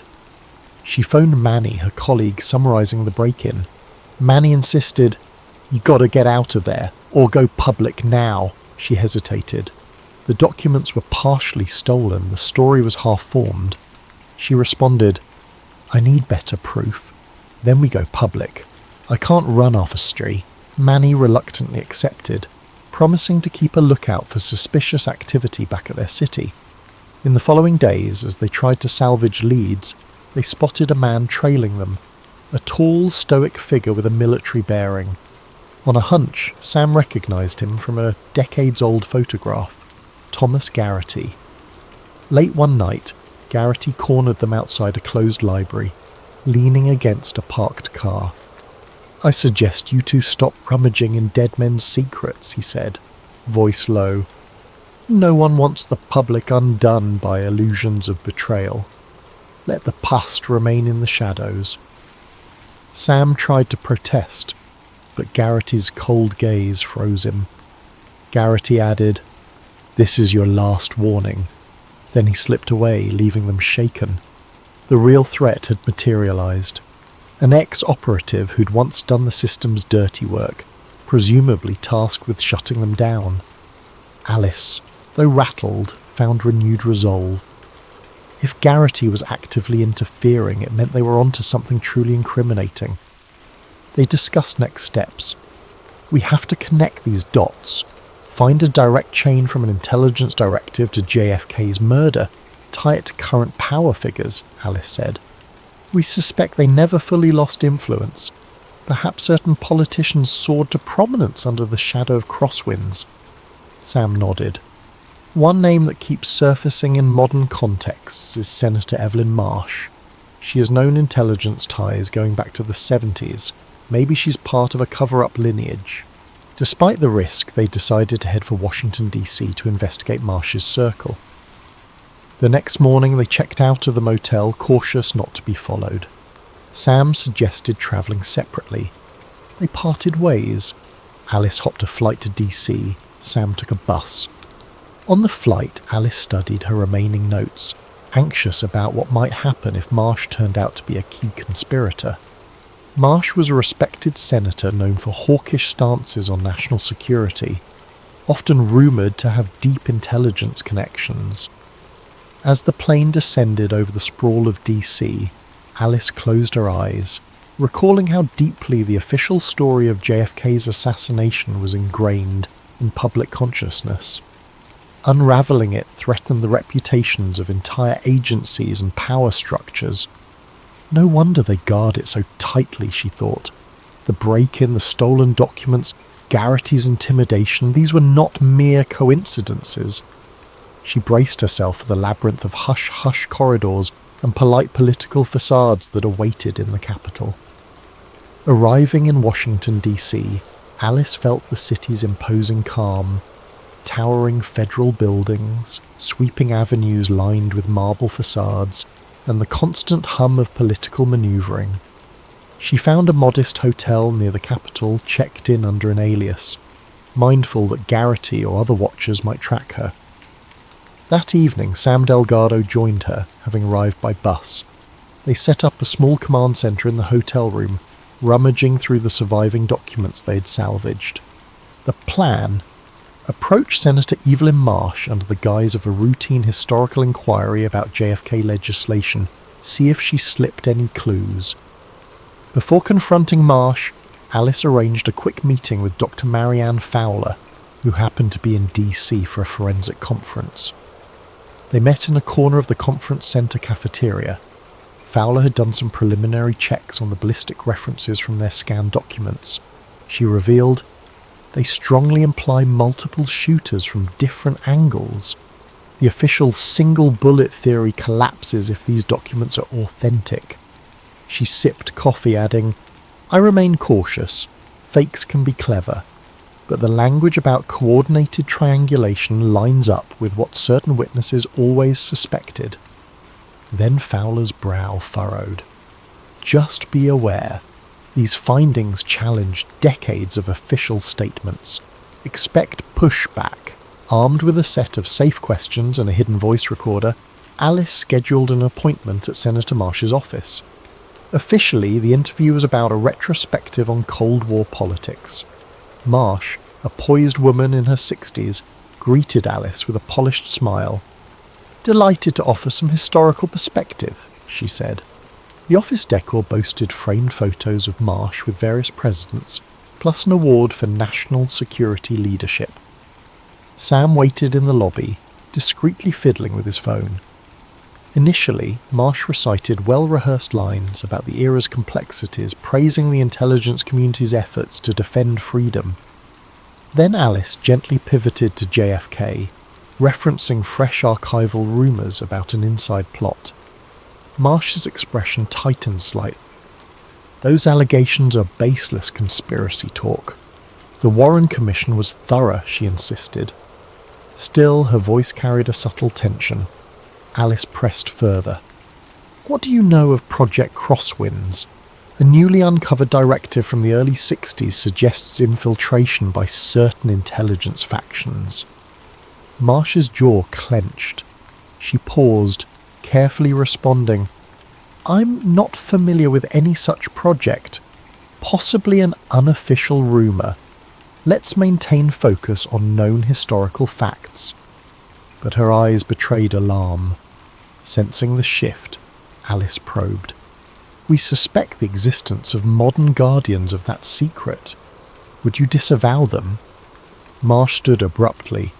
"This interview is over. I won't indulge discredited theories." She escorted Alice to the door, the staff politely but firmly ushering her out. The final glance Marsh gave was a silent warning. Outside, Sam approached, hushed. "That was short. Guess we rattled her." Indeed, Marsh's abrupt cut-off signalled their suspicion was correct. She either knew or was part of something. That night, returning to the hotel, they discovered a typed note slipped under the door. "Marsh is untouchable. Back off." The note had no signature. Sam's paranoia soared. "They have eyes in her office too." Alice found it more impetus to push forward. Over the next few days, they combed through public records of Marsh's early career. They found glimmers of involvement with intelligence committees, hush-hush oversight in the 70s, when certain family jewels documents about CIA misdeeds surfaced. Marsh apparently aided in sanitizing the final report. The puzzle: Marsh had a stake in bearing revelations about the JFK plot to protect not just the intelligence agencies but her own ascendancy, built on that hush. One evening, Sam returned with a lead. An old colleague of Marsh's staff, now retired, might talk under anonymity. They arranged to meet in a quiet suburban diner. The staffer, trembling with nerves, insisted on no recording. He whispered, "Marsh was groomed by a network that thrived after the assassination. She knows how it was orchestrated from within the agency and certain generals who despise Kennedy's approach to foreign policy. They called it crosswinds. I overheard references once. She ensures it remains hidden. If it surfaces, everything unravels, the trust in national institutions, her legacy, everything." He refused more detail, left quickly, glancing over his shoulder in fear. That confirmed Marsh's direct link to the conspiracy's legacy. Alice concluded they needed a single, undeniable piece of evidence tying Marsh and the old guard to the orchestrators in 1963. Something that modern media couldn't dismiss as speculation. Sam recalled hearing rumours of an old CIA safe house in Northern Virginia containing archived materials. It might hold original memos or logs. Such a bold lead was risky, but if Garrity or others hadn't destroyed them yet, it might be their best shot. "We have to look," said Alice, "even if it's a needle in a haystack." As if on cue, Garrity cornered Sam in a convenience store parking lot that afternoon. While Alice waited in the car, she glimpsed them talking tensely. Garrity's stance was threatening, though not openly violent. Sam returned to the car, shaken. He said, "We won't find anything. The safe house is empty, cleaned out years ago. Don't be foolish." Then he said next time, "They won't just warn us." This intimidation only heightened their resolve, but the tension soared. They realized Garrity was an unstoppable enforcer, loyal to the old conspiracy's cause, or at least loyal to Marsh's directives. In the midst of that tension, Dr. Fowler delivered new ballistic findings via email. She had discovered anomalies in official ballistic logs from 1963, timing mismatches that pointed to multiple shots from different angles. If your documents referencing those angles are correct, it means the official single-shooter line was impossible. The bullet trajectories dispute it. She concluded, "I now strongly suspect the existence of a covert group directing the outcome. I stand ready to confirm in a published piece if you gather enough additional proof."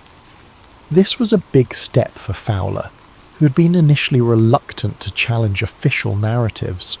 Encouraged, Alice saw a path to building a robust case. Now, they faced a fateful choice: gather the rumoured safe house records, if they even existed, and risk direct confrontation with Garrity and Marsh, or go public with partial evidence, risk being labelled conspiracy nuts, and maybe see that a Fowler's ballistic analysis overshadowed. Considering the high stakes, they decided to press forward. "We can't let them bury it again," Sam said. "We find that safe house or any surviving records. If it's empty, fine, we tried. If it's not, we might blow this wide open." Though fear gnawed at them, the moral weight of revealing how the democracy's highest office might have been toppled by internal conspirators overrode their caution. They planned a stealth approach. Sam had gleaned the approximate location from obscure footnotes. They'd drive out at night, carefully avoiding watchers. The next day, they'd attempt a clandestine search.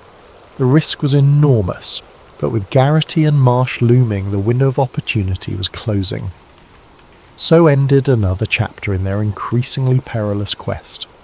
The capital city, seat of power, had proven how deeply those strings could be pulled to hide old crimes, yet the intangible sense of righteous purpose drove them on.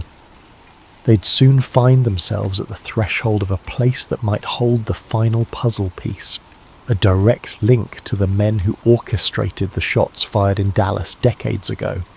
The question: would Garrity arrive first to erase it all, or would they manage to secure enough evidence to finally expose the true shadows in Dallas? Late at night, a sedan cruised along a winding rural road in northern Virginia. Alice drove while Sam scoured a tattered map. According to rumour, an abandoned CIA safe house sat near a wooded property line. The sky was moonless, thick with hush. They parked out of sight, proceeding on foot. Overgrowth and a weathered chain-link fence suggested no active caretaker. The hush crackled with tension. Garrity might appear at any moment. They found a padlocked door leading to a small bungalow half buried under vines. With minimal fuss, Sam pried open a rotted window. They slipped inside, flashlights illuminating dusty furniture. The interior smelled of old paper and mould. A few battered filing cabinets stood in the corner. "This must be it," Sam murmured, if Garrity or Marsh didn't already clear it out. They rummaged through drawers, most empty or filled with mundane forms. Then, behind a wooden panel, Sam discovered a hidden compartment. Inside, a slim metal box labelled Crosswinds. Alice's heart raced.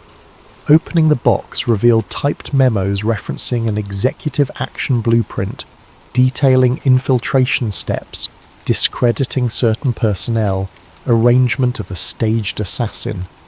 Names included Oswald, General B, agency liaisons, and cryptic references to ordered by upper echelons with senatorial assurance. Even mention of Project Crosswinds culminating in Dallas, 11/22/63. Hard proof. The memos were signed off with coded initials. They carefully photographed each page, adrenaline surging. If authentic, these documents proved a portion of the CIA and political figures orchestrated JFK's death. Abruptly, footsteps crunched outside. They froze, lights off. A calm voice. "You two can't learn, can you?" Garrity. The door banged open. Sam ducked behind a dusty couch, clutching the metal box. Alice crouched behind a battered desk. Garrity's flashlight beam swept the room. He advanced with measured steps. "Ms. Coleman, Sam Delgado, I know you're here. Drop that box. Step out or I'll do it for you." Tension clamped Alice's chest. She texted Manny a quick, "Safe house under attack," then stashed her phone. Garrity spoke again. "You realise you're meddling in national security? This is bigger than you. The country needs the official story intact." She glimpsed the silhouette of Garrity's pistol in the faint beam. Fear hammered in her, but she mustered courage. The memos must not be lost. Sam whispered to Alice, "I'll distract him. You slip out the back window with the docs." She protested silently, not wanting to abandon him, but Sam signalled urgency. Garrity advanced deeper, nearing the desk. Sam popped up from behind the couch, brandishing a broken chair leg. "Over here, Garrity!" he shouted. Garrity spun, startled. Sam lunged, the chair leg meeting Garrity's forearm. A short scuffle ensued. Garrity easily disarmed Sam, tossing him into a shelf with a loud crash. While Garrity was occupied, Alice crept to the side window. The metal box clutched to her chest. She hoisted it, climbing out with difficulty. The sound of a gunshot cracked inside. Fear jolted her. She didn't know if Sam was hit. She scrambled out, stumbling in the dark. Another shot echoed, then a third. Her mind reeled with dread, but she pressed on, memorizing Sam's last instruction. Get the evidence out. She dashed into the thicket, crouching behind trees. A single overhead glance told her Garrity wasn't immediately chasing. She heard muffled shouts from inside the safe house. Possibly Sam was pinned, or worse. She texted Manny once more, hand shaking. Shots fired, have docs, need help. Manny responded, police en route, though she doubted local authorities could handle Garrity's covert ties. Nonetheless, she kept moving. She prayed Sam might slip away somehow. Eventually, after a tense half-hour navigating darkness, she reached the parked sedan. She stashed the metal box in the trunk, heart pounding with anguish over leaving Sam behind. But revealing these documents might be his only hope. She started the engine, headlights off, rolled down the road until safe to turn them on. Once on the highway, tears streamed. She overcame the guilt with a vow. I'll expose everything, rescue Sam. But for now, the documents needed to get out. At dawn, she found a safe motel near a different county. Manny arrived after a frantic drive from the city. They pored over the newly discovered memos. The language was shockingly explicit, references to how Oswald shall be presented as the lone extremist, a mention of arranging infiltration in New Orleans for plausible associations, instructions for certain media infiltration to push the official line, even footnotes about friendly senator aides ensuring the commission's compliance. One senator's name was redacted, but cross-references suggested it might be Marsh or her predecessor. Manny gasped. This is more than enough to blow up decades of official narrative. They faced a choice: publish immediately, or confirm authenticity with Dr. Fowler. They decided on a middle path, scan them, secure backups, then meet Fowler for final verification. Manny would also tip a few trusted media contacts to prepare for a major scoop. Meanwhile, they'd try to contact Sam or confirm his fate. Several calls and texts to Sam's phone went unanswered. Fear coiled in Alice's gut. She prayed Sam was alive. Within hours, national headlines got wind that new documents allegedly emerge on JFK plot. Manny's media leaks were unstoppable. A short snippet on a major news site asked, could a new generation of researchers reveal a government plot? Marsh swiftly addressed the press, calling it baseless rumour, dangerously irresponsible. She didn't mention Alice by name, but spoke ominously about journalists dabbling in treason.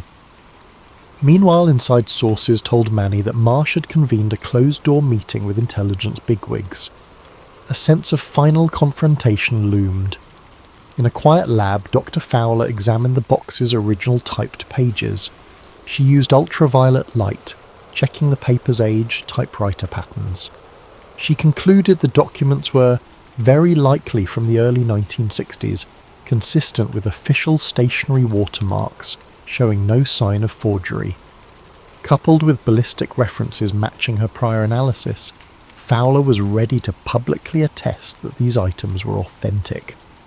"This is indeed the soaking gun," she said. She recognized how explosive it was, but moral duty demanded truth. As Alice prepared to release the entire trove online, Manny received a tip from an inside staffer. Senator Marsh had demanded the FBI investigate the theft of classified documents. She might orchestrate a legal clampdown, brand them as national security threats. Also, Marsh had apparently engaged Thomas Garrity to track down the missing box. Meanwhile, Sam Delgado's fate remained unknown. A swirl of tension overshadowed the moment. Alice recognized once they pressed publish, they'd have no protective shield.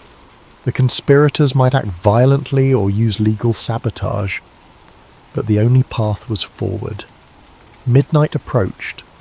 In a small safe-house apartment Manny had borrowed, Alice hovered over her laptop, hand trembling on the mouse. The digital scans of Project Crosswind's documents were queued. Manny nodded grimly. Dr. Fowler on speakerphone confirmed readiness to back them up with her ballistic evidence. With a single click, the entire trove would go public, open for the world to see. That moment was mere seconds away. In the hush, Alice recalled Sam's unwavering devotion, risking everything for the truth. She inhaled, pressed the button. The final part of their plan was in motion. They braced for a collision with Senator Marsh and Garrity, the culminating struggle to shatter a half-century of national deception. Within minutes of Alice uploading the Project Crosswinds documents, a ripple coursed through social media. Bloggers, conspiracy forums, and eventually mainstream news sites began echoing the key revelations. A CIA-led directive aided by certain army generals, culminating in the Dallas assassination. The material included typed memos, references to Oswald's role as a scapegoat, potential collusion with mafia elements, and even cover-up involvement by powerful politicians. Shockwaves spread, overshadowing the usual nightly headlines. Even so, some demanded more proof. As dawn broke, the mainstream press hammered the story with headlines. Leaked memos suggest government plot in JFK killing. Authenticity under review. Senator Marsh fired back, issuing a statement. These so-called documents are unverified, illegally obtained. We must not let fringe conspiracy distract from real national interests. Yet behind the scenes, Marsh scrambled, summoning her legal teams, pressuring allies in intelligence to discredit Alice. A storm of official denials took shape, but Dr. Fowler stepped forth with her forensic analysis. She appeared in a short segment on a major network, carefully explaining the physical authenticity of the pages. She highlighted how the ballistic references resolved the old magic bullet controversies. Viewers watched, stunned. Marsh's attempts to brand the evidence as forgeries lost momentum. Public curiosity soared.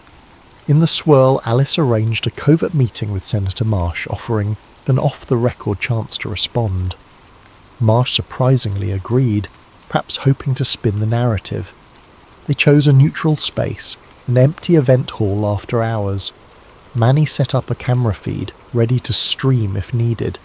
Marsh arrived, flanked by a stern-faced aide. She wore her polished smile. "Ms. Coleman, you're courting national sabotage. This entire fiasco jeopardizes trust in our institutions," Marsh began calmly. Alice retorted, "Senator, these documents show that powerful figures orchestrated JFK's murder. The public deserves to know. Did you or your predecessors share complicity?" Marsh's polite mask cracked. "I was not around in '63, but yes, I represent a lineage that believed in safeguarding national security by any means. Some secrets must remain buried to keep America strong. The chaos you're unleashing helps no one." Manny, hidden, recorded every word. Marsh realized too late this conversation was on the record. She grew furious, hissing, "You vile opportunist." Suddenly, Thomas Garrity burst in from a side door, pistol in hand. Manny froze behind the camera. Marsh whipped around. "Garrity, why are you here?" he glowered. "I am cleaning up your loose ends, Senator." Marsh's eyes flashed anger. "We do not kill them in a public broadcast, you fool! Stand down!" Garrity spat. "You lost control. This entire scandal threatens us all." In a standoff, Garrity advanced, aiming at Alice. She tensed, heart pounding. Chaos erupted. Manny tried to tackle Garrity. A shot rang out, grazing Manny's shoulder. He collapsed with a cry. Marsh shouted in panic, "Stop, Garrity! We can salvage this!" Garrity ignored her, turning the weapon at Alice. She ducked behind a chair, trembling. Sensing it was do or die, Manny, despite the pain, wrenched himself up, lunged at Garrity again. Another shot fired wide, lodging in a table.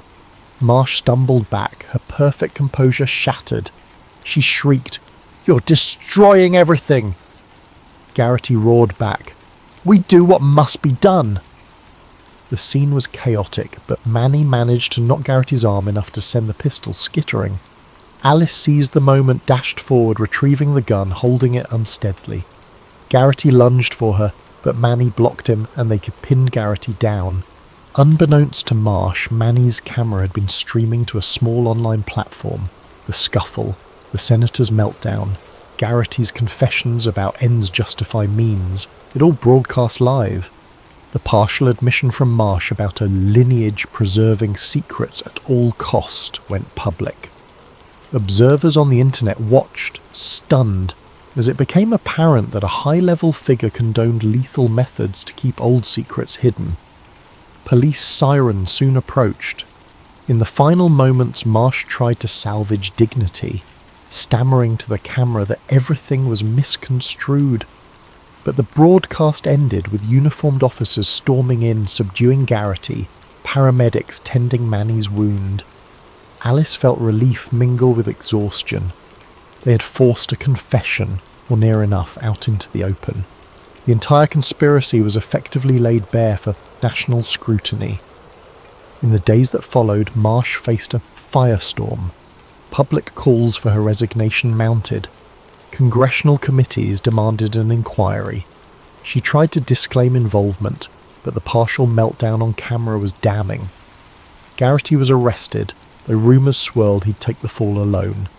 Meanwhile, Manny's minor injury was treated, and he was released from the hospital with a bandaged shoulder. Dr. Fowler stepped forward, confirming the ballistic data, lending the final blow to the official single-shooter theory. In the swirl, Alice pressed authorities about Sam Delgado's fate. Garrity, under interrogation, grudgingly admitted Sam had escaped the safe house, wounded but alive. He'd fled, uncertain of his direction. This spurred a new search. A few days later, Sam reappeared, calling from a hospital in another state. He'd sustained a minor gunshot wound, but managed to slip away while Garrity gave chase. He was safe now, though shaken. Alice wept with relief. She realised how close they'd come to losing him. The documents plus Marsh's meltdown spurred a major national debate, overshadowing typical news. Polls reveal the public was half in shock, half in denial. Some refused to believe the government orchestrated JFK's death, calling it a hoax. Others demanded immediate prosecutorial action. The White House declared a special commission to review the newly revealed evidence. Historians declared it the biggest revision of 20th century American history in decades. For Alice, the experience was bittersweet. She'd uncovered the truth, but at great cost. Sam's injuries, Manny's brush with death, her own near-lost faith in the system. She felt no triumph, only relief that the old Agent Moore's final cryptic warnings had led her here. She remembered how the story started with a simple anniversary piece. Now it ended with a national reckoning. She often revisited the memory of Agent Moore's frail voice. He was just a patsy. Indeed, the entire truth was darker than she imagined. Months later, Alice visited Dealey Plaza in Dallas. The sun shone on the famous old book depository, the vantage point that for decades was claimed to be the lone shooter's nest. But she now knew multiple vantage points were used. She stood quietly, reflecting on how easily official narratives can shape history for generations.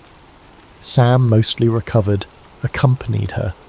They laid flowers as a token for the memory of that day in 1963, for the watchers, the scapegoat, the complicity. "We did what we could," Sam said softly. Alice nodded. Back home, Manny's article series titled Shadows in Dallas, The Crosswinds Documents, soared in readership. Dr. Fowler's forensic testimony became standard reference for new documentaries. Garrity's trial ended with him scapegoated by the government apparatus, ironically reminiscent of Oswald's fate. Senator Marsh resigned under scandal. facing ongoing investigations that might or might not lead to convictions. Yet even with so much revealed, some corners of the public remained unconvinced. "It's too big," they said, or "we can't rewrite history now." But the seeds of truth, once planted, took root. Thus the final lines of the JFK conspiracy story were no simple conclusion. The revelation sparked endless ramifications, rewriting textbooks, fueling more controversies, forging a new acceptance that sometimes the greatest secrets can endure for decades, until a few persistent souls bring them to light. Alice Coleman, once a modest journalist assigned to an anniversary piece, had shattered a portion of national myth. The cost weighed on her heart, but the voice of her conscience said it was worth it. So concluded the saga of Shadows in Dallas, a conspiracy undone by unwavering determination, proving that in the end, even the darkest secrets can be forced to face the sunlight. Join us as we unravel what truly lies under those runways and behind those symbolic murals. Let's begin. Avery Barnes carefully navigated the bustling terminal of Denver International Airport, clutching a small digital recorder in one hand and a tangle of press passes in the other. She had come ostensibly to cover a routine story about passenger satisfaction and the airport's new automated train system. But her real reason for being here was an itch in the back of her mind, a swirl of rumours, from suspicious murals depicting apocalyptic scenes to talk of hidden bunkers. She'd glimpsed swirling claims online about the DIA being a front for a New World Order base, replete with deep subterranean facilities. Most mainstream outlets dismiss such chatter as nonsense, but Avery was determined to see if there was anything more than smoke. As she walked, the overhead announcements droned about flights departing for Los Angeles or Chicago. In her line of sight, families lugged suitcases, business travellers strode with purposeful steps, and the background hum of rolling luggage formed a mild soundtrack. Overlooking it all was the airport's distinctive peaked roof, reminiscent of the Rocky Mountains. The modern architecture gave DIA an airy feel, but Avery noticed how even the bright lights and open spaces couldn't quell the sense of something off. Maybe it was the hush of security cameras overhead, or the sheer sprawl of the place, with corridors that seemed to lead nowhere. Her contact, Miguel Varela, had sent her a cryptic message the previous week. "If you want real evidence, come to DIA. I'll show you some locked-up expansions." She hoped he'd appear. She had zero illusions about how risky it might be for him, a long-time maintenance worker going on record about unusual construction sites. While waiting, she meandered toward the iconic murals near the baggage claim. She'd read about them. Online conspiracies pointed to their alleged portrayal of global catastrophe, secret symbols, even cryptic references to Freemasonry. At first glance, they looked vibrant and whimsical, depicting scenes of children, doves, and strangely martial figures in others. Hardly definitive proof of a hidden agenda, but Avery felt a small chill. Something about the art was too surreal for an airport. A tap on her shoulder startled her. A young man in a plain uniform whispered, "Ms. Barnes." She turned, meeting Miguel Varela's anxious gaze. He beckoned her to follow him away from the main corridor. They ducked into a side hallway seldom used by passengers. The overhead fluorescent lights cast a sterile glow on the beige walls, the hum of an HVAC system echoing faintly. Leaning close, Miguel explained in a low voice, "We keep building expansions that go nowhere. Sealed corridors, huge subterranean sections not on official maps. Management is hush-hush. They tell us not to question, but it's bigger than standard baggage systems." Avery's pulse quickened. She asked for specifics. Miguel described how, during overnight shifts, entire shipments of unmarked crates arrived at restricted docks.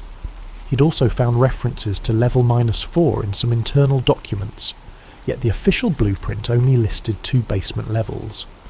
Rumours among staff suggested a labyrinth of bunkers or secure facilities. Some say it's for a catastrophic event. Others blame a secret organisation, Miguel said with a dry chuckle.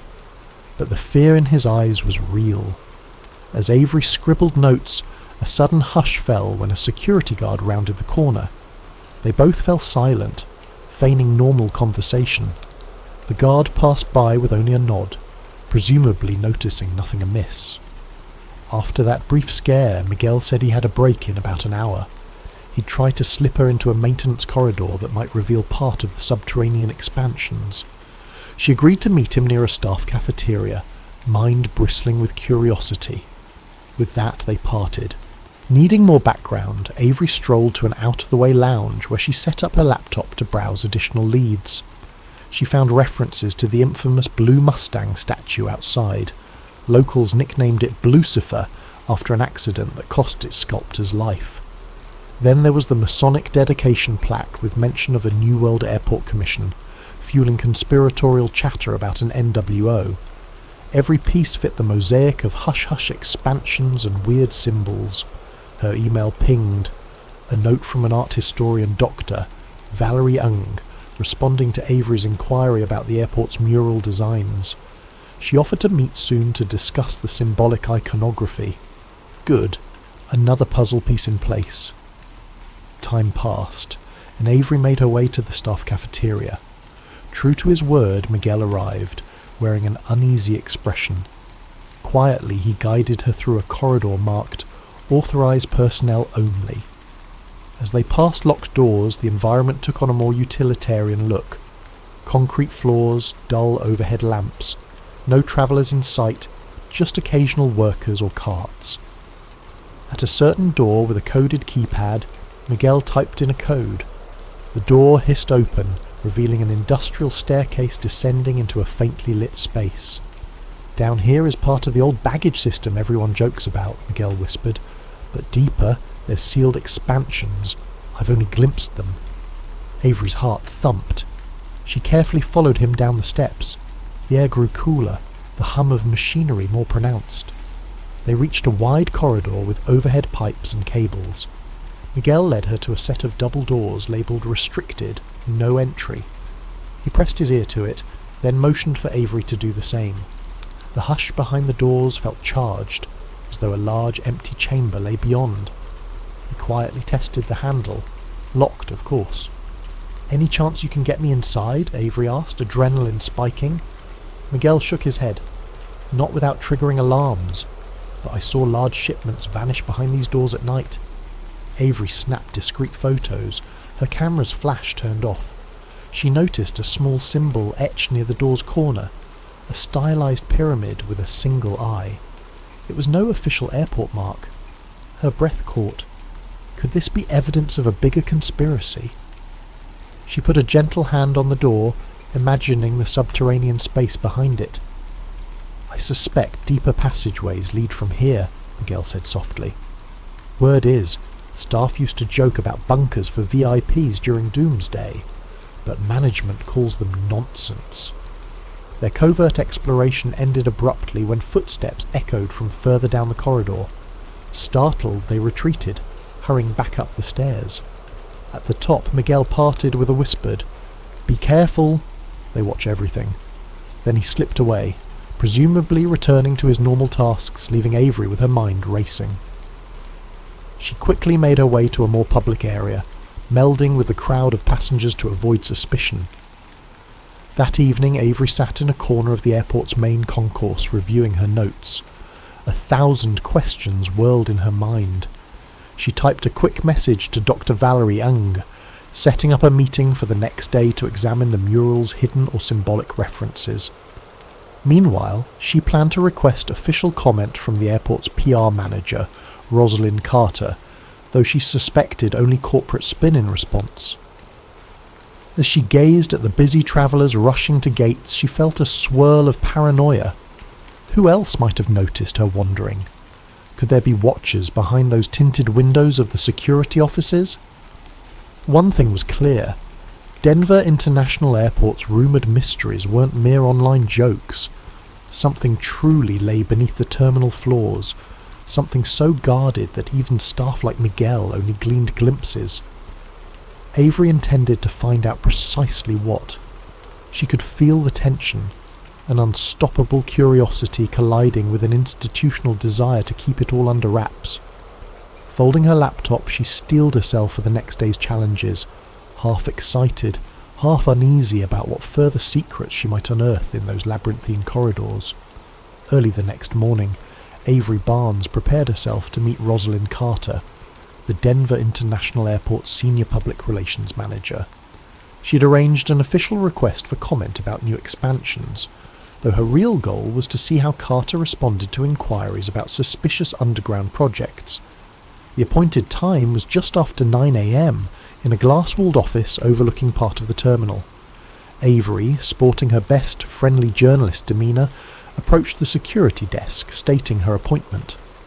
A short elevator ride whisked her up to a suite of executive offices. Rosalind Carter greeted Avery with a polished smile, her posture impeccable, eyes keen. She led Avery into a sleek conference room. Floor-to-ceiling windows revealed the vast runways and the iconic white tents of DIA's main terminal. Carter offered a seat, poured a small cup of coffee, and inquired politely about Avery's interest in writing an article. Avery explained she was focusing on the airport's continuing expansions and addressing some online rumours. Carter's tone stayed cordial, but had an undercurrent of practiced deflection. She spoke about ongoing improvements to enhance passenger experience, referencing new gates, updated baggage systems. When Avery gently probed about levels beneath the terminal or sealed corridors, Carter let out a short laugh. We're aware of the conspiracies floating around, bunkers, secret societies, but truly, there's nothing beyond standard sub-basements for baggage handling and mechanical equipment. She flashed a perfect PR grin. The airport is big, yes, but we only close off sections for maintenance or safety reasons, not for anything clandestine. Avery pressed a bit further. What about employees who claim to have seen sealed expansions or shipments at odd hours? Carter's smile tightened. She insisted that any off-hour shipments were typical supplies for ongoing construction or large-scale vendor deliveries. We operate 24/7, Ms. Barnes. We have to. This is an international airport. That might look suspicious from the outside, but it's routine. She maintained impeccable composure, never letting a crack show. Her eyes, however, flickered with a trace of caution. Finally, Avery inquired about the airport's rumoured time capsule or Masonic plaque, referencing a New World Airport Commission. Carter explained in clipped monotone. That was a local civic group from the 1990s, not some secret society. People read too much into a harmless plaque. The quickness of her answer felt rehearsed. She ended with a polite wrap-up. I'm sure your readers will find the real expansions quite ordinary once your piece is done. Let me know if you need more official statements. Avery concluded the meeting with a forced smile, suspecting Carter had meticulously avoided any direct responses to the deeper allegations. Leaving the executive suite, Avery felt both frustration and renewed suspicion. Carter's polished disclaimers were exactly what one might expect if the airport indeed had hidden compartments. She decided to reconnect with Miguel soon, to see if he could give her more tangible leads. Meanwhile, she had an afternoon appointment with Dr. Valerie Ung to discuss the mural's alleged symbolism. She hurried across the main concourse, scanning the crowds for watchers. A creeping sense of being followed nagged at her, though she spotted no one specifically. She chalked it up to paranoia. Dr. Valerie Ung suggested they meet in a quiet corner of the terminal near a large mural. With lines of travellers passing by, Avery found the professor, a petite woman wearing glasses, flipping through a folder of reference images. Dr. Ung greeted Avery with a handshake and wasted no time in pointing out certain details in the largest mural. Bold, dreamlike images of children from various cultures, a figure that seemed to represent war or destruction, arcs of colour signifying peace overshadowing conflict. Many interpret these as allegories for global unity after strife, Dr. Ung said, but some see coded references to a new world order rising from chaos. The painter's intention is ambiguous. He did talk about bridging differences, Yet conspiracists fixate on the militant shapes or the anguished faces in the background. Avery studied the artwork's corners, noticing images of extinct animals, weeping mothers, and a menacing figure in a gas mask. It does look unnerving in parts, more intense than typical airport art. Dr. Ung nodded. Yes, a strange choice for a public terminal.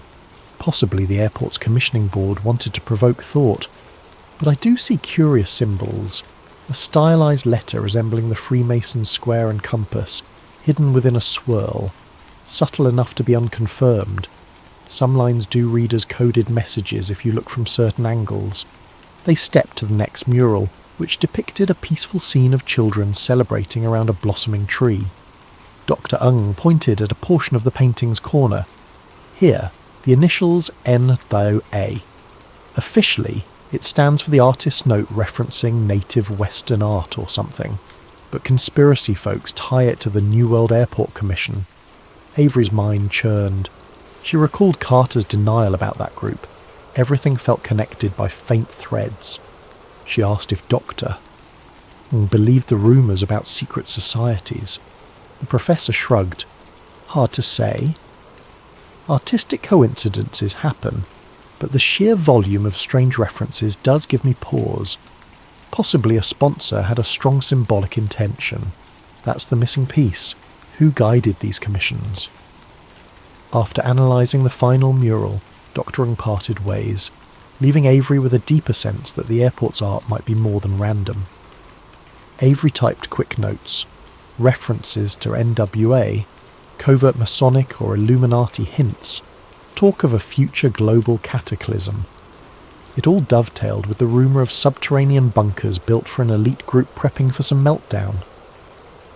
She stepped away, noticing how passers-by took photos of the murals, unaware of their alleged deeper significance. By late afternoon, Avery's phone buzzed. A short text from Miguel. Meet me at 8 p.m, staff door B19. I found something else. She felt a thrill of anticipation.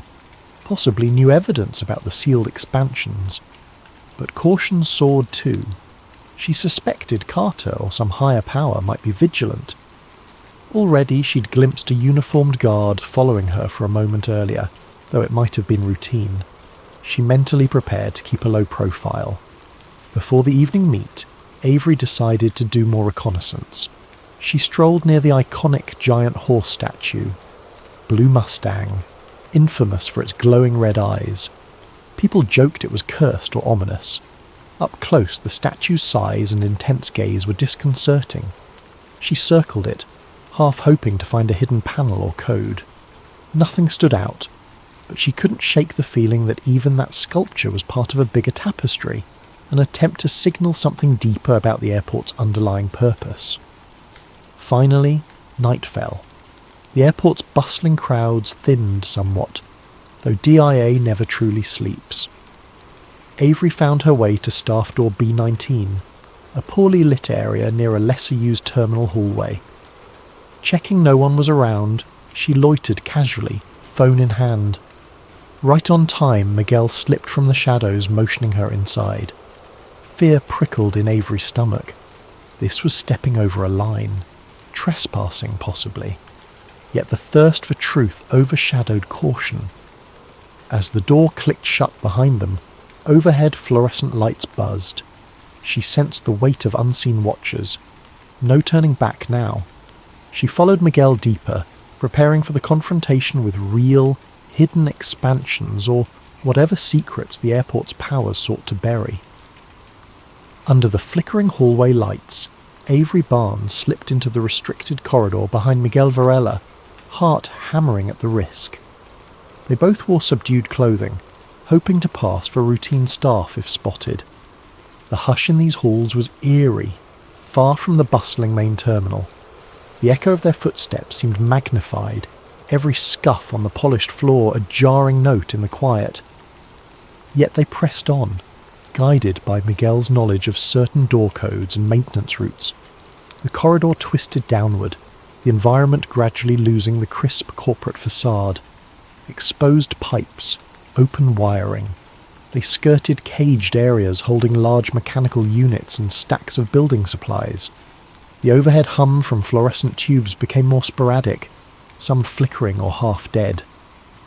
"The expansions start below sub-level 2, Miguel whispered.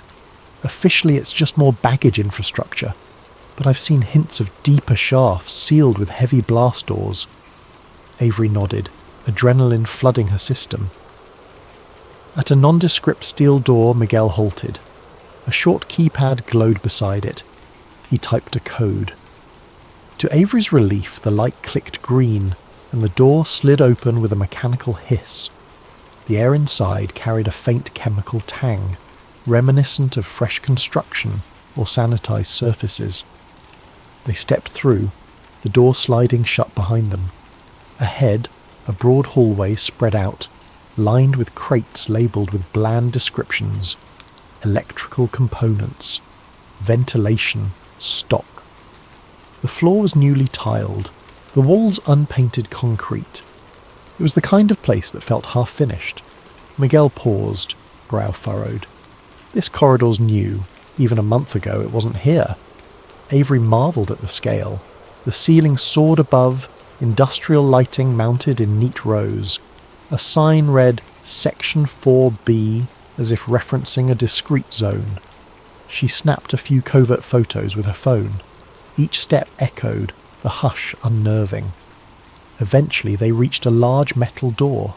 It bore a sign that read, "High security, no access," along with a card reader lock. Miguel frowned. "I don't have clearance for that." He tried an older code to no avail. Avery approached the small window slit, trying to peer in. She made out dim overhead lighting, but no sign of activity. Possibly a massive chamber beyond. They pressed on, following side corridors branching off the main hall. Over time, they discovered a locked gate leading to what looked like a vertical shaft with an elevator platform. Lights inside glowed faintly. So, an elevator to an even lower level, Avery guessed. Miguel nodded, lips set. "We never had mention of a third sub-level in the official plans." She quietly documented the elevator's existence. The deeper they went, the more convinced she became that these expansions were about more than baggage or typical airport systems. Suddenly, footsteps approached from around a corner. Miguel gasped, motioning Avery to hide. They ducked behind a cluster of crates. Two figures in security uniforms walked past, engaged in quiet conversation. From the snippet Avery overheard something about timing for the next supply intake, and Knight wants the East Corridor sealed by next month. She tensed. Knight? Could that be a reference to Marcus Knight, the rumoured big shot who oversaw hush-hush government contracting?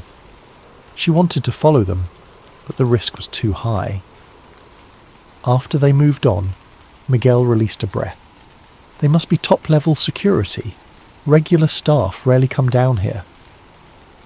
They resumed exploring, quickly but carefully. Avery found doorways labelled storage, ventilation control, server node. Some opened easily, revealing large server racks or mechanical piping. Others were locked tight. In a small maintenance closet, they discovered a blueprint pinned to the wall. It was partially covered by a coffee-stained sheet, but when they lifted it, they saw a rough schematic referencing S4 L3 access shafts, indicating multiple sub-level connections. The blueprint extended beyond the known basement levels, indicating large open areas labelled reserved. Avery's heart pounded. This was near proof of a massive subterranean facility. She snapped photos with trembling excitement. Real evidence. A beep from Miguel's phone broke the hush. Startled, he fumbled to silence it.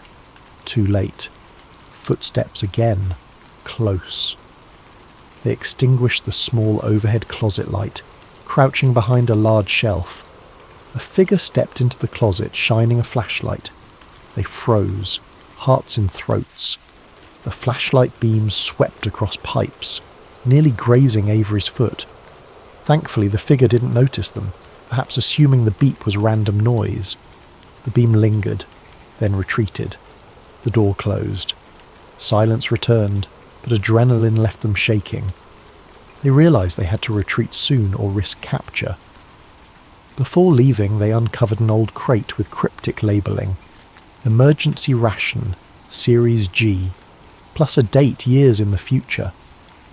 That spiked Avery's intrigue. Who stores rations labelled for use years away, as though planning for a doomsday scenario? She snapped another photo. It was almost too bizarre. The idea that the airport might be a hub for an elite survival plan was starting to feel less outlandish. They made for the corridor exit, but along the way, a keypad beeped from ahead. They ducked into a side recess, turning off their flashlights. 2 more security guards, each carrying sidearms, strode through. Avery recognised one from a distance. Rosalind Carter, the PR manager in an unmarked security uniform. She wore a stern expression, murmuring in an urgent tone to a colleague, "We can't let them leak any of these expansions." "Knight is already reviewing the next shipments," the colleague responded. "We'll lock down all staff access. They can't wander in." Carter nodded, continuing down the hall. The revelation that Carter herself patrolled these restricted areas, wearing a different persona, hammered home how big this cover-up was. Avery and Miguel huddled, exchanging a silent, wide-eyed look. They had to get out fast. Slipping quietly back to the door they'd used to enter, they typed the code and returned to the more standard basement corridor. No one seemed to notice them emerging. Re-entering the main staff areas, they parted ways quickly. Avery took a moment to gather her wits among the normal swirl of the airport's baggage zone. The difference in atmosphere was jarring. Above ground, travellers scurried, shops displayed souvenirs, a facade of normalcy overshadowing the hush below. That night, Avery holed up in a budget motel near the airport, transferring the photos and notes from her phone onto a secure drive. She typed a summary: extensive sub-level expansions, elevator shafts leading to unlisted floors, crates of emergency rations, presence of armed security beyond normal staff. Meanwhile, Carter's secret involvement, referencing Knight's instructions. The puzzle was forming: an advanced shelter or a command centre for some higher power, possibly linked to the rumoured New World Order conspiracies. The question was how to confirm the final details. Miguel texted her, anxious. "We took big risks. Carter is suspicious. Don't contact me for a while." She replied with thanks, acknowledging the need for caution. Next, she emailed Dr. Ung a cryptic clue about the expansions, inquiring if the airport's time capsule or Masonic references tie in with large-scale bunkers. Dr. Ung responded that the time capsule's plaque included symbols reminiscent of those found in certain clandestine groups, but needed more direct evidence to connect it to the expansions. The path forward was treacherous. But with real photographic proof in her hands, Avery felt unstoppable. She planned to contact a small independent news site or blog to release a preliminary story. However, she knew she might face immediate backlash or sabotage if she published too soon. She decided instead to attempt a final infiltration, one that could gather conclusive video footage. She'd also see if, in the meantime, she could track down references to Marcus Knight, the rumoured puppet master. Resolving to hold her nerve, she settled in for a restless sleep, half dreaming of corridors beneath the airport, where every locked door concealed a piece of a grand conspiracy. Tomorrow, she would push further or risk losing the chance to unmask the truth entirely. Morning brought Avery Barnes a subdued sense of urgency. Over coffee at the motel, she reviewed her phone notifications. A message from Dr. Valerie Ung, offering to meet at the airport's infamous time capsule marker. Another from an anonymous address read simply, "Be careful, they know." The short note cast a chill over her. Possibly a friend of Miguel or a concerned insider. She exhaled slowly, steeling herself for another day in the belly of the beast. Returning to DIA, she found it as busy as ever, travellers hustling, overhead announcements echoing. She kept her camera gear discreetly stowed in a shoulder bag. Dr. Ung awaited near a subdued corner of the main concourse, close to a stone marker with a Masonic symbol. That marker, Avery recalled, was said to mention the New World Airport Commission. Conspiracy forums fixated on it, believing it indicated a hidden sponsor behind the airport's design. Dr. Ung greeted her with a polite nod, then quietly pointed out the inscriptions. The plaque indeed read, "Dedicated to the people of Colorado, the New World Airport Commission," referencing a date in the mid-1990s. The Masonic square and compass insignia sat in the corner. A time capsule was rumoured to lie beneath it, to be opened decades later. While passers-by strolled by without a second glance, Avery snapped photos, Dr. Ung providing commentary in a low tone. Masonic influences do appear now and then in public projects, but usually it's overshadowed by typical civic stuff. Yet the phrase New World Airport Commission is truly odd. No official record of that group existing outside DIA documentation. It does feed the speculation that some elite collective quietly guided the project. She touched the plaque lightly. Some say inside the time capsule are hints of this global or New World Order plan. Avery's mind connected the dots. Hidden expansions, Masonic references, hush-hush shipments. She asked Doctor if the symbol matched some of the shapes from the murals. The professor nodded. Yes, it's the same stylized geometry. The artist used shapes reminiscent of Masonic angles in background corners. Possibly a coincidence, but in total, it's suspicious. Dr. Ung then offered a slender envelope. I dug up older press photos from the airport's grand opening. Some shots show the site with deeper excavation than official stories mention. Might be relevant. Avery thanked her, glimpsing the black and white prints of huge pits, seemingly deeper than typical infrastructure demands. More fuel for her story. Their quiet meeting ended abruptly when a uniformed guard approached, politely but firmly asking them to clear the area for staff cleaning. A mild excuse, but Avery recognised they might be monitored. She parted ways with Doctor, promising to share any final revelations. The professor told her to be cautious. Rumours circulated among local academics about how persistent investigators into DIA's mysteries sometimes found themselves blacklisted or visited by officials. Avery ducked into a restroom, checking her phone. Another message from Miguel. I can't talk more. Carter's men are on to me, but meet me at the far end of Concourse C at 10 p.m. if you want the final route to the sublevel. Night might be here tonight. She swallowed, nerves flaring. So this was it. The final infiltration. The attempt to catch Marcus Knight in the act. She suspected the conspirators were stepping up security. If she got caught, it could be catastrophic. Her heart pounded, but if she truly wanted to blow the lid off the subterranean expansions, she needed that conclusive footage or direct confrontation.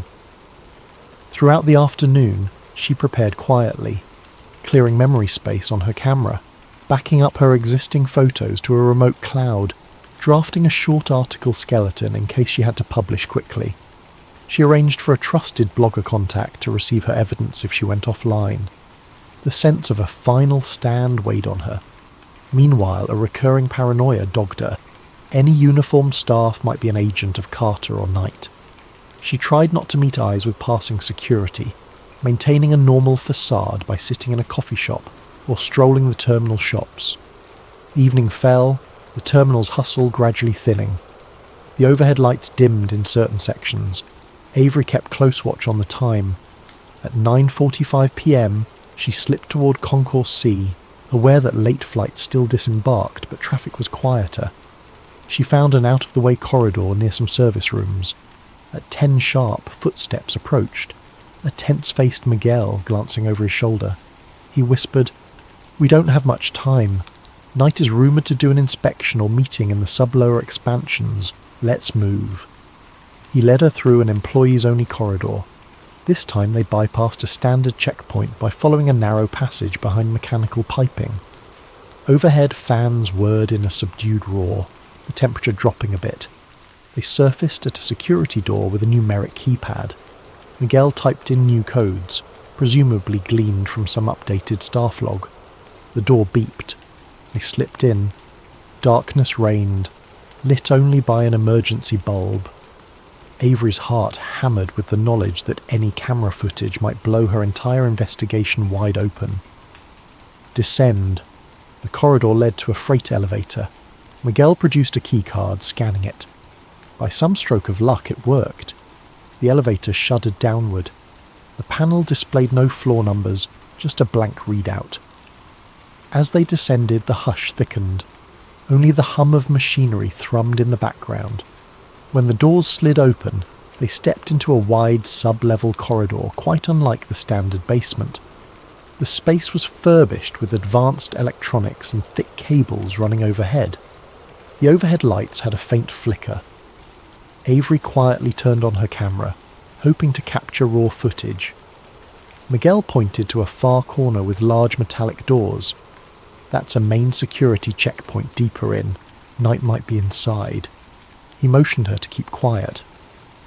They advanced slowly, each step almost painfully loud. The corridor branched. They glimpsed crates labelled sustainment stock stacked high. Another sign read, Personnel Lockers, Restricted. A series of tinted windows faced an interior chamber, dimly lit, where a handful of black uniformed guards conversed. Among them, Avery recognised the silhouette of Rosalind Carter. She was in heated discussion with a tall man in a sharp suit, Marcus Knight. Though she'd never seen him in person, his posture radiated authority. He tapped a folder on a table. The pair looked tense. Miguel and Avery hid behind a partially open door, camera angled to record. Over the quiet hum they caught fragments. We need to expedite Phase 2. We can't risk further leaks. Knight's voice was low, commanding. Carter responded, We're sealing all sub-level access soon. That meddling journalist is here, but we'll intercept if necessary. The mention of journalist pinned Avery's heart with dread. They definitely knew about her. She kept filming, controlling her breathing. Then a beep and footsteps. The guard approached from behind, having spotted or sensed movement. Avery and Miguel froze, adrenaline spiking. The guard barked, Hey! In the split second of panic, Miguel hissed, Run! Avery clutched her camera, pivoting down a side corridor. The guard gave chase. Miguel tried to block him, pushing a rolling cart into his path. The guard stumbled, cursing. More voices shouted. Carter and Knight might have heard the commotion. Alarms beeped, a swirling red light illuminating the corridor. Avery found a door half ajar, darted inside. Another hallway, possibly an emergency exit route, leading to a flight of metal stairs. Behind her, footsteps pounded. She glimpsed a second guard, weapon drawn. The hush now overshadowed by harsh warnings. She took the stairs, hearing shouts to stop. Ears pounding, she pressed the camera to her chest, determined to keep the footage safe. The staircase wound up. She prayed it led to an exit, or at least an unguarded zone in the standard basement. She heard no sign of Miguel behind her. Fear clenched her stomach. He'd likely drawn the security away. She had to trust he'd find a way out. At last, she emerged into a smaller mechanical room. The door from there to the main baggage level was locked from the outside. She rummaged quickly, found a crowbar near a tool rack. Jamming it into the door's edge, she pried it open with a grunt. The metal screeched. She darted through, slamming it behind her, then found herself in the standard baggage zone. Workers there stared in confusion. She dashed into the open corridor, blending with a small crowd of late-shift staff. Her breath came in ragged gasps, but none recognised her as an intruder. She slowed to a brisk walk, heart in her throat. The alarm behind her soon died away. With surprising ease, she reached the passenger area. She discovered a cluster of travellers milling around a late flight. Security apparently hadn't locked down the entire airport yet. She took advantage, calmly heading to an exit, camera hidden under a jacket. Night air greeted her outside. She hopped into a taxi, telling the driver to step on it. Her entire body trembled from adrenaline. She had video footage, recordings of Knight's words, glimpses of the sub-level expansions. Possibly more than enough to confirm a major cover-up. But the cost was high. Miguel's fate worried her. and the conspirators might attempt a full meltdown to kill the story. In the midnight hush, Avery Barnes sat in her cheap motel room, laptop open, camera cables snaking from it. Her pulse still hammered from the infiltration. Shakily, she reviewed the footage. Shaky images of the corridor expansions, the crates labelled sustainment stock, and the glimpse of Rosalind Carter with a commanding figure, likely Marcus Knight, discussing Phase 2 and leaks. Despite the frantic camera movements, the content was unmistakable. This was real, tangible evidence that the Denver International Airport had advanced subterranean expansions well beyond typical infrastructure. The references to Phase 2 implied something deeper, some looming next step. She typed up a summary, carefully stringing the data together with pictures from earlier infiltration attempts, plus the blueprint she photographed. On a second phone, she tried calling Miguel. No response. Fear gnawed at her. As dawn broke, she reached out to a small but reputable online investigative news site, Watchlight Chronicles, run by a friend, Petra, who specialised in underreported stories.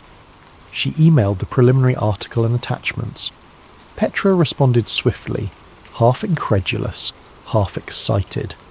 "This is huge. We'll run it if you confirm authenticity, but be ready for blowback," the message read. Avery recognised it might put her in crosshairs. She typed back a calm acceptance. The story needed to see daylight. Sure enough, within hours of finalising the piece, Avery's phone lit up with calls from unknown numbers. She ignored them. Then a text from a local mainstream reporter friend asked if she'd truly found secret bunkers. The rumour was out, though not from mainstream outlets yet. Avery decided to do one better. She'd hold an informal press conference or a streaming session the next morning from a location near the airport. This direct approach might force DIA officials to respond publicly. She found a cafe near downtown Denver that offered a private back room.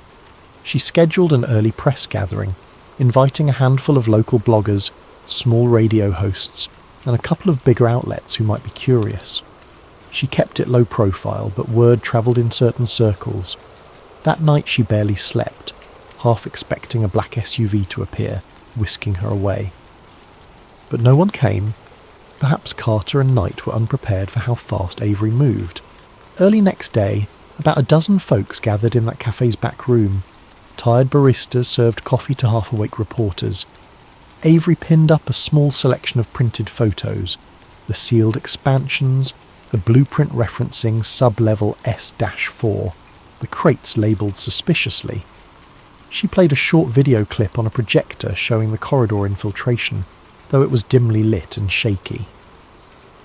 The audio snippet capturing Knight's mention of Phase 2 in hushed tones drew hushed murmurs from the watchers. A local TV cameraman quietly filmed. Some gasped at the mention of potential doomsday bunkers. A radio host asked if she was worried about legal ramifications. Avery admitted yes, but insisted the public had the right to know. Mid-presentation, Rosalind Carter unexpectedly arrived, stepping into the cafe. She wore a cool, composed expression. "Ms. Barnes," she said in a loud, disapproving tone, "what you're doing is reckless." The small crowd parted, tension thickening. Carter launched into damage control. These so-called expansions are standard mechanical sublevels. The cargo you see was typical emergency supply stock. DIA has no hidden bunkers. We regret Ms. Barnes trespassed. We'll be pressing charges for infiltration. But her voice trembled ever so slightly. Avery realised Carter's presence here indicated fear that the story might spiral. Avery calmly presented the official blueprint mismatches, the advanced security. She asked Carter directly, if it's standard, why the locked expansions, armed guards, references to Phase 2? Why are internal staff threatened into silence? Carter's jaw clenched. She repeated the scripted denial. The small group of reporters pressed her, demanding direct answers. Carter eventually retreated, tossing a final threat. "We'll speak more through official channels. DIA's attorneys will handle you." Then she left in a swirl of frustration. The coverage soared across local online outlets that day. While big media initially hesitated, the story gained traction on social media. Many watchers dismissed it as yet another conspiracy, but the photographic proof of new sublevels, the blueprint references, and the cameo audio of a hushed conversation stirred curiosity. Sizable segments of the public demanded official clarifications. Meanwhile, Avery tried again to contact Miguel to no avail. She worried he'd been silenced or fired. But she pressed forward, giving an interview to the Watchlight Chronicles, detailing how she discovered the expansions with help from an anonymous insider. At DIA, the official stance remained. No clandestine bunkers. Some older baggage tunnels might not be in active use. Yet hush-lipped rumours persisted among staff, some quietly confirming they recognised the photos. Anonymous tipsters emerged, claiming the construction they worked on extended far beyond typical needs, with specialised blast doors. The swirl of new claims overshadowed the official narrative. Dr. Ung weighed in publicly about the airport's time capsule and Masonic plaque, fueling the sense that a bigger puzzle lay beneath the iconic terminal. Meanwhile, sightings of Marcus Knight grew sporadic. Some said he was a high-level government contractor who oversaw security infrastructure. Others claimed he was part of a private consortium. No official record pinned him, fueling speculation. A few days later, rumours circulated that Knight had retreated from DIA or was seen boarding a hush flight. Carter refused to comment. A week later, after the dust settled somewhat, Avery found a small note in her motel mailbox. It read, "Thank you. I had to leave." She recognised it must be from Miguel, suggesting he escaped or went underground. Relief tempered by sadness. He'd risked everything. The note reaffirmed that real secrets were at play, not just an overblown rumour. She stashed it away, a reminder of the personal cost behind revelations. In the months to follow, partial investigations opened at city council levels. Some demanded more transparency on DIA's expansions. Official statements revealed minimal new revelations, but public pressure forced them to allow limited tours of certain sub-basements. Conspiracy watchers took to the net, devouring each new crumb. Meanwhile, Avery's story soared in alt media circles, brandishing headlines like DIA bunkers exposed. Some mainstream outlets covered it neutrally. The general public remained divided between intrigue and skepticism. Avery, for her part, lingered in Denver a bit, writing follow-up pieces that wove the entire narrative. Murals, ominous sculptures, suspicious time capsules, hush expansions, Knight's cameo.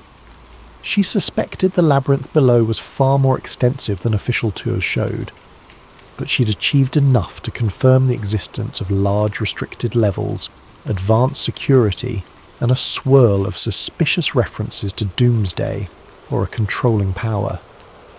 In a final article, she asked readers to keep watchful. Though we forced partial disclosure, deeper shadows may remain under the terminal. Our best defence is open eyes and unrelenting questions. With that, Avery departed Denver. On her last day, she strolled by the terminal's shimmering tents, noticing passengers going about daily life, many oblivious to the drama beneath their feet. She found a quiet corner, gazing out at the runways that rumour said formed a swastika-like shape from above. Maybe just an odd design coincidence, or maybe part of a bigger design orchestrated by hidden powers. She let the question linger without a firm conclusion, accepting that some mysteries only half surfaced, their deeper layers forever locked behind sealed doors. In her final reflection, Avery recognised that conspiracies rarely unravel neatly. Some watchers might brand her revelations half-baked or sensational, yet she had done her due diligence, shining a spotlight on real expansions, forced official disclaimers, and unsettled powerful figures. That alone was a small victory. Leaning against a railing, she took a calming breath of the crisp Colorado air. The sun glinted on the distant snow-peaked mountains, a stark contrast to the labyrinth of secrets below. She whispered a silent thanks for not losing herself to the hush of intimidation. Then she grabbed her bag, heading for the main exit, leaving Denver International Airport behind, yet carrying forward the memory of corridors in the deep, flickering fluorescent lights, and a truth so big it rattled the complacent narrative. The horizon beckoned her next scoop, but this one would linger in her mind for a long while, the day she glimpsed the shadows under the terminal and dared to bring them into the light. Victor Albright was once a luminary in the tech world, a billionaire inventor and entrepreneur. He funded satellite networks, alternative rocket propulsion, and a host of other innovations. Then, without warning, he liquidated his empire. Rumours spread that Victor believed the Earth wasn't round at all, but encased in some sort of containment. His disappearance made headlines for a week, then he faded from public thought. Mira Lowe was a journalist who had once hosted primetime science segments. She fell from grace after challenging certain untouchable narratives, losing her show and sponsors in a swift corporate purge. Cast aside, she drifted until a cryptic package arrived at her doorstep, a hard drive labelled Veritas. Inside lay raw footage and logs attributed to Victor himself, documenting a secret voyage to Antarctic coordinates blacked out by official charts. The footage showed a reinforced ship sailing past conventional routes. The crew wore NASA-style suits with insignias crudely painted. Over one clip revealed towering ice cliffs stretching across a disturbingly flat horizon. Another captured a shimmering distortion in the sky, as if light were bouncing off an invisible dome. Victor's voice, subdued but urgent, whispered about going too far, about the boundary they weren't meant to cross. Intrigued and frightened, Mira dug deeper. She discovered references to suppressed flight paths, blacked out polar data, and old treaties ensuring no independent exploration of certain southern latitudes. Soon, suspicious figures shadowed her apartment. Calls came from unknown numbers, and her devices malfunctioned with alarming frequency. Undaunted, she contacted an underground network of digital activists, hoping to verify the footage's authenticity and protect it from being erased. One night, she initiated a live stream to reveal Victor's final recordings. Thousands watched in disbelief as icy walls rose where official maps showed open sea. The horizon showed no visible curve, and above it flickered what Victor called the dome. Mainstream outlets ridiculed it as an elaborate hoax, yet the footage spread. Within days, Mira vanished, leaving behind only fragments of her broadcast. In those fragments, she implored the world to question what lay beyond the accepted frontiers. Rowan Carter, a freelance pilot, was one of the many who saw the broadcast. He'd flown cargo runs near polar regions, always perplexed by rigid no-fly zones that defied common sense. The footage resonated with his own experiences. Unexplained instrument anomalies, flight corridors that veered sharply off course. When he learned of a rogue expedition forming under the name Frontier Seekers, Rowan signed on. They planned to sail a weathered icebreaker, the Aurora's Edge, toward Victor's coordinates. The crew was an unlikely blend. Galena, a cryptographer who once helped Mira store sensitive data. Damon, a historian fascinated by ancient cosmologies that hinted at a firmament. Elsa, an environmental scientist who suspected official climate models hid certain polar truths. And several adventurers simply drawn by the possibility that our world wasn't what it seemed. Slipping past watchful authorities, they navigated storm-tossed seas until the temperature plunged and the sun's arc became unnervingly short. Overhead, Strange lights danced, and compasses began to drift. Late one night, the fog lifted to reveal a monumental wall of ice arcing across the horizon, just as Victor's footage had shown. A crackling radio signal warned them to turn back. They pressed on. They found a hidden inlet leading to a derelict research station locked in ice. Inside, they discovered dusty records and decaying equipment, referencing Project Aegis and something called spatial containment theory. Film reels from decades past depicted balloons hitting a ceiling in the upper atmosphere. Then armed agents arrived on a sleek vessel. Their leader, a calm man named Calder, insisted the crew was trespassing in a restricted zone for their own good. He spoke cryptically of illusions that preserved social stability. Forced to flee amid fracturing ice, the frontier seekers escaped with partial data. Their triumph was short-lived. Government agencies labelled them hoaxers. Online trolls flooded forums with disinformation, fueling confusion.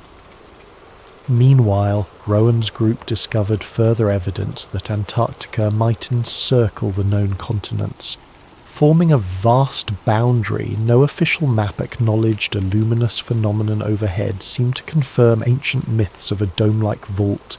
Mira's name emerged again, rumoured to be hiding somewhere near the polar shelf. Amara Whitfield, a climatologist disillusioned with contradictory polar data, launched her own expedition under the banner of legitimate research. Securing sponsorships for glacial studies, she piloted a ship called the Polaris Dawn secretly. She planned to veer off sanctioned routes to see if the ice barrier existed. On board were other scientists suspicious of official line. They charted puzzling anomalies, water temperatures that clashed with standard models, unusual wind currents, and patches of ice where satellite images showed open water. When they finally came face to face with the towering wall, they realized the impossible had become undeniable. A patrol boat intercepted them, led by an officer named Commander Reyes, who declared the region off-limits. Citing orders from above, Reyes threatened lethal force if they continued. With no immediate route of escape, Amara's crew feigned compliance. Under cover of night, they sailed deeper along the barrier, eventually stumbling on a second abandoned station. Inside, they found references to Station Eleusis, an older site rumoured to predate the treaties that kept the truth hidden. They pressed onward, tracking faint signals that might lead them to this lost base of knowledge. Mira, meanwhile, had survived multiple close calls. Using an encrypted transmitter, she distributed scraps of evidence to underground channels.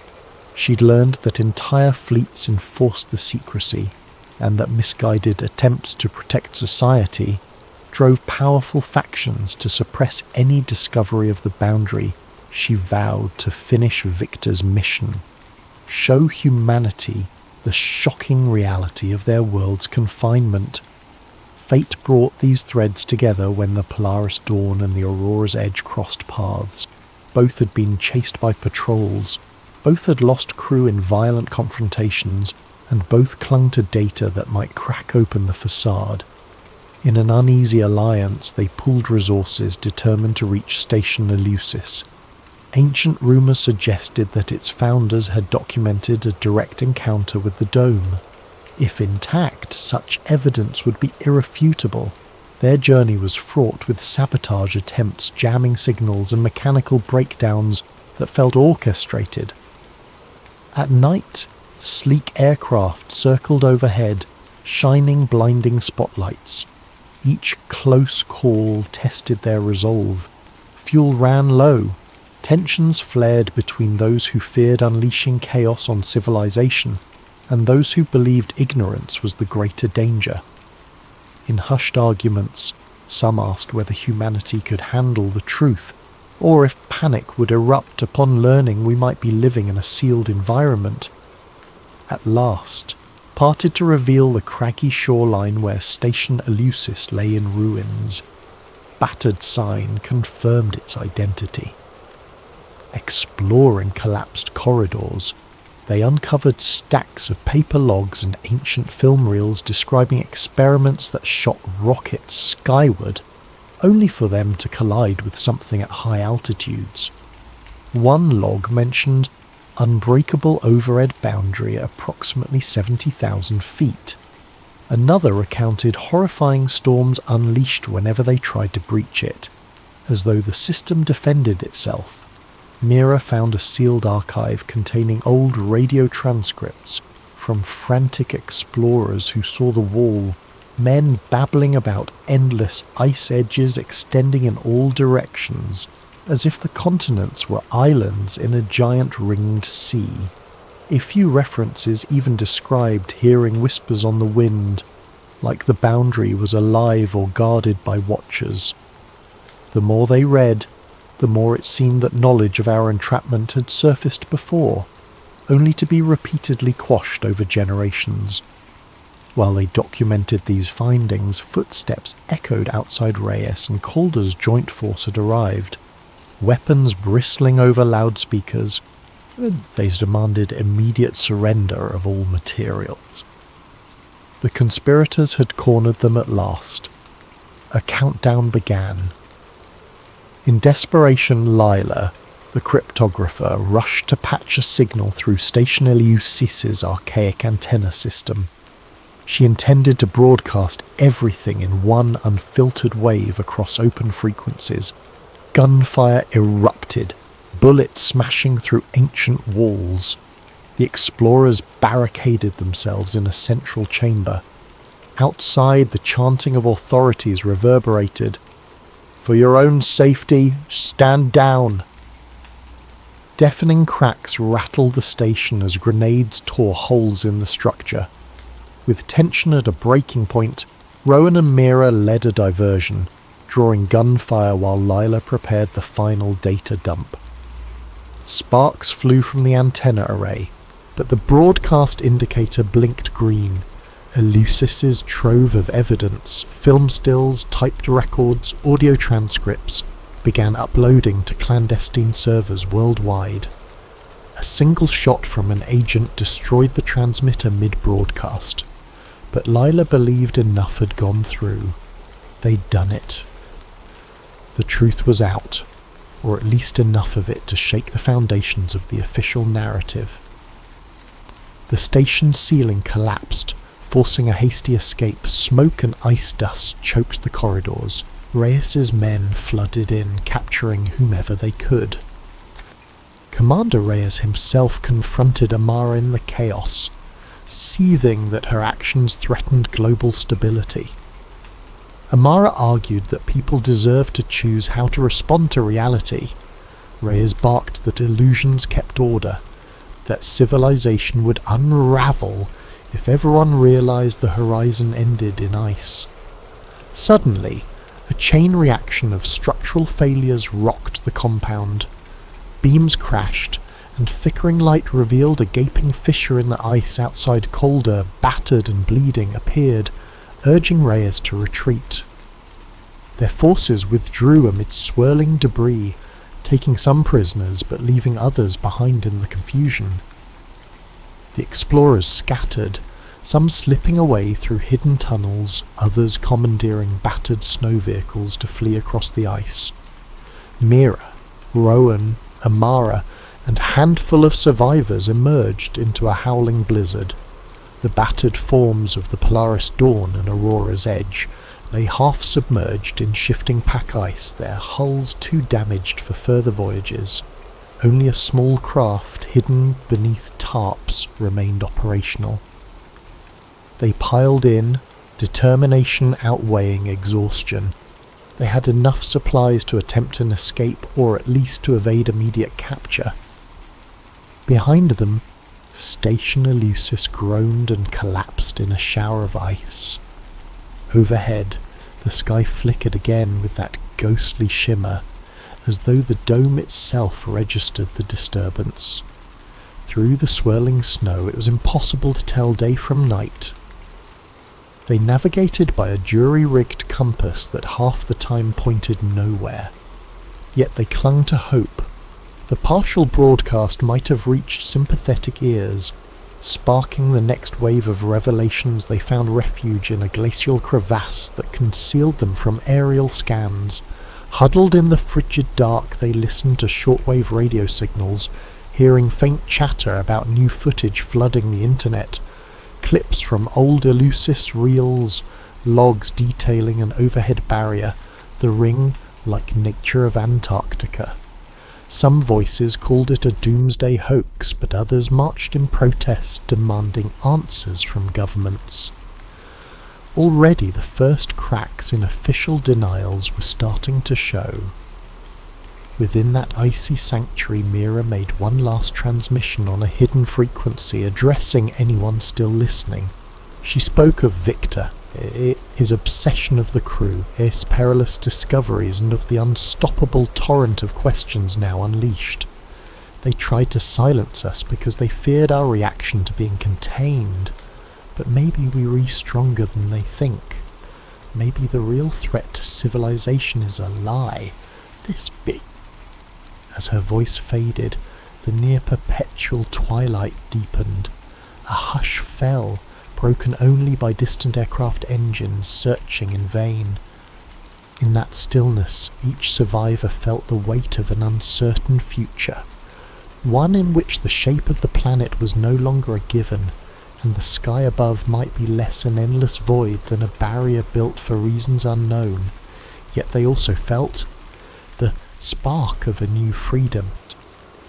Once you see the edge, the horizon is never the same. In scattered corners of the world, the broadcasters' remnants ignited passionate debates. Some wholeheartedly believed they were imprisoned under a dome, while others dismissed it as mass delusion. Governments ramped up crackdowns on misinformation, but the question remained inescapable. Had Victor's final mission revealed something so large, so all-encompassing that only a centuries-old conspiracy could keep it hidden? Some say knowledge is power, others say ignorance is bliss. For those who glimpsed the wall of ice, ignorance was no longer an option. In that blizzard-swept crevasse, Mira and her companions forged an unspoken pact. They would keep going, keep searching, and keep telling the story no matter the cost. Far away, a child stared at a looping pattern in the clouds, holding a worn notebook, emblazoned with the words, "The world is not what they told you." The cycle of wonder and questioning continued. Maybe, just maybe, that notebook was right. Maybe the greatest frontier wasn't outer space at all, but the edges of a world carefully designed to hide its own boundaries and the illusions that made us all believe otherwise. In the wake of that harrowing escape, whispers turned into echoes across digital channels. People in major cities reported seeing strange flight path deviations for commercial airlines. Amateur balloonists who launched high-altitude cameras saw their feeds cut at suspiciously uniform altitudes. A handful of them managed to capture footage of odd reflective streaks above the cloud layer, reminiscent of what the Eleusis logs described. Meanwhile, the remains of the Polaris Dawn and Aurora Edge crews slogged across a frozen expanse, hiding from aerial patrols intent on erasing any sign of their discovery. Food supplies dwindled, morale wavered, but a fierce hope united them. If they could just survive long enough to make contact with one of Mira AS activist networks, they might uncover an escape route to a friendlier shore. From there they could broadcast again, armed with new proof of an overarching barrier. Commander Reyes, for his part, faced scrutiny from superiors who demanded an explanation for the partial data breach. He argued that society was on a knife's edge. If the dome revelations gained momentum, riots would break out, religions, and economies would collapse under existential dread. but some among his ranks questioned the ethics of perpetuating such a grand lie. Even well-intentioned soldiers began to ask why they were shooting at civilians for merely wanting to see the world's boundaries. As each day passed, fragments of Eleusis archives continued leaking onto shadowy corners of the internet. Grainy black and white footage showed rockets smashing against unseen barriers. Audio tapes revealed frantic voices describing an impenetrable shell overhead. Even the most hardened debunkers struggled to explain away those decades-old film reels. The debate reached a fever pitch in alternative media circles, overshadowed by near-total sameness in mainstream outlets that once refused to lend the story any legitimacy. Mira, Is transmissions before her disappearance left an indelible mark. Copies of her broadcast circulated globally, re-uploaded faster than they could be censored. Some viewers believed wholeheartedly, while others ridiculed it as a carnival of paranoia. Yet curiosity soared. Independent explorers started crowdfunding their own voyages, only to be blocked at every turn by fresh regulations. Nations cited environmental protection or security measures to close off more of Antarctica than ever before. A quiet shift began. Certain scientists in official institutions started to question anomalies in their own data, though they stopped short of going public. Rumours flourished of insider whistleblowers who might confirm that NASA imagery had been doctored for decades, or that large telescope arrays were sometimes aimed not out into space but upward at suspicious angles.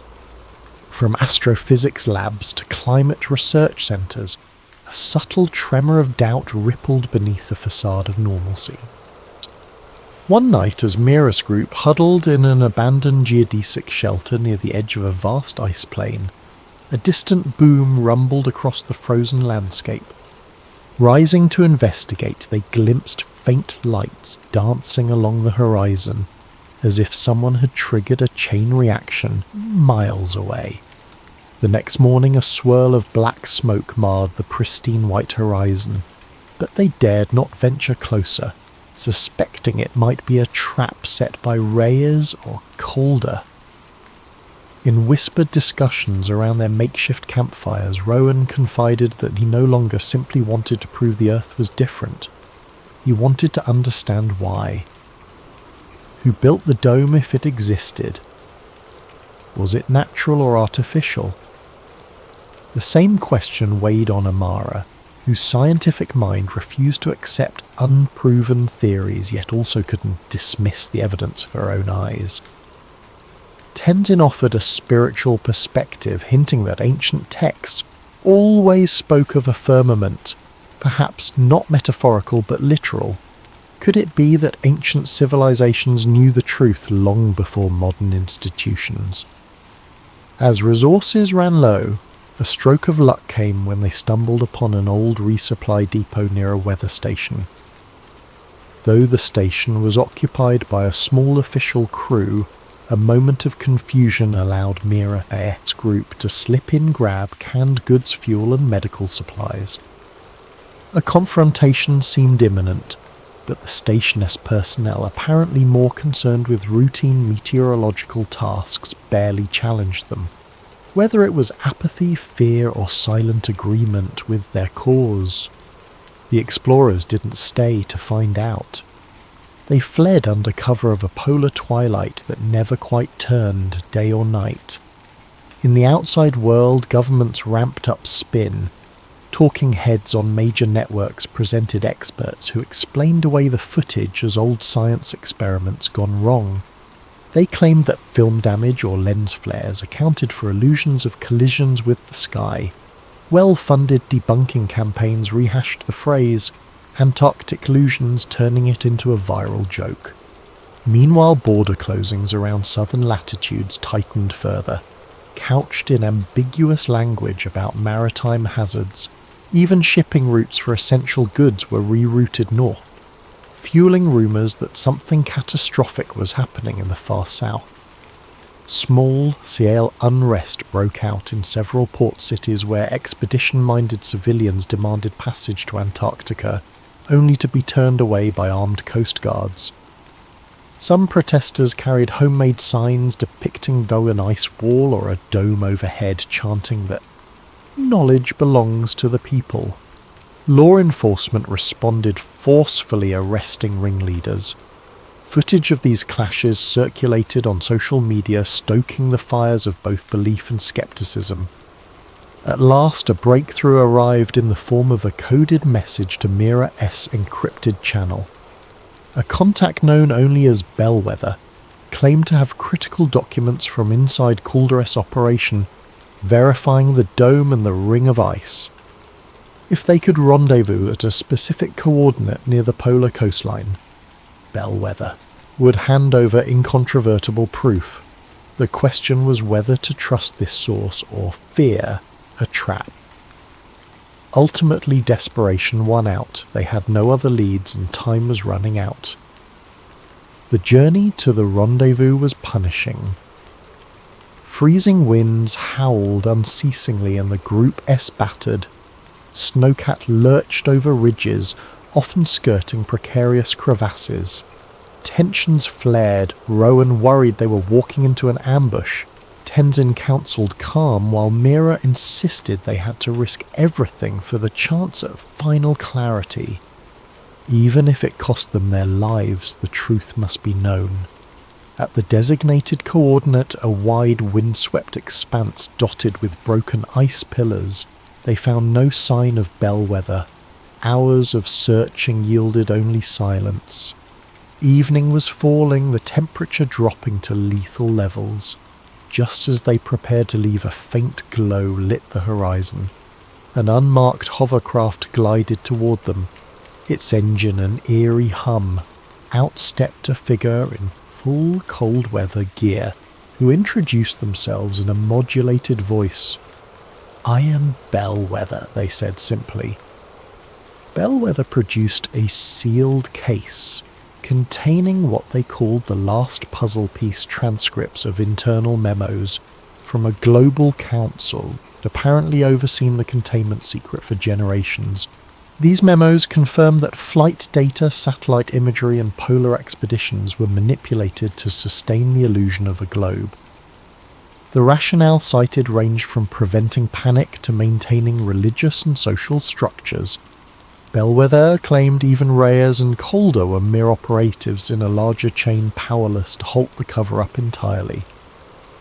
Yet at that moment, spotlights cut through the dark. A squadron of snow vehicles roared onto the scene.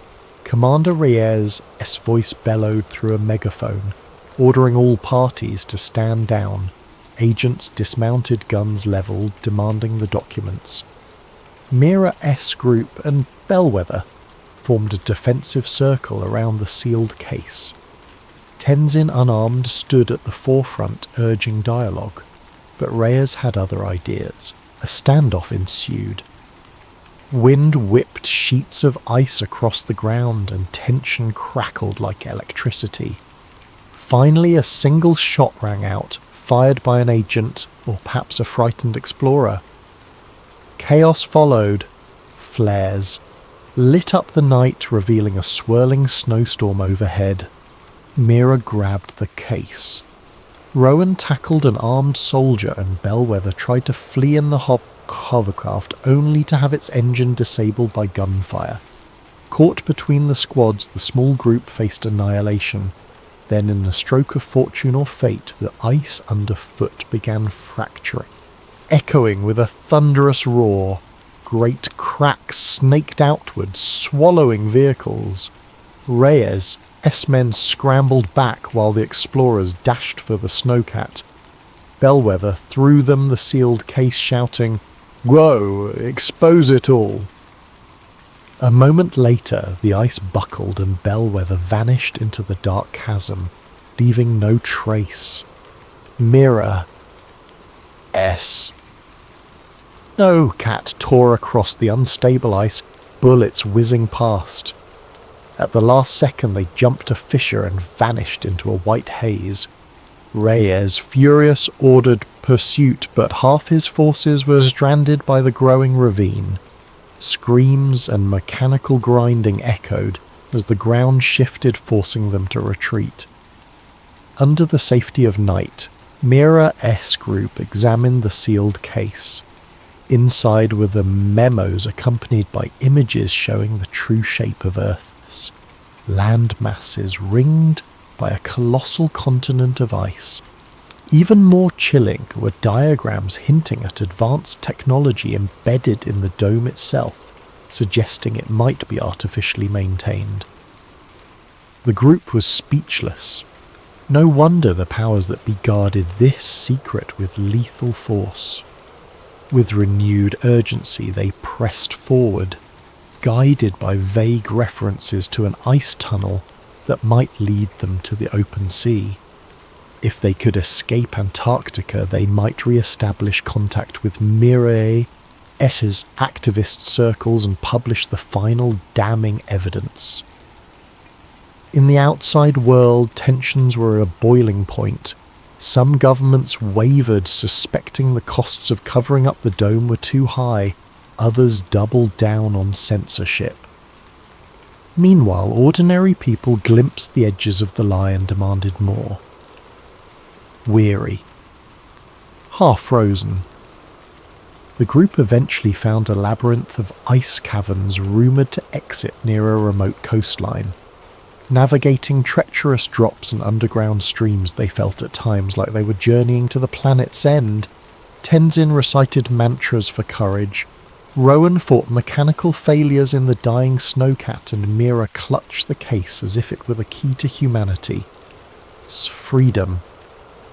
Every step forward seemed a betrayal of the old illusions they'd once held dear. At last, faint daylight beckoned from an opening. They emerged onto a deserted shore where drifting icebergs bobbed against a restless sea. No patrol boats were in sight. Perhaps the fracturing ice had disrupted routes. Fortune smiled when they discovered a battered fishing vessel run aground. With desperate teamwork they refitted its engine, sealing cracks with resin from the snowcat's supply. As they heaved the boat into the water, they knew. This was their final gambit. Stunned by exhaustion, but fueled by grim resolve, they set sail northward. The plan was to reach a free port or some hidden cove where Bellwether-S documents could be securely transmitted. The seas were punishing, battered by polar winds. Each day felt borrowed. Yet a spark of hope kept them alive. They carried what might be the most explosive truth in human history, one that could crumble centuries of deception. One morning, a hesitant sunrise broke through gloom, casting shimmering light on the horizon. Nothing seemed unusual, just the ocean stretching out. But for this band of survivors, it was a symbol of possibility. If they had indeed been trapped at the bottom of a vast ring of ice, perhaps the rest of the world's inhabitants could now finally question what lay beyond the illusions. Even if those illusions had shaped science, culture and identity for countless generations. As the battered vessel pushed onward, Mira carefully unlatched the sealed case, scanning the documents once more. Her hands trembled at the magnitude of what they revealed. She glanced up at her companions, Rowan leaning over the helm, Tenzin studying the sky, Amara plotting coordinates. This was their new family united by a cause that transcended fear. Outside seagulls cried the first birds they'd seen in weeks. Maybe that simple sign of life was an omen that the tide was about to turn. Would they survive to see the day? Governments were forced to admit the Earth's shape was nothing like the spinning globe taught in schools. Would the notion of an artificial dome drive humanity into chaos or unlock a higher understanding of reality? No one had the answers, but at least now the question was undeniable. The horizon stretched ahead, and for the first time they sailed toward it, not as prisoners of ignorance but as harbingers of a truth too big to bury. Thus, their story carried on a fragile boat cutting through frigid waters, bearing witness to a revelation that might reshape our entire world. And in some distant corner of that world, a child still gazed at clouds forming a suspiciously perfect loop. A dog-eared notebook under one arm, determined to one day see if the sky was truly just the beginning, or if there was a boundary up there reflecting our own starlight back upon us. In that child's eyes, the future of truth glimmered, for every question eventually finds its answer, if only we dare to look far enough beyond the edge. In a small coastal village far from power centres and censorship boards, rumours of an impending broadcast spread like wildfire. Locals whispered that a boat was on its way carrying renegades who'd uncovered a hidden edge. Makeshift antennas were erected on rooftops tuned to obscure frequencies. For many it sounded like folklore tales of a dome overhead, an endless ring of ice. Yet they prepared anyway, curiosity outweighing disbelief. Sure enough, at twilight a battered fishing vessel appeared off the shoreline, its hull patched in countless places. Figures in heavy coats disembarked: Mira, Rowan, Tenzin, Amara and the others. They were met by wary stares at first, but once they introduced themselves, an undercurrent of solidarity rippled through the villagers. After so many official lies, news of a cataclysmic truth found receptive ears among those who'd never fully trusted distant authorities. Working with local radio enthusiasts, the explorers set up a clandestine transmitter inside an old warehouse. They had Bellwether-S documents, Eleusis reels, decades-old logs and new footage from their flight across the polar barrier. Overnight, they compiled it all into a single broadcast designed to circumvent the usual filters. Come dawn, they beamed it out over shortwave frequencies, satellite relays and peer-to-peer internet streams. At first it reached only a few thousand watchers, but as hours passed more people tuned in, spurred by cryptic hints circulating on social media. Governments tried to jam signals claiming national security threats. Still the feed multiplied across mirrors worldwide, footage of rockets striking a translucent barrier, proof of manipulated satellite imagery logs referencing cosmic illusions, every revelation seared into the collective consciousness. In major cities the reaction was immediate. Skeptics demanded open scientific debates. Believers flooded forums with stunned excitement, and certain religious groups declared these events the fulfillment of ancient prophecies. Academic institutions scrambled to respond. Some professors bravely admitted that certain data sets were indeed censored. Others denounced the broadcast as grand deception. Civil discord grew, with protests erupting in front of government buildings. Desperate to quell the tide, authorities tried one last wave of censorship, blacking out key websites and arresting activists, but it was a losing battle.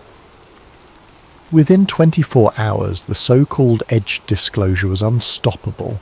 People were analysing images frame by frame, noticing how flight paths had always circumvented southern latitudes. Explorers worldwide started planning new voyages, determined to see the ring of ice for themselves. Meanwhile, Commander Reyes and the remnants of his force retreated into secrecy. Their chain of command fractured under public scrutiny, with some superiors insisting on partial disclosure rather than face global chaos.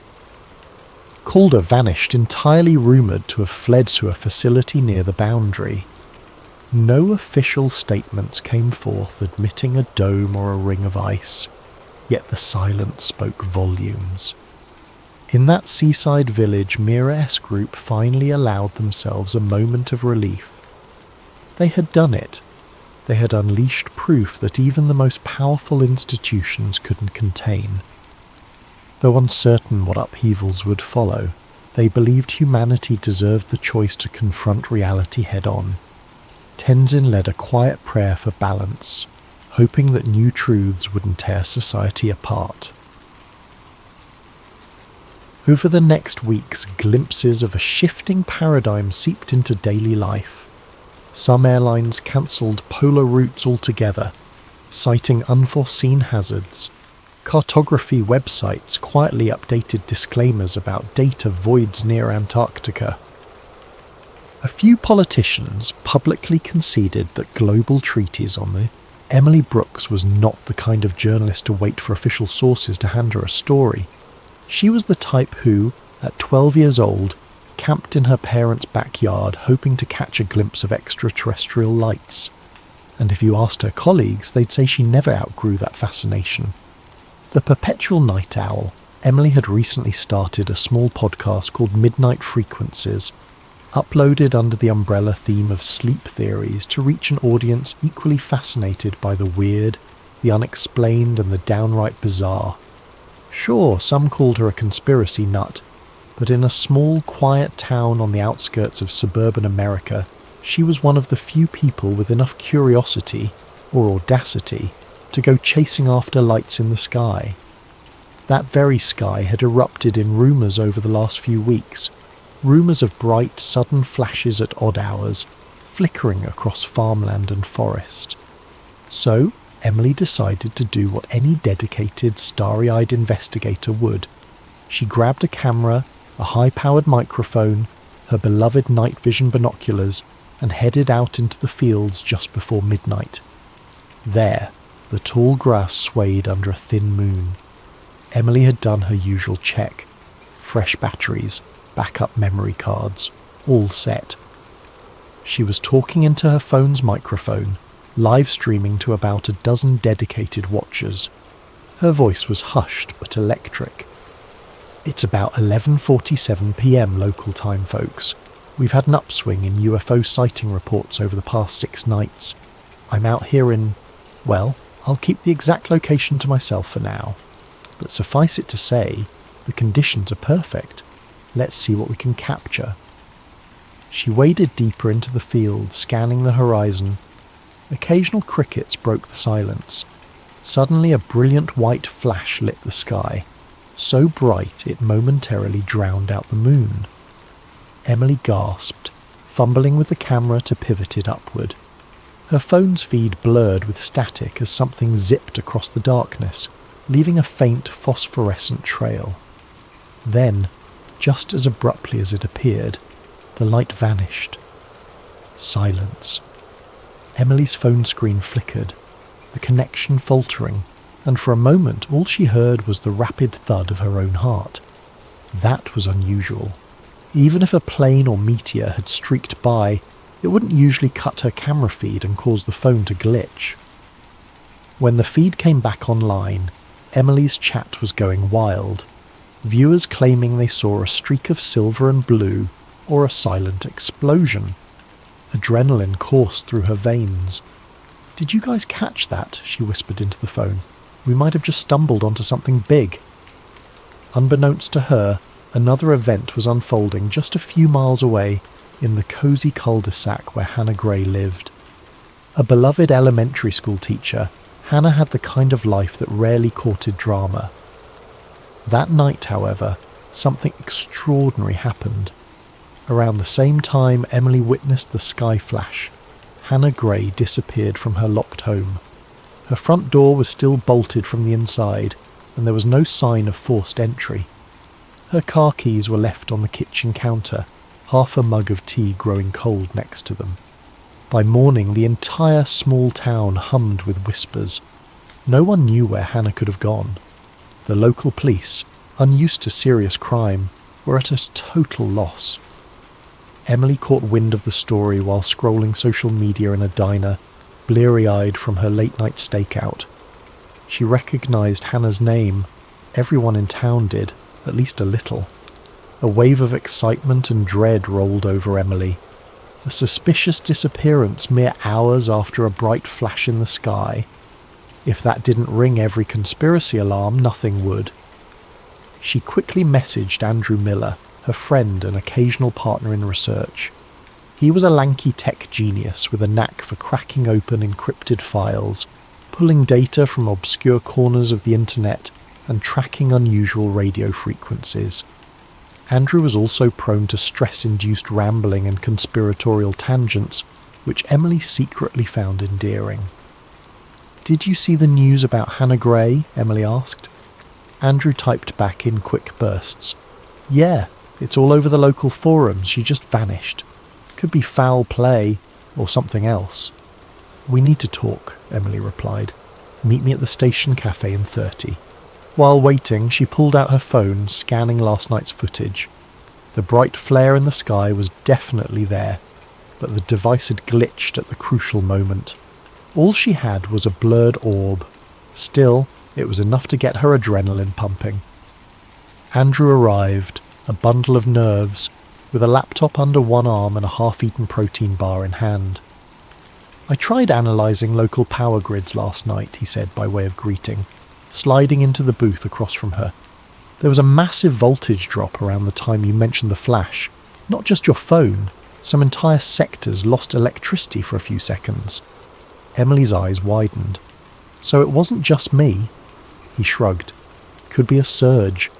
But what I found interesting is that some weird radio chatter spiked around the same time. Frequencies that shouldn't even be active in this area. It's like someone was broadcasting or receiving something." They were interrupted when a local policeman walked in, discussing the Hannah Gray case with a colleague. Words like "no sign of a break-in" and "completely vanished" drifted their way. Emily and Andrew shared a look. Something about this was big. Maybe too big. That evening, after rummaging through the bits of corrupted footage and cross-referencing times with Andrew's data, Emily decided to pay a visit to Hannah's place. The sun was dipping low, casting orange light across the quiet street. Hannah's house, a modest single story with a neat front lawn, was eerily calm. A neighbour, eyes puffy from worry, told Emily that no one had seen Hannah since the prior night. No footprints, no sightings. Just as Emily was about to leave, she noticed faint scorch marks on the grass near Hannah's back fence. Odd, concentric circles bleached into the lawn. She knelt, brushing her hand over the brittle blades. She took a picture, her heart thumping in her chest. This was no ordinary vanishing act. Something was deeply wrong here. The ground felt hot to the touch, as if baked by an intense energy. The next morning, people awoke to even stranger news. Hannah Gray had reappeared. She turned up on her own front porch, trembling, disoriented and noticeably thinner. Neighbours swore they heard no car, no footsteps. It was as if she simply materialised. Emily was there in minutes, skidding her car to a halt on the curb. Police had already crowded the area. Hannah, pale and wearing the same pyjamas she had on the night she vanished, was ushered inside. Emily managed to talk her way past the officers, thanks to a well-timed white lie about being an assigned reporter. There in the living room she found Hannah curled on the couch, eyes distant as if searching an endless horizon only she could see. Andrew arrived soon after, carefully stepping around the police tape in the hallway. The officer in charge cast them both a suspicious eye. Hannah glanced at them with a fragile, tired expression. She didn't say much, but she lifted her sleeve to reveal faint scorch-like markings on her arms, like the circles in her backyard but smaller, etched into her skin. Emily's pulse hammered. Hannah's voice was barely above a whisper. I remember a bright craft, overhead, and then cold, sterile walls, a sense of floating. Her voice shook. Am I losing my mind? Emily knelt beside her, a gentle hand on her shoulder. No, Hannah, you're not. There's something going on here, and we're going to find out what it is. Yet as determined as she was, Emily had no idea how deep the rabbit hole would go, or how dangerous it would be to pull back the curtain on this unfolding nightmare. It didn't take long for Michael Reed to show up. Tall, suit pressed to perfection, and eyes that seemed to size up everyone he met in a single glance, Reed introduced himself as a liaison from a special department concerned with national security.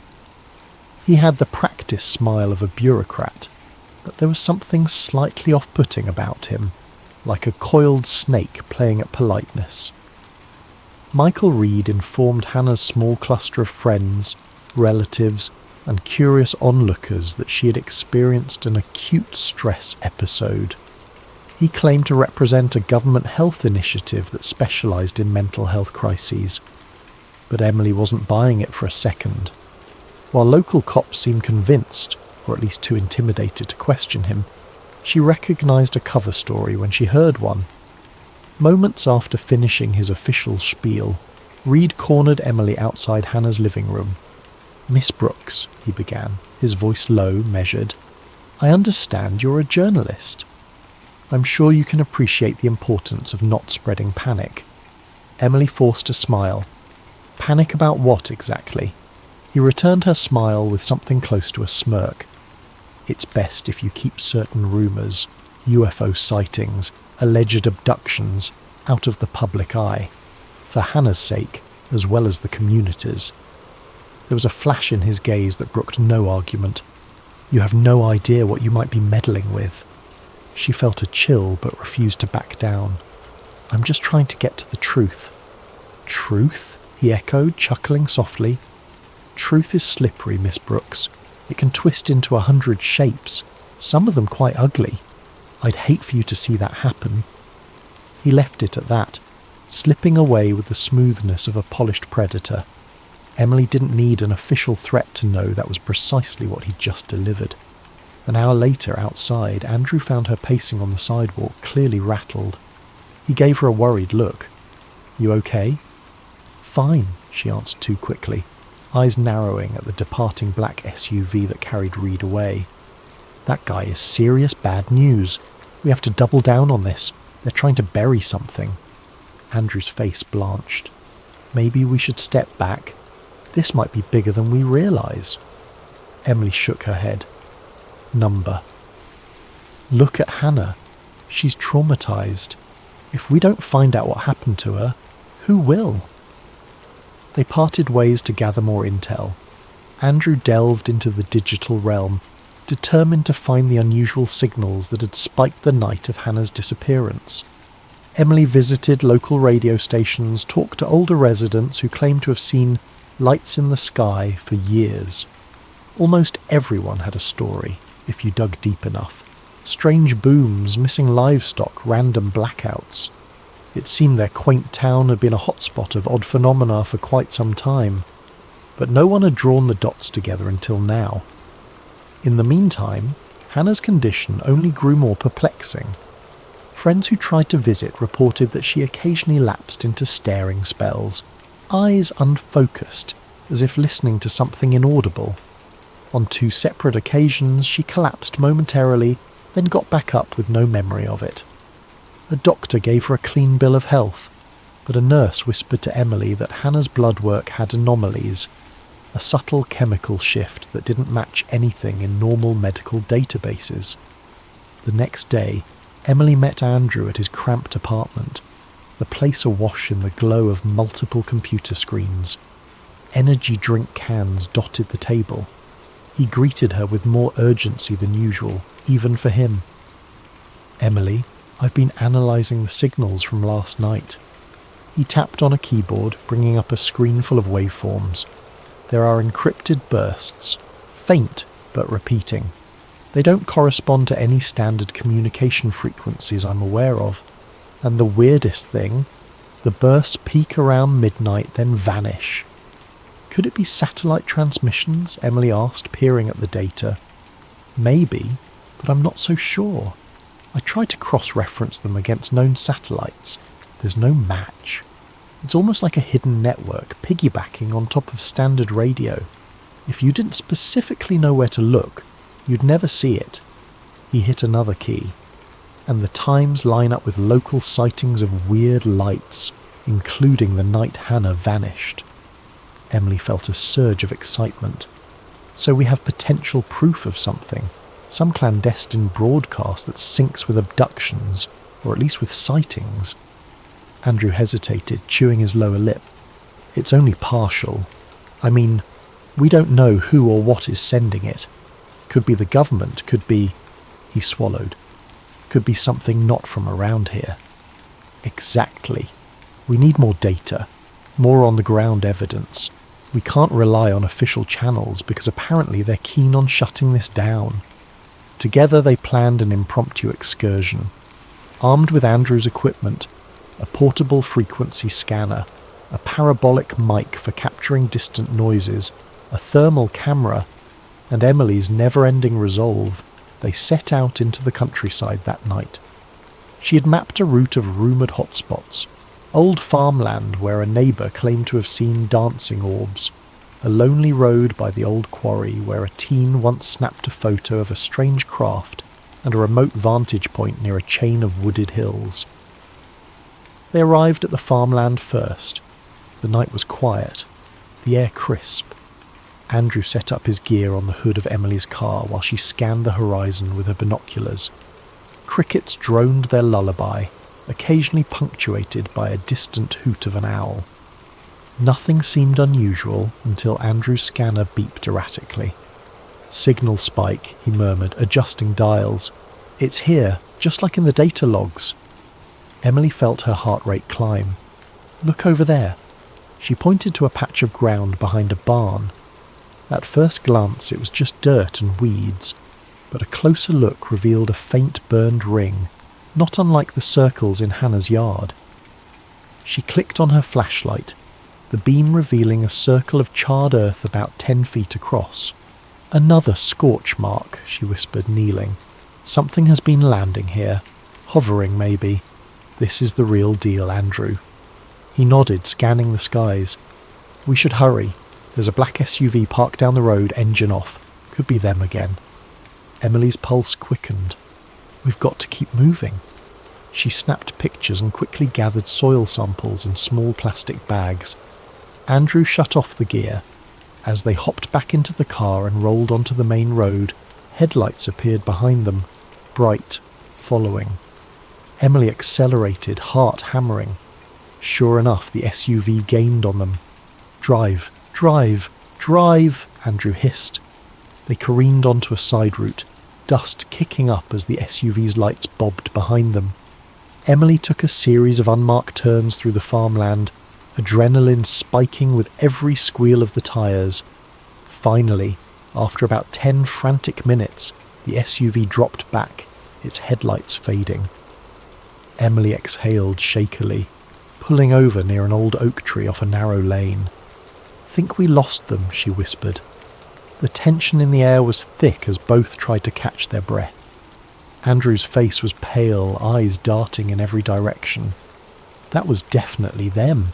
Reed's people. Or someone else who doesn't want us snooping around. We're in over our heads. Emily pressed her forehead against the steering wheel for a second, the weight of it all sinking in. "We can't stop now. Whatever's happening is too big, too real. I refuse to let them scare me off." Andrew nodded, but his gaze flickered with fear. "We have data, scorch marks, signal spikes, a possible government tail, but we still need more to piece this together." That night they decided to lay low. Emily stashed the samples in a safe place at home, well aware that a break-in could be imminent. She phoned Hannah, checking on her. Her voice sounded frail, but she reported strange flashes in her mind, like half-forgotten dreams or visions of tall, thin silhouettes drifting through corridors lit by starlight. Emily's blood ran cold hearing the details. They matched classic abduction lore. For Hannah, though, it was not a story or rumour, but a real haunting memory. At dawn, Andrew's phone buzzed with a cryptic message from an unknown sender. "Project Meridian is real. Check 379. Watch the next window. The watcher sees." Andrew nearly dropped his phone. Project Meridian? The Watcher? The cryptic words danced before his eyes. Emily, we've just received the strangest tip. They had no idea who sent it or what it meant yet, but it served as a chilling confirmation that they weren't the only ones digging. And if the clandestine watchers were aware of them, it meant Emily and Andrew had just become players in a dangerous game. A game that involved secret projects, unexplained abductions, and transmissions from somewhere beyond normal human reach. The next morning, Emily woke to the sound of frantic knocking on her front door. Disoriented, she threw on a robe and opened it to find Hannah Gray, eyes wide and tear tracks glistening on her cheeks. She looked like she hadn't slept in days. "They were in my dreams again," Hannah whispered. But it wasn't a dream. It felt too real. She swallowed hard, gaze darting down the street as though she expected something to appear. Bright lights, swirling dust, a shape in the corner. I tried to scream, but no sound came out. Emily guided her inside, letting her sit on the couch and sip a glass of water. She placed a comforting hand on Hannah's shoulder. "It's all right. You're safe here." Hannah shuddered. "I don't feel safe anywhere." But I remembered something else from that missing time. These images of a hallway, the walls humming like they were alive, and I heard a voice, no, a presence, calling itself the Watcher. It was like it was inside my head. Emily felt chills. The Watcher. That's the same name we saw in that tip Andrew got. She explained the cryptic text. Project Meridian is real. The Watcher sees. Hannah's eyes brimmed with tears. "Emily, I can't live like this, wondering if they'll come again." Emily gently squeezed her hand. "We're going to figure this out. I promise." When Andrew arrived, bleary-eyed and overloaded with files, he didn't flinch at Hannah's presence.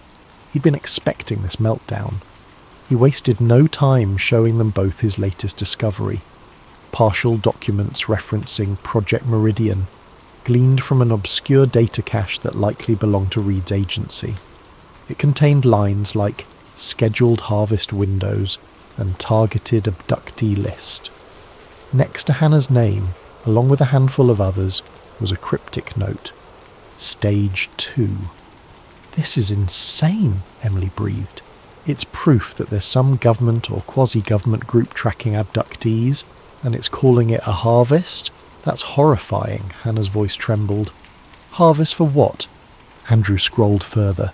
"It's incomplete. Someone's systematically removing sections, but I see references to potential extraterrestrial liaison and a codename the Watcher. It reads like the government is either cooperating with or studying an alien presence. They even mentioned sedation chemicals for transport." The weight of it sank in. They had partial proof of something big, a program that likely spanned beyond their little town. Emily's heart pounded. "We have to go public, or at least gather enough that no one can deny it." Andrew's face paled. "Get ourselves disappeared? We can't just fling it online. Reed's goons might have it pulled before it gains traction." He looked at Hannah. "Or worse, they could come for you again, for all of us." Hannah closed her eyes, steadying her breath. "If it stops more people from going through this, we have to try something." Later that day, Emily convinced Hannah to let her do a recorded interview for Midnight Frequencies. The interview was short but chilling. Hannah described the missing time, the marks on her arms, and the silent spaces in her mind filled by an echoing presence. Her voice shook, yet there was a calm resolve behind it. Emily decided not to publish it immediately, but she kept the footage safe, planning to use it as evidence if their investigation reached a breakthrough, or if they needed leverage against Reed. That same evening, they made plans to visit a remote desert facility rumoured to be connected to covert experiments. Andrew's data scraping had turned up references to an outpost near the state line, a place with extremely high security, no public records of its purpose, and rumoured ties to advanced research. It might be a wild goose chase, Andrew said, scanning the route on a laptop, but we have to try. Hannah insisted on tagging along, though Emily worried about her fragile state. I can't just stay home, Hannah said quietly. I need answers.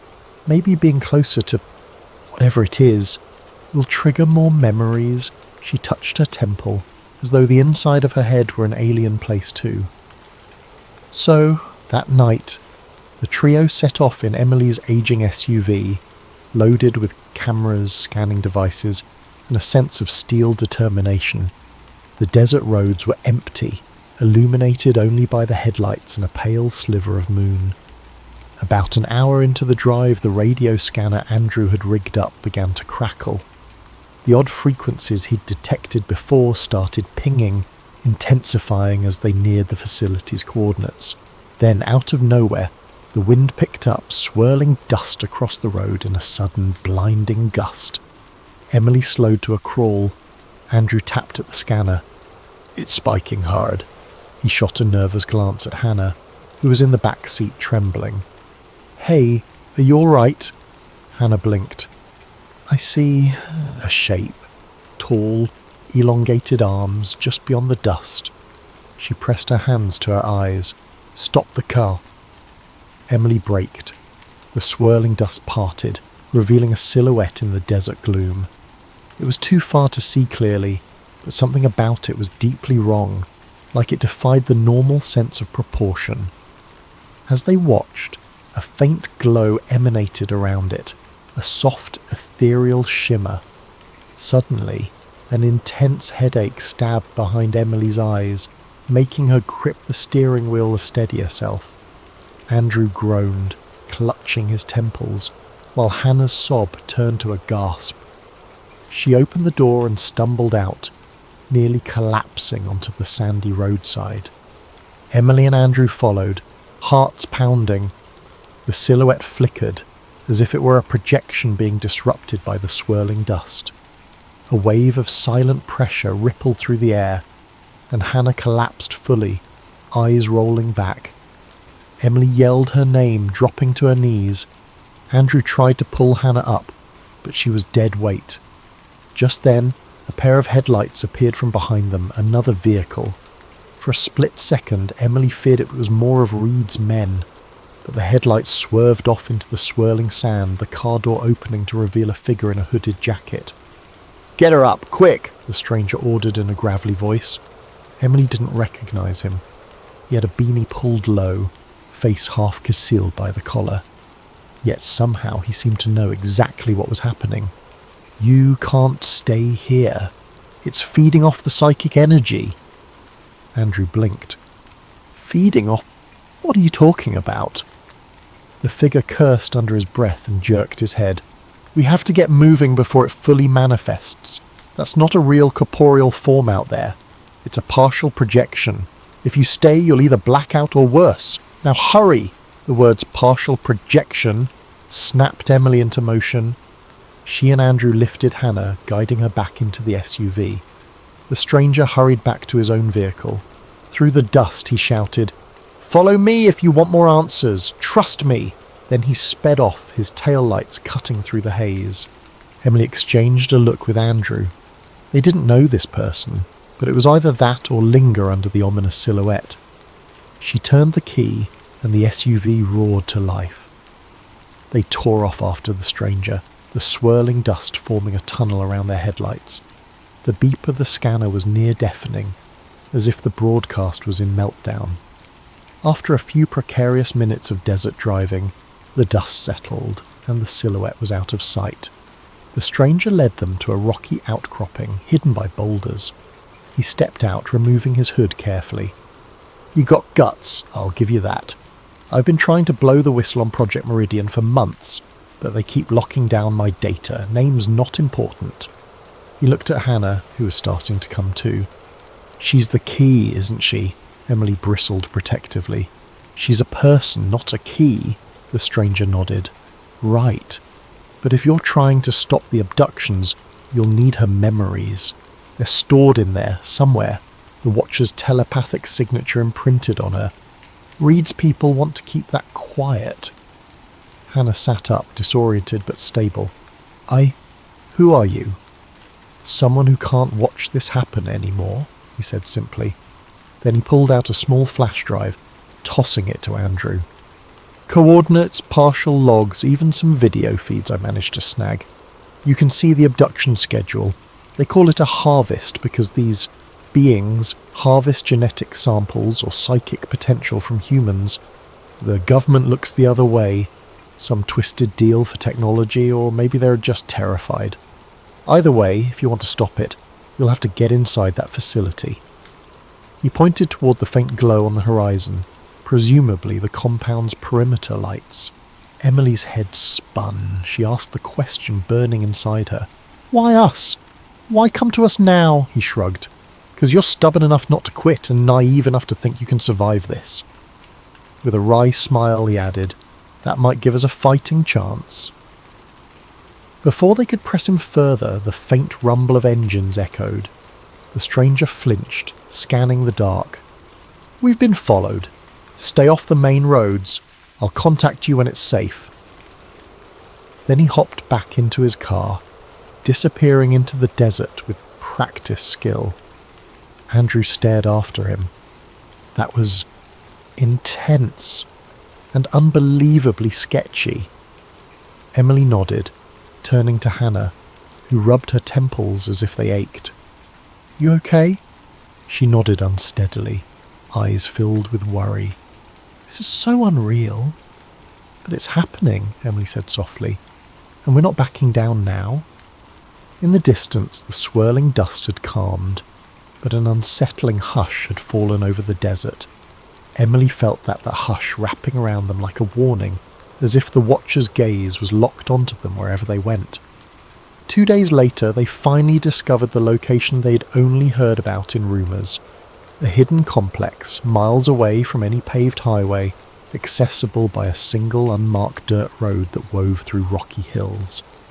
Its perimeter was ringed by tall fencing topped with barbed wire, and floodlights swept the barren surroundings. The facility blended into the desert so well that it looked like part of the landscape. Grey concrete walls half buried in sand. Over the gate, a tiny sign read, "No trespassing, government property," but there were no official insignias. Emily, Andrew and Hannah arrived just after dusk, leaving their vehicle concealed behind a cluster of boulders. They'd spent the previous day poring over the files on the flash drive the stranger had given them. The puzzle pieces formed a grim picture, an underground site with advanced labs, holding cells and specialised containment pods for abductees. The log spoke of a harvest window approaching, a date correlated with an upcoming celestial alignment that, according to scattered notes, amplified the Watcher's abilities. As they crouched behind the fence, Hannah's nerves flared. What if we can't get in, or if we do get in and can't get out? Her voice quavered. Emily tried to keep her own fear in check. We'll find a way. We need proof. Real, indefutable proof. Andrew fiddled with a small hacking device he'd cobbled together. There should be a side maintenance gate with an electronic lock. If I can patch into it, I might override the system. Quick in and out. Easier said than done.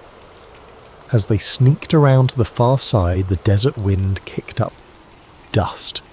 Andrew located the small console for the electronic gate and hooked his device to it. Tense minutes passed, each second elongated by the pounding of their hearts. Finally, with a muted click, the gate's lock hissed open. They slipped inside, scurrying along the side of a concrete wall. The place loomed in silent menace. No sign of guards patrolling, but bright floodlights and security cameras dotted the perimeter. Andrew led them to a narrow door. Another hack, another beep, and they were in. A stark hallway stretched before them.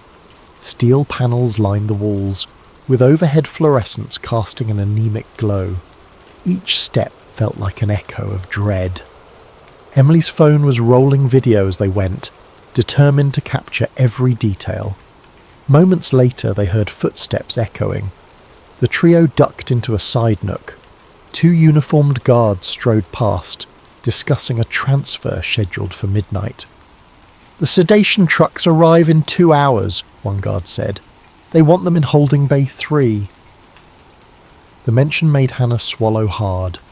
Sedation trucks for the next wave of abductees. Once the guards were out of earshot, Emily, Andrew and Hannah crept deeper into the labyrinth of corridors. Andrew found a control room with large monitors flickering, each showing different angles of stark medical bays and empty, sterile hallways. He swiftly plugged his flash drive into a console, hands trembling. "Cover me," he whispered, tapping at the keyboard. Lines of code scrolled by on the screen. "I'm going to copy whatever I can. Maybe sabotage some security systems if I get the chance." Emily locked the door from the inside while Hannah kept watch at a window. The monitor feeds displayed glimpses of something horrifying. Large, transparent pods arranged in neat rows within an underground chamber, each containing a motionless figure. Some pods were empty. Others held people wearing hospital-like gowns, eyes closed, faces pale. Emily's throat tightened. "There must be dozens," she breathed. "Dozens of abductees down there." Hannah stifled a gasp, tears in her eyes. "That could have been me. Maybe it was me, and I just don't remember." Her hand drifted unconsciously to the faint scars on her arms. On one of the screens, a tall figure in a dark suit appeared. Michael Reed. He spoke with an underling, pointing to a chart. Though there was no audio, it was obvious he was giving orders. Emily zoomed in. The chart he held had a date circled in red. Tomorrow's date. The harvest window. Andrew hissed softly in frustration. "They've layered encryption all over the internal network. I can't get everything, but I'm snagging partial files." He paused, glancing at a separate control panel. "I see an internal security measure for something called Containment Vault, Level B. Might house the more sensitive subjects. Possibly the Watcher?" Emily's heart hammered. "We need physical evidence from the pods. Let's see if we can get down there. We can't free everyone by ourselves, but at least we can document it." They carefully left the control room, heading toward a stairwell that descended 2 levels below ground. The deeper they went, the colder and more sterile it became. Medical trolleys lined the halls, stocked with ominous syringes and strange equipment. Faint overhead announcements crackled. "Holding Bay 2, prepare for sedation protocol." Hannah clenched her jaw, remembering the cold table, the bright lights she had glimpsed in her fractured memory. Finally, they reached a wide chamber with floor-to-ceiling glass pods. The sight was surreal, like stepping into a futuristic nightmare. Dozens of people were suspended in some kind of translucent fluid, monitors attached to the pods. The hum of machinery underscored each breath the abductees took. On a catwalk above, masked technicians moved from pod to pod, checking readouts. Emily recorded frantically, capturing every angle she could. Andrew's face was ashen. The entire floor is basically a test lab. They're analysing them, maybe collecting samples. He pointed to a side corridor labelled extraction. The sign alone made Emily's stomach twist. Suddenly, an alarm beeped overhead. Red lights swirled. Emily's immediate thought was that they had triggered a sensor, but then a mechanical voice announced, "Security breach, holding Bay 3. Unauthorized entry." That wasn't them. They were in Bay 2. She realized with a jolt that someone else was here, or perhaps something was happening that even the staff hadn't anticipated. A wave of commotion spread among the technicians, one shouting into a walkie-talkie. In the confusion, Emily motioned to Andrew and Hannah to duck behind a row of large crates. They crouched, hearts pounding. Guards rushed past, heading toward holding Bay 3. Andrew's eyes darted to Emily. What do we do? Could be a chance to get out or get deeper. Hannah's expression was steeled. Maybe it's a distraction. Let's see if we can find more about the Watcher. Reluctantly, Emily nodded. They slipped across the chamber, hugging the wall to avoid cameras. At the far end, A secure metal door bore the label "Restricted, Authorized Personnel Only." Andrew had to hack a keypad again, sweat beading on his forehead as the alarm klaxons continued. With trembling fingers he succeeded, and the heavy door slid open. The corridor beyond led to a smaller, dimly lit annex. Lining the walls were what looked like steel freezers or vaults. Each had a biometric lock. At the far end stood a reinforced glass partition, behind which something flickered like a faint glow. Emily approached, pressing her face close. On the other side was a sealed room, maybe 20 feet wide. The interior was dark, but she could make out a tall cylindrical container in the centre, cables snaking from it. A dull luminescence pulsed inside like a heartbeat of light. As they watched, the luminous shape within shifted.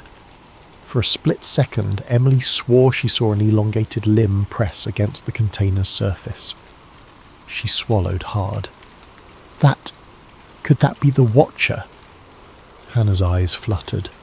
She stepped closer as if drawn by some invisible tether. Suddenly, she gasped, tears springing to her eyes. "I can feel it in my head," she whimpered. "It's the same presence from before." Andrew's device beeped. "This door's on a more advanced system. I'm not sure I can crack it without setting off another alarm." Before Emily could respond, a voice spoke behind them. "I wouldn't advise it." They spun around to see Michael Reed flanked by 2 armed guards, their guns trained. Reed's cool expression held triumph. "You've gone far enough." Emily's pulse thundered. "You're detaining us illegally. We have evidence." She brandished her phone, still recording. One guard moved to smack it out of her hand, but Reed signalled for him to wait. He offered a tight smile. "Evidence of what? A top-secret installation engaged in advanced medical research for national security? You'll be laughed off every mainstream channel. And if you do try releasing anything, you'll spend your lives in legal purgatory for violating national security." He stared them down. "But I can offer an alternative." Andrew's jaw tensed. "Which is?" "Hush money. A comfortable relocation to anywhere you want. You sign NDAs, vanish quietly, and let the grown-ups handle the big, scary secrets." Reed glanced at Hannah. "Especially you, Ms. Grey. Surely you don't want more nightmares. Let us handle your condition. We can help." Anger boiled in Emily. "Help! You're the ones who took her!" Reed's gaze flicked to the Watcher's container. "We're containing a threat that your friend here, along with many others, got tangled in. Our work is about preserving stability. That includes people who wander off the reservation." He gave Emily a pointed look. "You might think you're saving the world, but trust me, you have no idea how dangerous this entity is, or the ramifications of exposure." Hannah trembled. "You'd keep abducting people, letting that thing feed on them?" Reed exhaled, feigning patience. "It's complicated. We have certain understandings with the entity. In exchange for certain allowances, we glean scientific breakthroughs. Our adversaries would love to get their hands on it. The world is better off if we remain in control." Emily saw red. "You're letting people suffer for your own ends." "National ends," he corrected, stepping forward. The guards parted slightly, but their weapons remained level. "I'm offering you a choice. Walk away now, or face the consequences." At that moment, Hannah let out a sudden gasp, eyes rolling back. The air grew electric. The lights in the corridor flickered. Within the sealed containment, the luminescence surged. A shape pressed forcefully against the glass. Alarms blared anew, mixing with the tension in the air. The Watcher, it seemed, was reacting to Hannah's proximity, or to her emotional state. One of the guards stepped back, rattled. "Sir, containment is destabilizing." The glass partition shook. A hairline crack appeared. Reed's confidence wavered. Panic edged his features. Emily saw her chance. She pushed Andrew behind some equipment crates. Hannah, eyes glazed, stumbled after them. The guards turned to secure the containment vault, momentarily distracted. Reed cursed and yelled, "Don't let them get away!" But the trio darted down a side corridor. Behind them, the Watcher's prison groaned ominously, a splintering shriek that echoed. Pandemonium erupted. They sprinted, hearts hammering. Andrew led them toward an exit sign. "We have to get out before the Watcher breaks free or they seal the place shut." They had the proof they'd come for, but also a terrifying new realization. If the Watcher escaped, it might not only be the facility that paid the price, it could be the entire surrounding town or beyond. Intervals, sealing sections of the facility. Emily, Andrew and Hannah barely slipped under one shutter in time before it crashed to the floor with a resounding clang. They burst into a wide loading area stacked with crates of supplies, likely sedation chemicals. Several large trucks were lined up, engines idling, presumably preparing for a midnight transfer. Sirens blended into the roar of alarms, creating a frenzied chaos. Technicians ran in all directions, some barking into radios, others wheeling carts full of sedation syringes. Andrew quickly ducked behind a forklift, scanning for a safe route. Hannah, still pale from the psychic assault, gripped Emily's arm for support. "We have to warn those people," Hannah said, voice wavering as she gestured to the trucks. "They are shipping more victims tonight." Emily nodded, swallowing her own terror. "We can't free everyone on our own, but maybe we can sabotage the trucks so they can't transport them." Andrew eyed a control panel near the bay doors. "I could disable the loading ramp, jam the engines, something like that. It'll at least slow them down." They crept forward, only to have an armed guard appear from behind a crate. He raised his weapon. Instinct kicked in. Emily grabbed a stray metal rod and swung. She was hardly a trained fighter, but adrenaline can do wonders. The rod clanged against the guard's wrist, sending his aim wide. He stumbled, and Andrew tackled him to the floor, wresting the gun away. Hannah pulled Andrew back, breath coming in gasps. They hurried on as the guard groaned behind them. Andrew reached the control panel, frantically typing commands. Sparks flew from the console as he jammed some kind of override. The massive bay doors jerked partway closed, then locked in place with a screech. The trucks revved, drivers desperately trying to maneuver out, but the doors trapped them. A loudspeaker crackled. "Critical malfunction in loading bay. All personnel evacuate." Meanwhile, the Watcher's presence pressed into Hannah's mind like a vice. She staggered, feeling telepathic waves ripple through the facility. With each passing second it grew stronger. In her mind's eye she saw flickers of the entity floating through corridors, doors buckling under an unseen force. They found an emergency staircase leading upward. On the next level, subdued lights flickered as the alarms continued. Bodies lay strewn in the hallway, some unconscious guards, possibly overwhelmed by the Watcher's telepathic field. Emily forced herself not to look too closely at whether they were breathing. Time was short. At a cross-section of corridors, they nearly collided with Michael Reed. His hair was mussed, tie askew, face contorted in fury. A pistol was clutched in his hand. "You have no idea what you've unleashed," he snarled. "If the Watcher goes free, then maybe it'll blow the lid on your entire operation," Emily shot back. He pointed the gun at Andrew, who flinched, hands up. "Hand over that flash drive with all the data, now!" Andrew trembled, fumbling in his pocket. You can't keep this hidden forever," Reed's nostrils flared. "Watch me!" A deep vibration rocked the corridor. Metal doors rattled. The lights dimmed, surging back in a stutter. Hannah let out a choked sound. "It's here!" At the far end of the hallway, something shimmered like a mirage. Then it solidified into a tall, spindly figure, vaguely humanoid but unsettlingly elongated. Its skin, or surface, seemed a pale, pearlescent grey, with eyes that glowed faintly with an otherworldly light. It radiated a sense of immense, implacable intelligence. The Watcher. Even Reed seemed taken aback, stepping back warily, though he kept his weapon trained on Andrew. The Watcher tilted its head, an unreadable motion.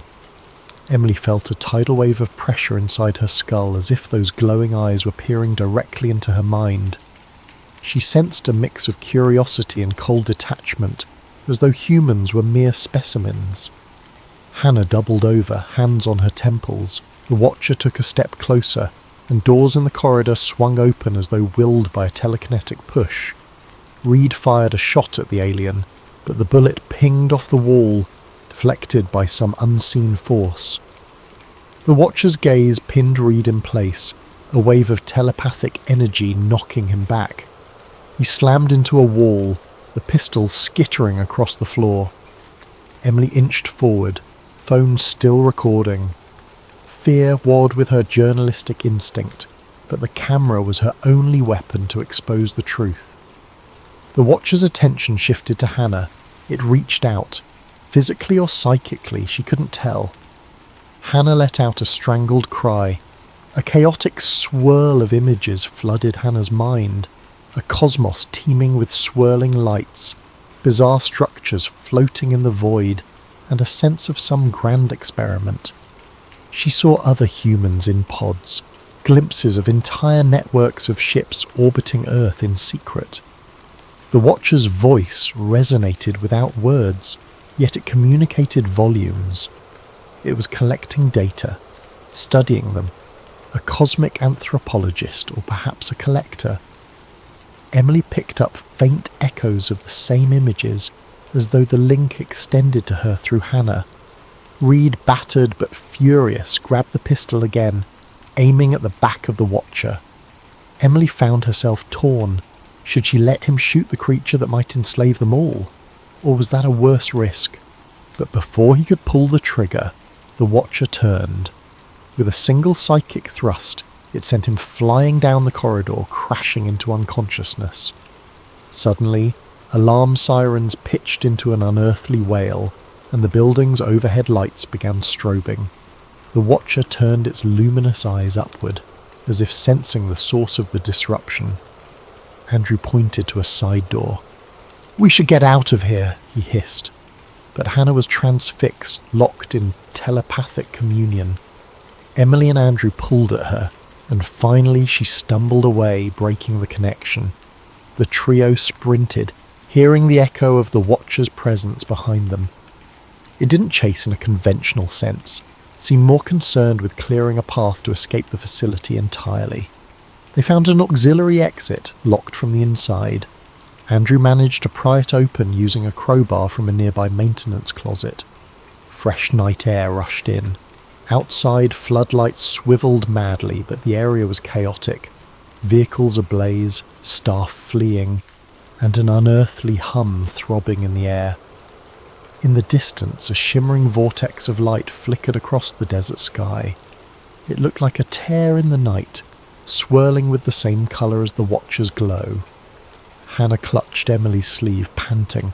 "That's how it's leaving, or calling in reinforcements." Andrew scanned frantically for their own SUV. It was still hidden behind the boulders. They dashed across open ground, hearts pounding. Over their shoulders, the complex erupted with scenes and sporadic gunfire. Inside that swirling vortex, they glimpsed the Watcher's silhouette rising, drifting upward in defiance of gravity. Bolts of energy danced around it. Suddenly, Hannah cried out, doubling over. Emily skidded to a stop. "Hannah!" She was experiencing a final psychic barrage. Disjointed images of Earth from orbit. Hundreds, maybe thousands of other Watchers, each assigned to different regions of the planet. Some alliance with governments worldwide. The horrifying scale of it slammed into Hannah's consciousness, a revelation she could scarcely handle. A surge of raw mental force burst from her, a reflexive scream that tore through the night. It was as though she'd formed a telepathic feedback loop with the Watcher. For a brief moment, the Watcher wavered in mid-air, its body convulsing. The vortex crackled with unstable energy. Emily shielded her eyes from the blinding flashes. Andrew grabbed Hannah to steady her. Then, with a thunderous hush, like the air had been vacuumed out, the watcher disappeared into the vortex, which collapsed in on itself, leaving only a shimmering after-image in the sky. The desert fell silent but for the crackle of flames around the facility. The abduction operation was in ruins. At least for now. They found their SUV and sped away. Once a safe distance from the complex, Andrew pulled over, and all three sat in stunned silence, the glow of the facility a distant memory. Emily's phone still had partial battery and a stack of recorded footage. She could barely process it. She had filmed the watcher, the pods, the weird telekinetic standoff. Now she held evidence that could unravel a global conspiracy, or be dismissed as a hoax, depending on the audience. "Are you okay?" Emily asked Hannah, gently placing a hand on her shoulder. Hannah trembled. I feel empty, like it took something from me when it left. Or I took something from it. I'm not sure which." Andrew exhaled a shaky breath. "We have the footage, the documents, everything. Let's get it out there, wide. Even if the mainstream covers it up, the truth will find a way." Emily nodded, determination in her eyes.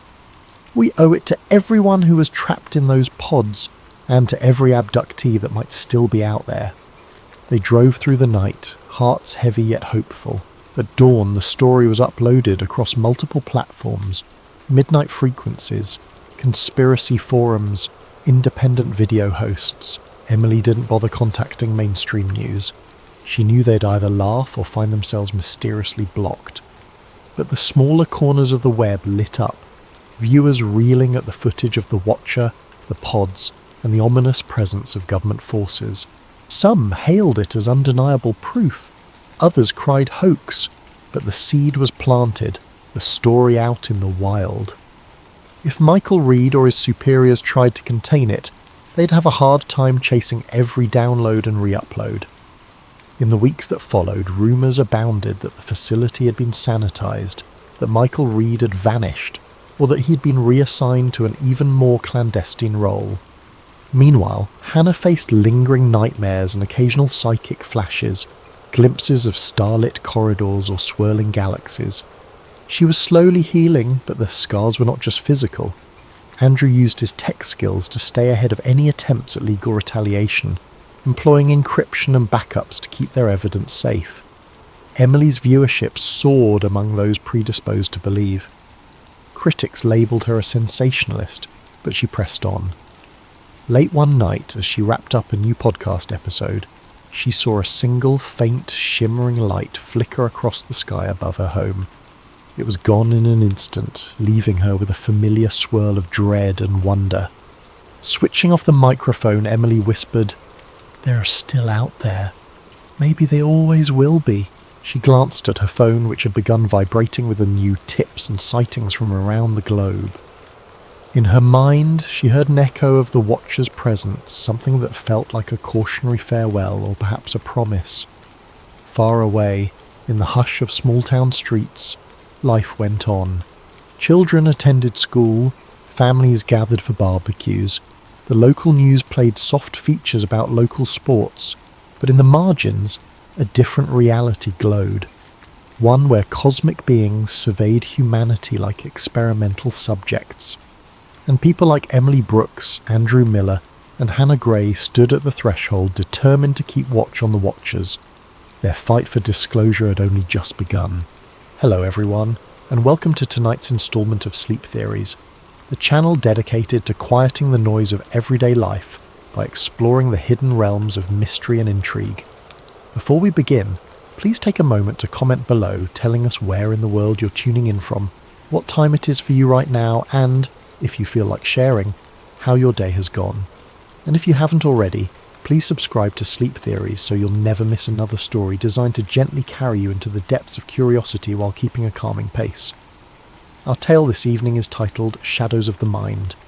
We'll follow an investigative journalist, a conflicted psychiatrist, and the haunted survivors of experiments that might never have ended. Settle in. Let the hush of the narrative wash over you, and let's begin. Eva Moreno stared at the flickering cursor on her laptop, the hum of the tiny office's fluorescent lights droning in the background. She was the last one left in the newsroom tonight, as usual. A faint headache pressed at her temples, not from exhaustion alone, but from the nagging sense that she was on the verge of a story bigger than anything she'd tackled before. The rest of her colleagues had gone home, unconvinced by the cryptic messages referencing long-dead CIA programs that she'd been obsessively researching. Now, illuminated only by the cold glow of the computer screen, Eva reread the tip that had landed in her inbox hours earlier. MK Ultra is just the beginning. Look deeper. They never fully stopped. They only changed names. Start with the lost transcripts in the 1950s, then see how new subjects appear even after the official closure. The truth is rotting in old boxes. A friend. Her heart pounded each time she scanned those lines. She'd been aware of MK Ultra, the CIA's infamous mind control experiments from the 1950s and 1960s. Everyone with an interest in conspiracy lore had heard about LSD trials and rumoured psychological torture. But she'd assumed it was ancient history, relegated to half-baked documentaries and disclaimers about different times. Yet something in the tip implied an ongoing presence, a lingering shadow. Could it be possible? She found herself both sceptical and intrigued. It was this tip that had her rummaging through declassified archives posted online, scanning for anything that might confirm or deny the cryptic claim. So far, she'd found only blacked-out paragraphs, heavily redacted references to code names, talk of safe houses and volunteers, involuntary sedation. Enough to suggest widespread wrongdoing, enough to keep her up at night, but not enough for a solid lead. She needed more, something tangible. A faint squeak in the hallway startled her. She shut her laptop, half expecting a co-worker, but nobody appeared, probably the old building settling. Eva exhaled, then reopened her laptop. She typed a short piece for the next day's editorial updates, just a small mention of newly revealed CIA documents, but her editor had already made it clear, "We can't run some half-cocked conspiracy as front-page news, Eva." She clenched her jaw, saving her notes in a hidden folder titled MK. At exactly 10:52 p.m, her phone buzzed. An unknown number. She hesitated before picking up. "Hello?" No immediate reply, but she caught breathing. Then a man's voice, low and wavering. "I read your piece about mind control archives. You're onto something. I can't talk freely. Meet me tomorrow, noon, at Crescent Park.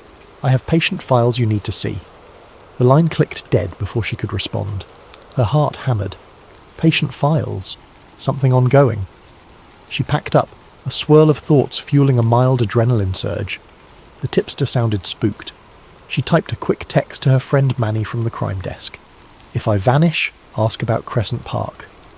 Manny had teased her about paranoia, but she'd learned never to take a stranger's call in such matters lightly. Once outside, the cool night air offered a mild relief from her pounding heart. She double-checked the darkened street for suspicious cars, half laughing at her own caution. The only sign of life was a stray cat rummaging near the dumpster. Driving home, she reflected on her last big break, a child trafficking ring case that nearly cost her a lawsuit. Her editor had stuck his neck out for her, but now the paper's budget was shaky. Another fiasco might sink them both. Still, something about potential ongoing mind control experiments, or at least a cover-up, felt too big to ignore. If the CIA or whichever branch was still burying these secrets, it wasn't just old news. Real people might be suffering, or had suffered, without recognition. By the time dawnlight crept through her apartment blinds, Eva had hardly slept. She dragged herself to the tiny kitchen, slurping coffee that tasted burnt. The TV on low volume recapped mundane local updates. No mention of secret experiments or covert operations, just typical morning chatter. She turned it off, unsettled. Maybe she was chasing a ghost. But what if there's substance to it? She recalled Watergate once started as a seemingly small burglary story. Maybe this was her chance to unearth a revelation. At her desk by mid-morning, she tried to focus on routine tasks, but anxiety gnawed. The hush in the office told her the place was half empty. Manny teased her from across the aisle. "You look like you saw a ghost, kiddo." She gave him a half smile, reminded him about the text. He teased back, "Better not vanish, or I'll have to run your story." She muttered a thanks, feeling only slightly reassured. Noon arrived. She parked near the park's entrance, scanning for watchers. People strolled with dogs, kids played around the swings, an old man fed pigeons. A normal midday scene. She wandered the walking path, nerves on high alert.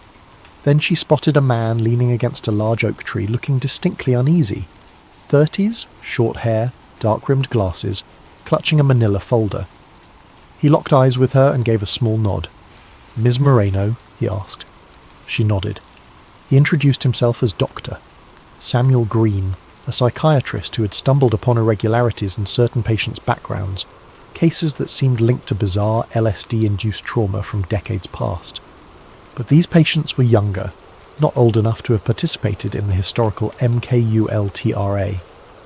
I suspect a follow-up program, or inherited impact, I'm not sure, but their nightmares, phobias, they mirror something deeper, and I found partial mention of questionable sessions in old files. Dr. Green's voice quivered. He handed over a few pages. "I can't go public alone. The hospital board would discredit me.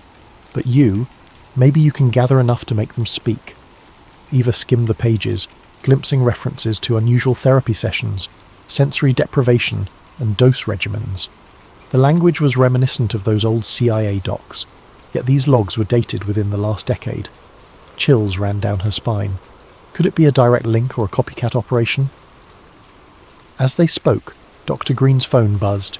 He glanced at it, face blanching. "I have to go. They're calling me in. Just be careful, Ms. Moreno. I fear we're stirring something bigger. If you dig deeper, try to find an ex-operative named Renee Walker. She might talk, or she might vanish first." With that, he hurried off, disappearing behind a hedge, leaving Eva with the folder in hand. She sat on a park bench reading over the patient notes, disjointed references to memory wiping, reinforcement loops, post-hypnotic triggers. If authentic, it was horrifying. Then a presence behind her made her jump, a well-dressed man with a calm smile. "Researching old conspiracy myths?" he asked, voice smoothly polite. She recognized the chill that overcame her. This must be someone from that side. She stammered an excuse and stood. The man casually said, "Take care, Ms. Moreno. Some things are best left alone." He walked away, leaving her heart pounding. It had begun, an intangible cat and mouse. She watched him fade into the crowds, uncertain if she was imagining the threat. But her gut said no. She clutched Doctor Green's documents. Something real was at stake. She swallowed, recalling Manny's wisecrack. Better not vanish.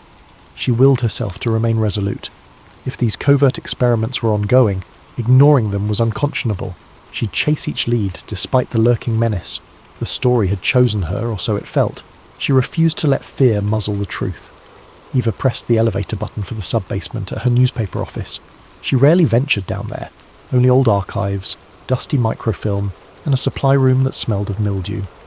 Yet after meeting Dr. Green, she needed any historical angle the paper's meagre records might hold. If MKUltra's rumoured follow-up programs left any footprints, perhaps scraps of local coverage existed in the stacks. The elevator rattled downward, flickering overhead lights giving it a slight horror movie vibe. She tried to calm her nerves.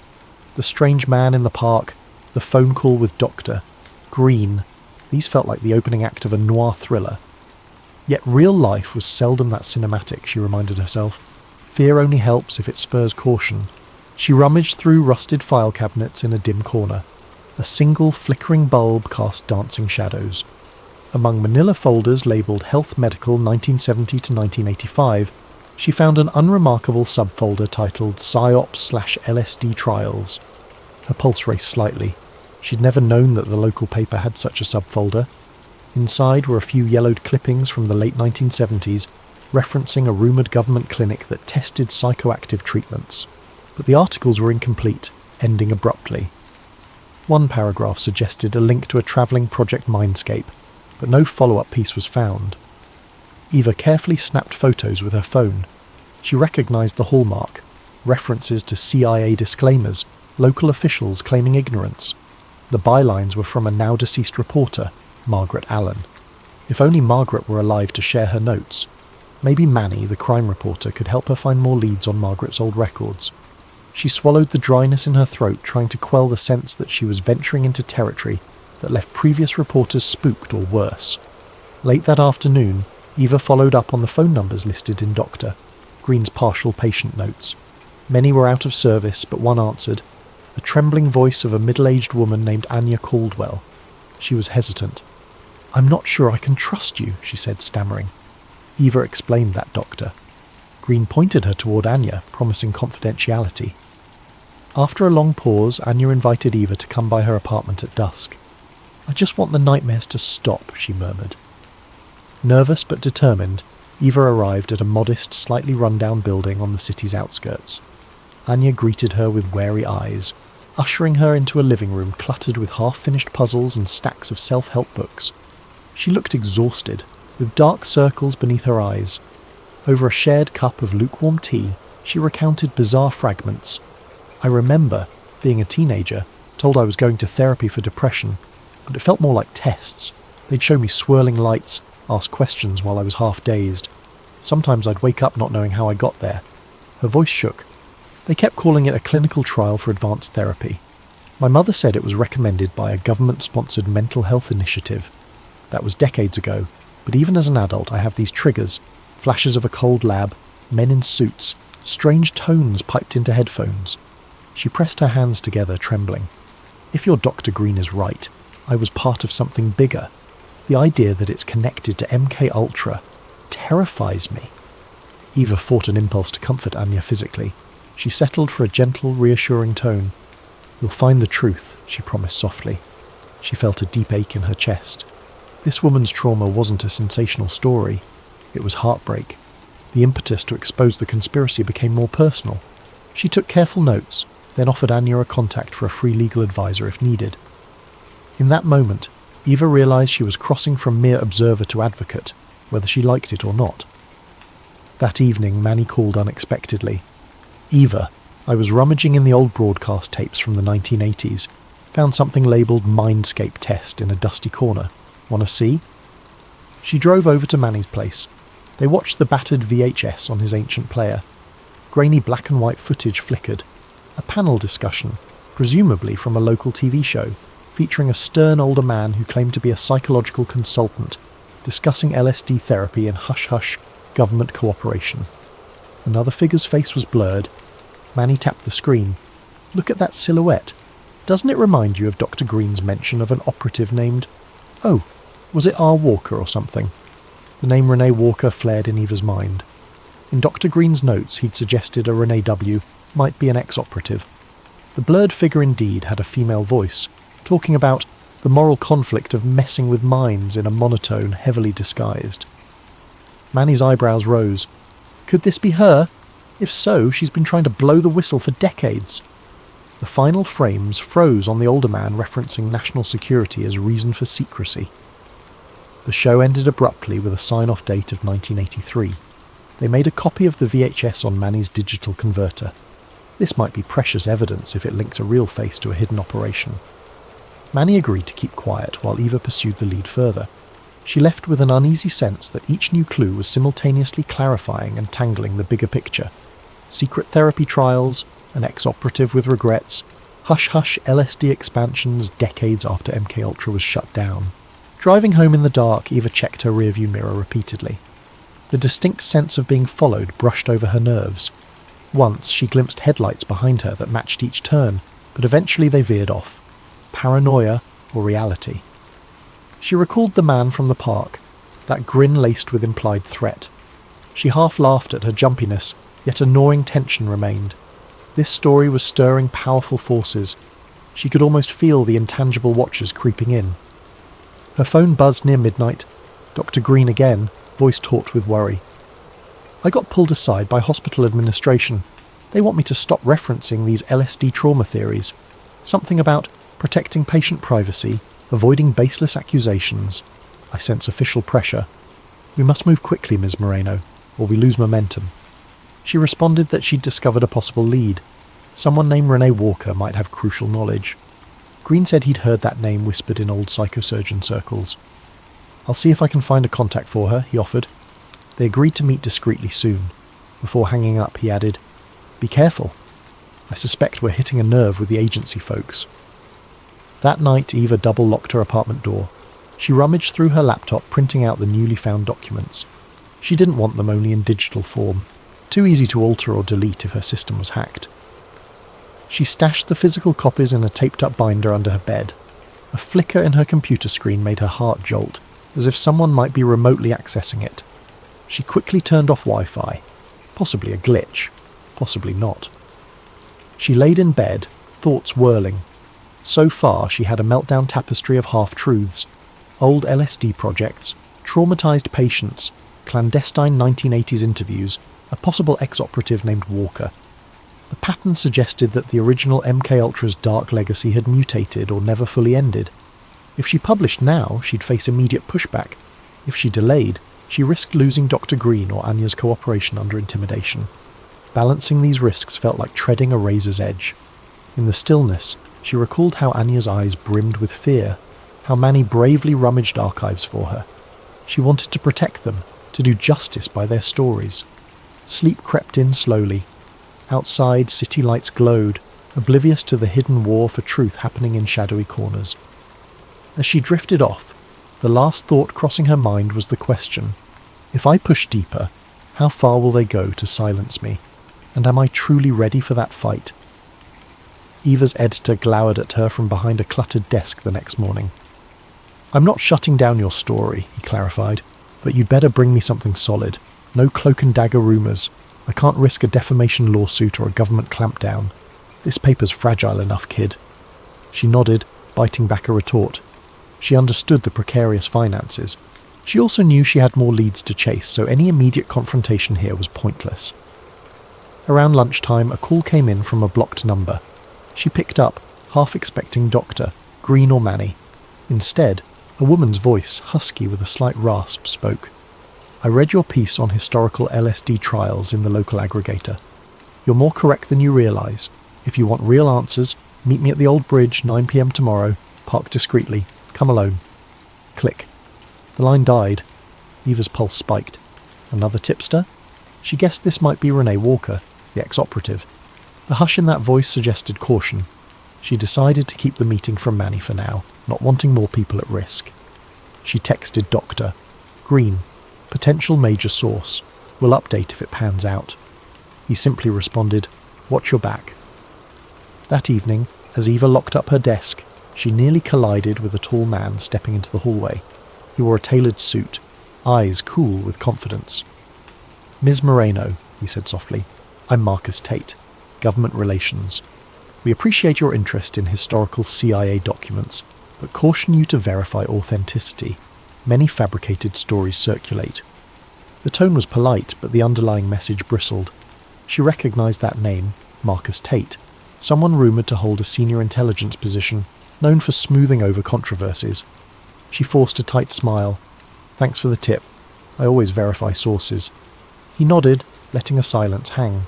Then he said, we wouldn't want your publication to inadvertently publish disinformation. It could harm reputations. Be sure you have facts, not fantasies. With a parting nod, he vanished into the corridor. She stood there, adrenaline surging. He'd found her. The friendly facade was a classic intimidation tactic. She breathed deeply, reaffirming her resolve. That night she dreamt of interviews with masked figures, swirling records, half-lost diaries. She awoke in a cold sweat.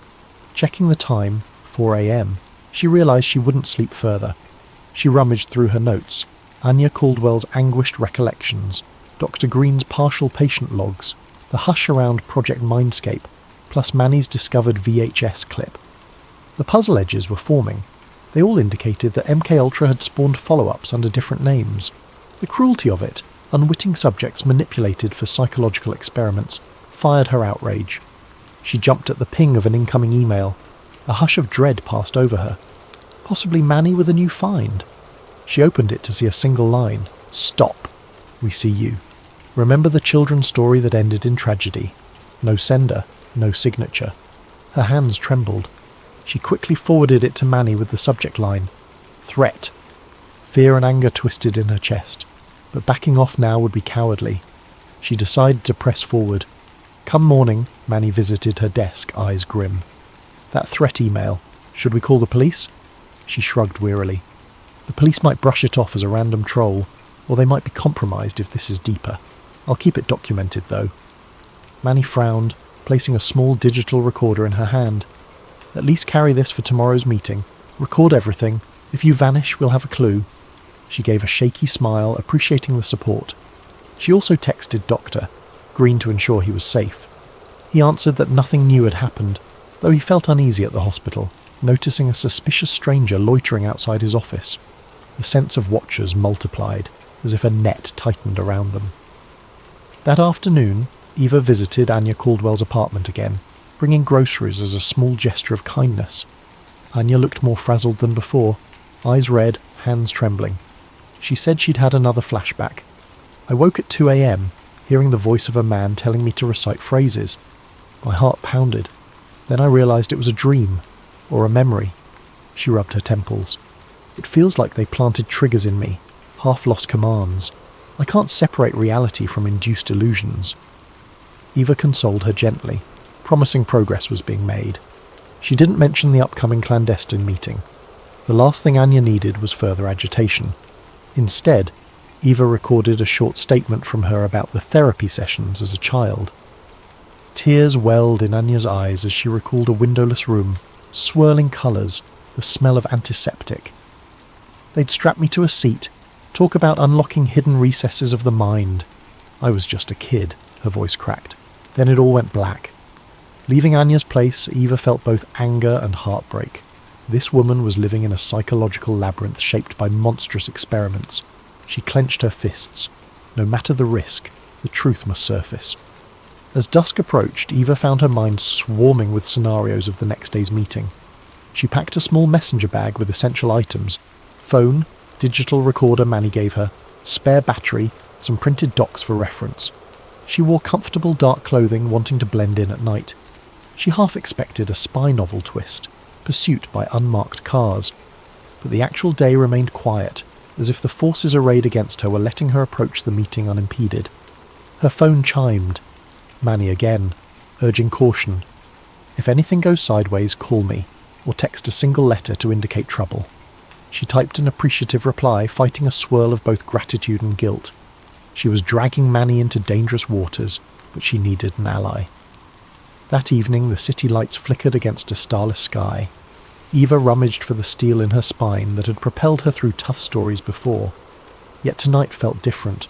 Lurking government watchers, threatened whistleblowers, traumatized survivors.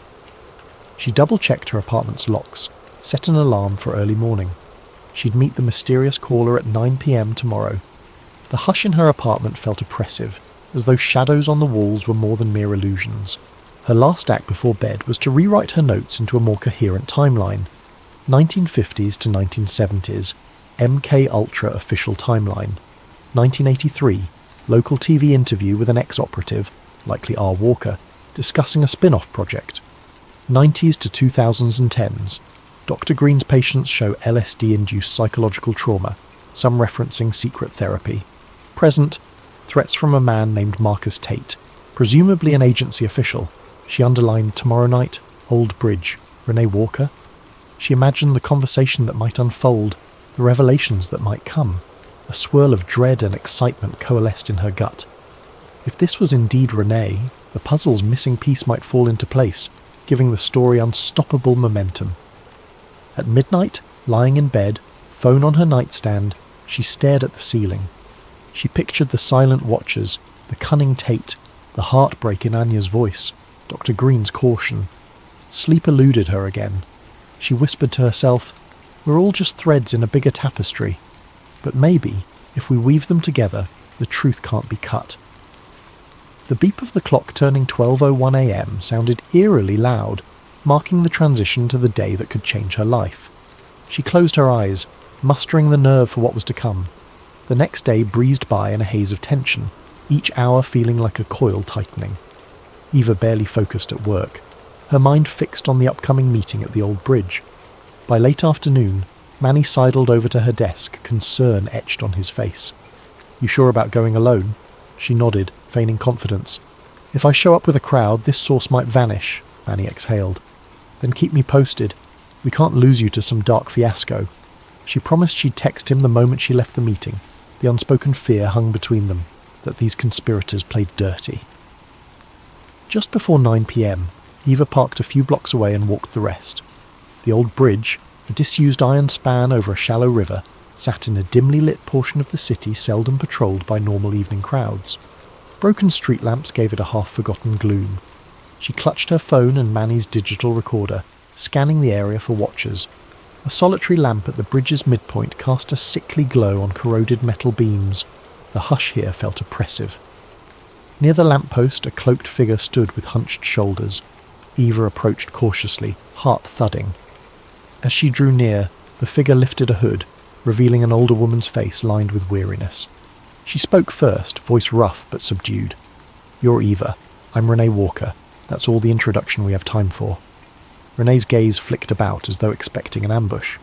"Listen closely. I used to work for the agency. Not full field ops, more like logistical tasks. But I saw enough.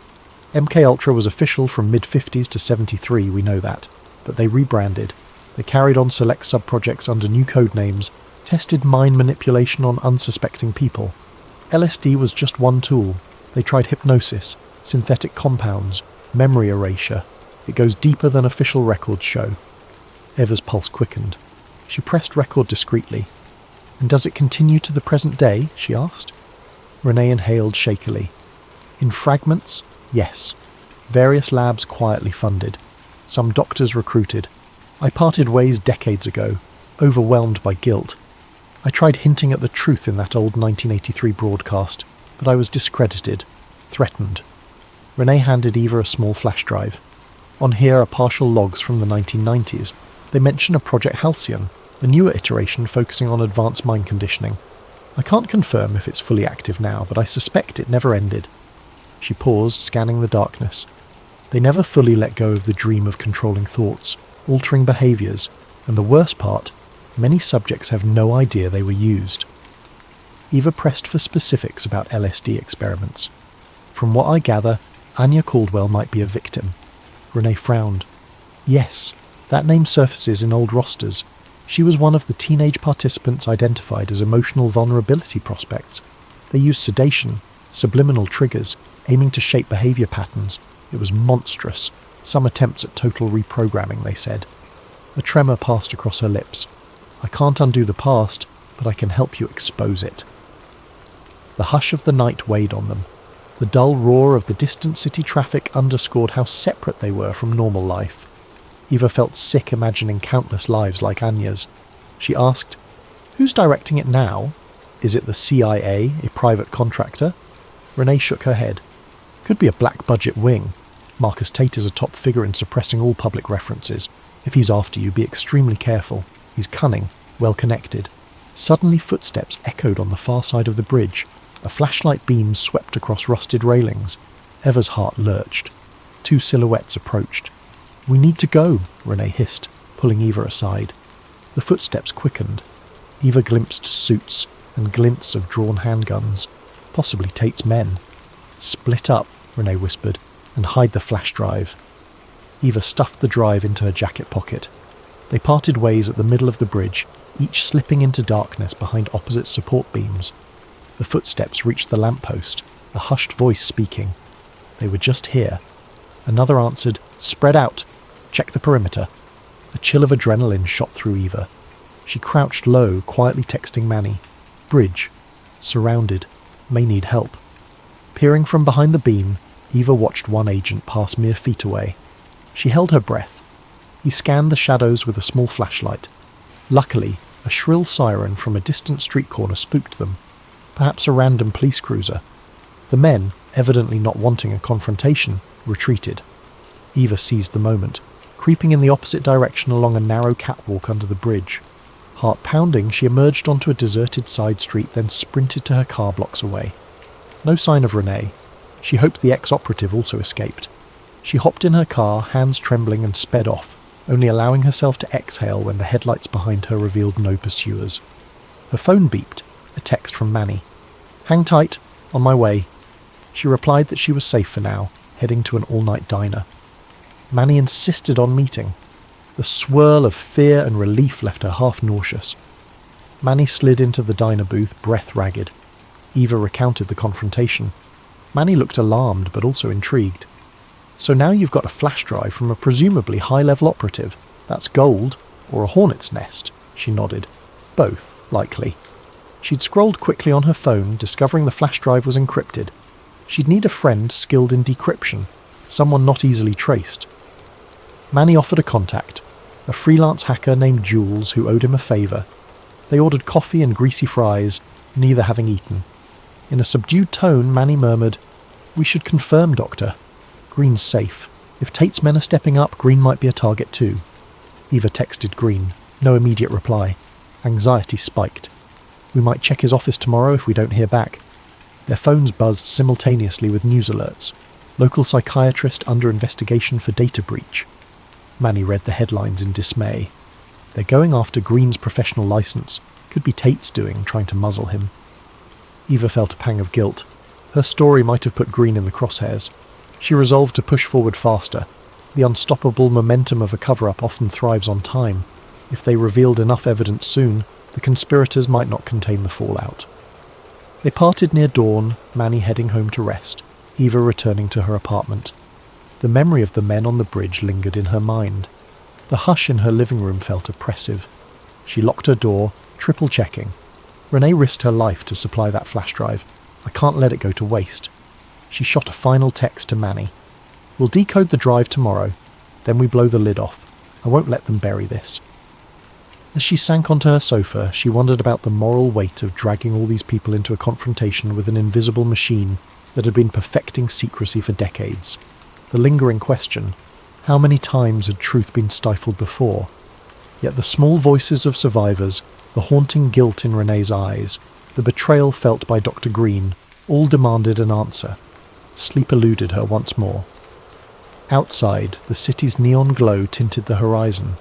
She pictured the blank expressions of Tate's men, the relentless push to keep everything hidden. In the hush of her sleeplessness, she vowed to see the mission through, no matter how deep the shadows extended. Sunlight streamed through the blinds as Eva woke from a fitful doze on her sofa. Her phone beeped incessantly with notifications. She rubbed her eyes, glancing at the screen. Manny's messages and missed calls. "Where are you? Green's gone. His clinic says he's on emergency leave, possibly forcibly taken." Fear jolted her awake. She quickly phoned Manny. He answered breathlessly. "Security cameras at the hospital show men escorting Green into a black SUV last night. Some hush-hush official paperwork. He's vanished." Eva felt her stomach lurch. They'd struck back swiftly, removing Dr. Green. She realized the time for caution was past. She had to blow the story open before more vanishings occurred. Manny reminded her that they had the flash drive from Renee to decrypt. "Jules is waiting in a cafe basement," he said. "We can do it now. Then we release everything online." Eva nodded, mind whirling. She grabbed her laptop, the flash drive, and an external battery. They met at a dingy cafe's back room. Manny's contact, Jules, was a small woman with spiky hair, hunched over a battered MacBook. The basement smelled of coffee grounds and dust. Without preamble, Jules accepted the flash drive, then typed feverishly. "High-level encryption, but let's see. Must be older code." A swirl of lines scrolled on the screen. Manny and Eva hovered, tension mounting. Minutes became an hour. Jules cursed softly, then grinned. "Got it. Directory of PDFs, some video files, a few text logs. Let's open the text logs first." She double-clicked. A hush fell as they read references to Project Halcyon, Advanced Psychosomatic Reconditioning, Subject Group Number 47, Supplementary LSD Regimens, dates up to 2014. Manny exhaled.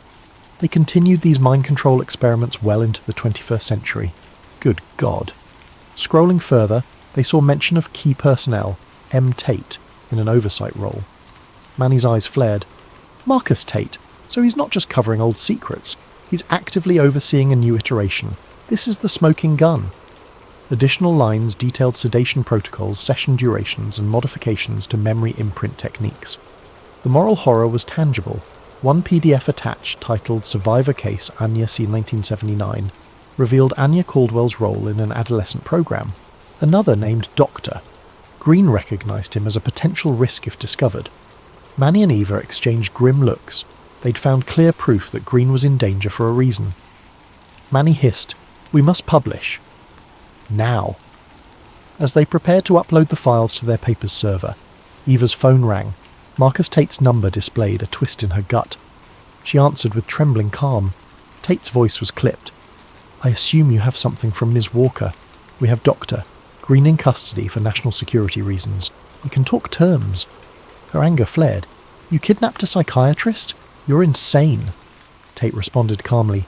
"He's alive, Ms. Moreno, but release that data and events may escalate unpredictably. The government will deny everything, brand you a hoaxer, maybe a traitor." Eva's gaze flicked to Manny. She put the call on speaker. Tate continued, "We can handle Ms. Caldwell's claims as mental illness.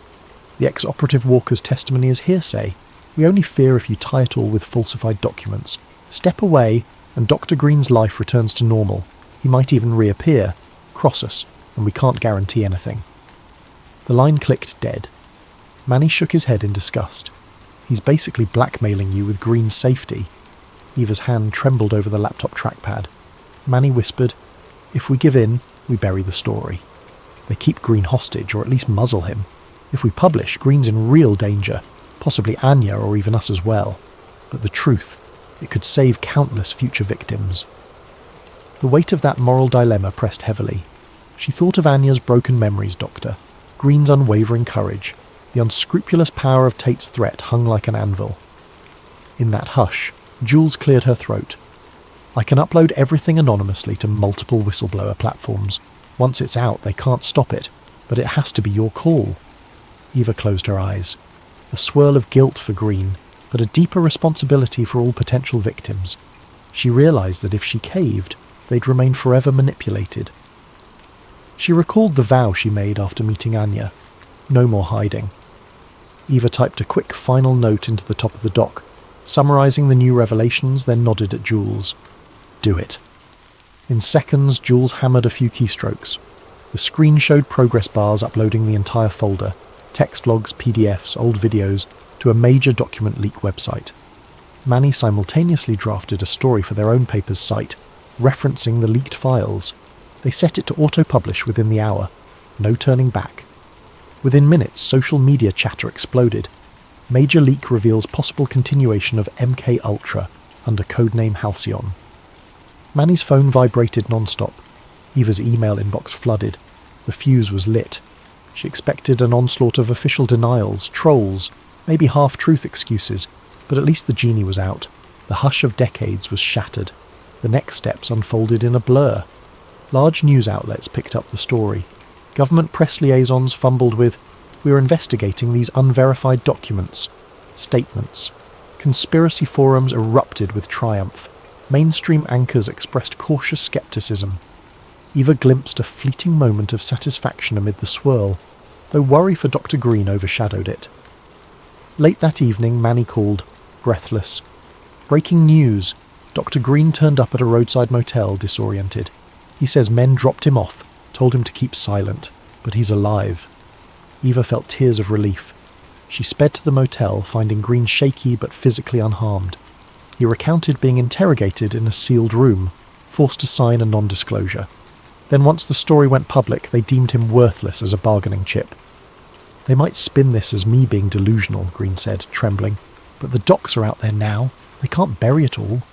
Days later, official inquiries erupted. Politicians demanded clarity on whether new mind control experiments existed. The CIA hammered out statements about historic wrongdoing. Marcus Tate vanished from public view. Some rumoured he was reassigned or quietly retired. Others said he was orchestrating new spin from behind the scenes. Meanwhile, survivors like Anya Caldwell found partial validation. She and others formed a support group. Dr. Green resumed practice with renewed resolve. Eva's article soared in readership, catapulting her from local reporter to national figure. She felt uneasy about the spotlight, but recognised it gave her a platform to continue pressing for accountability.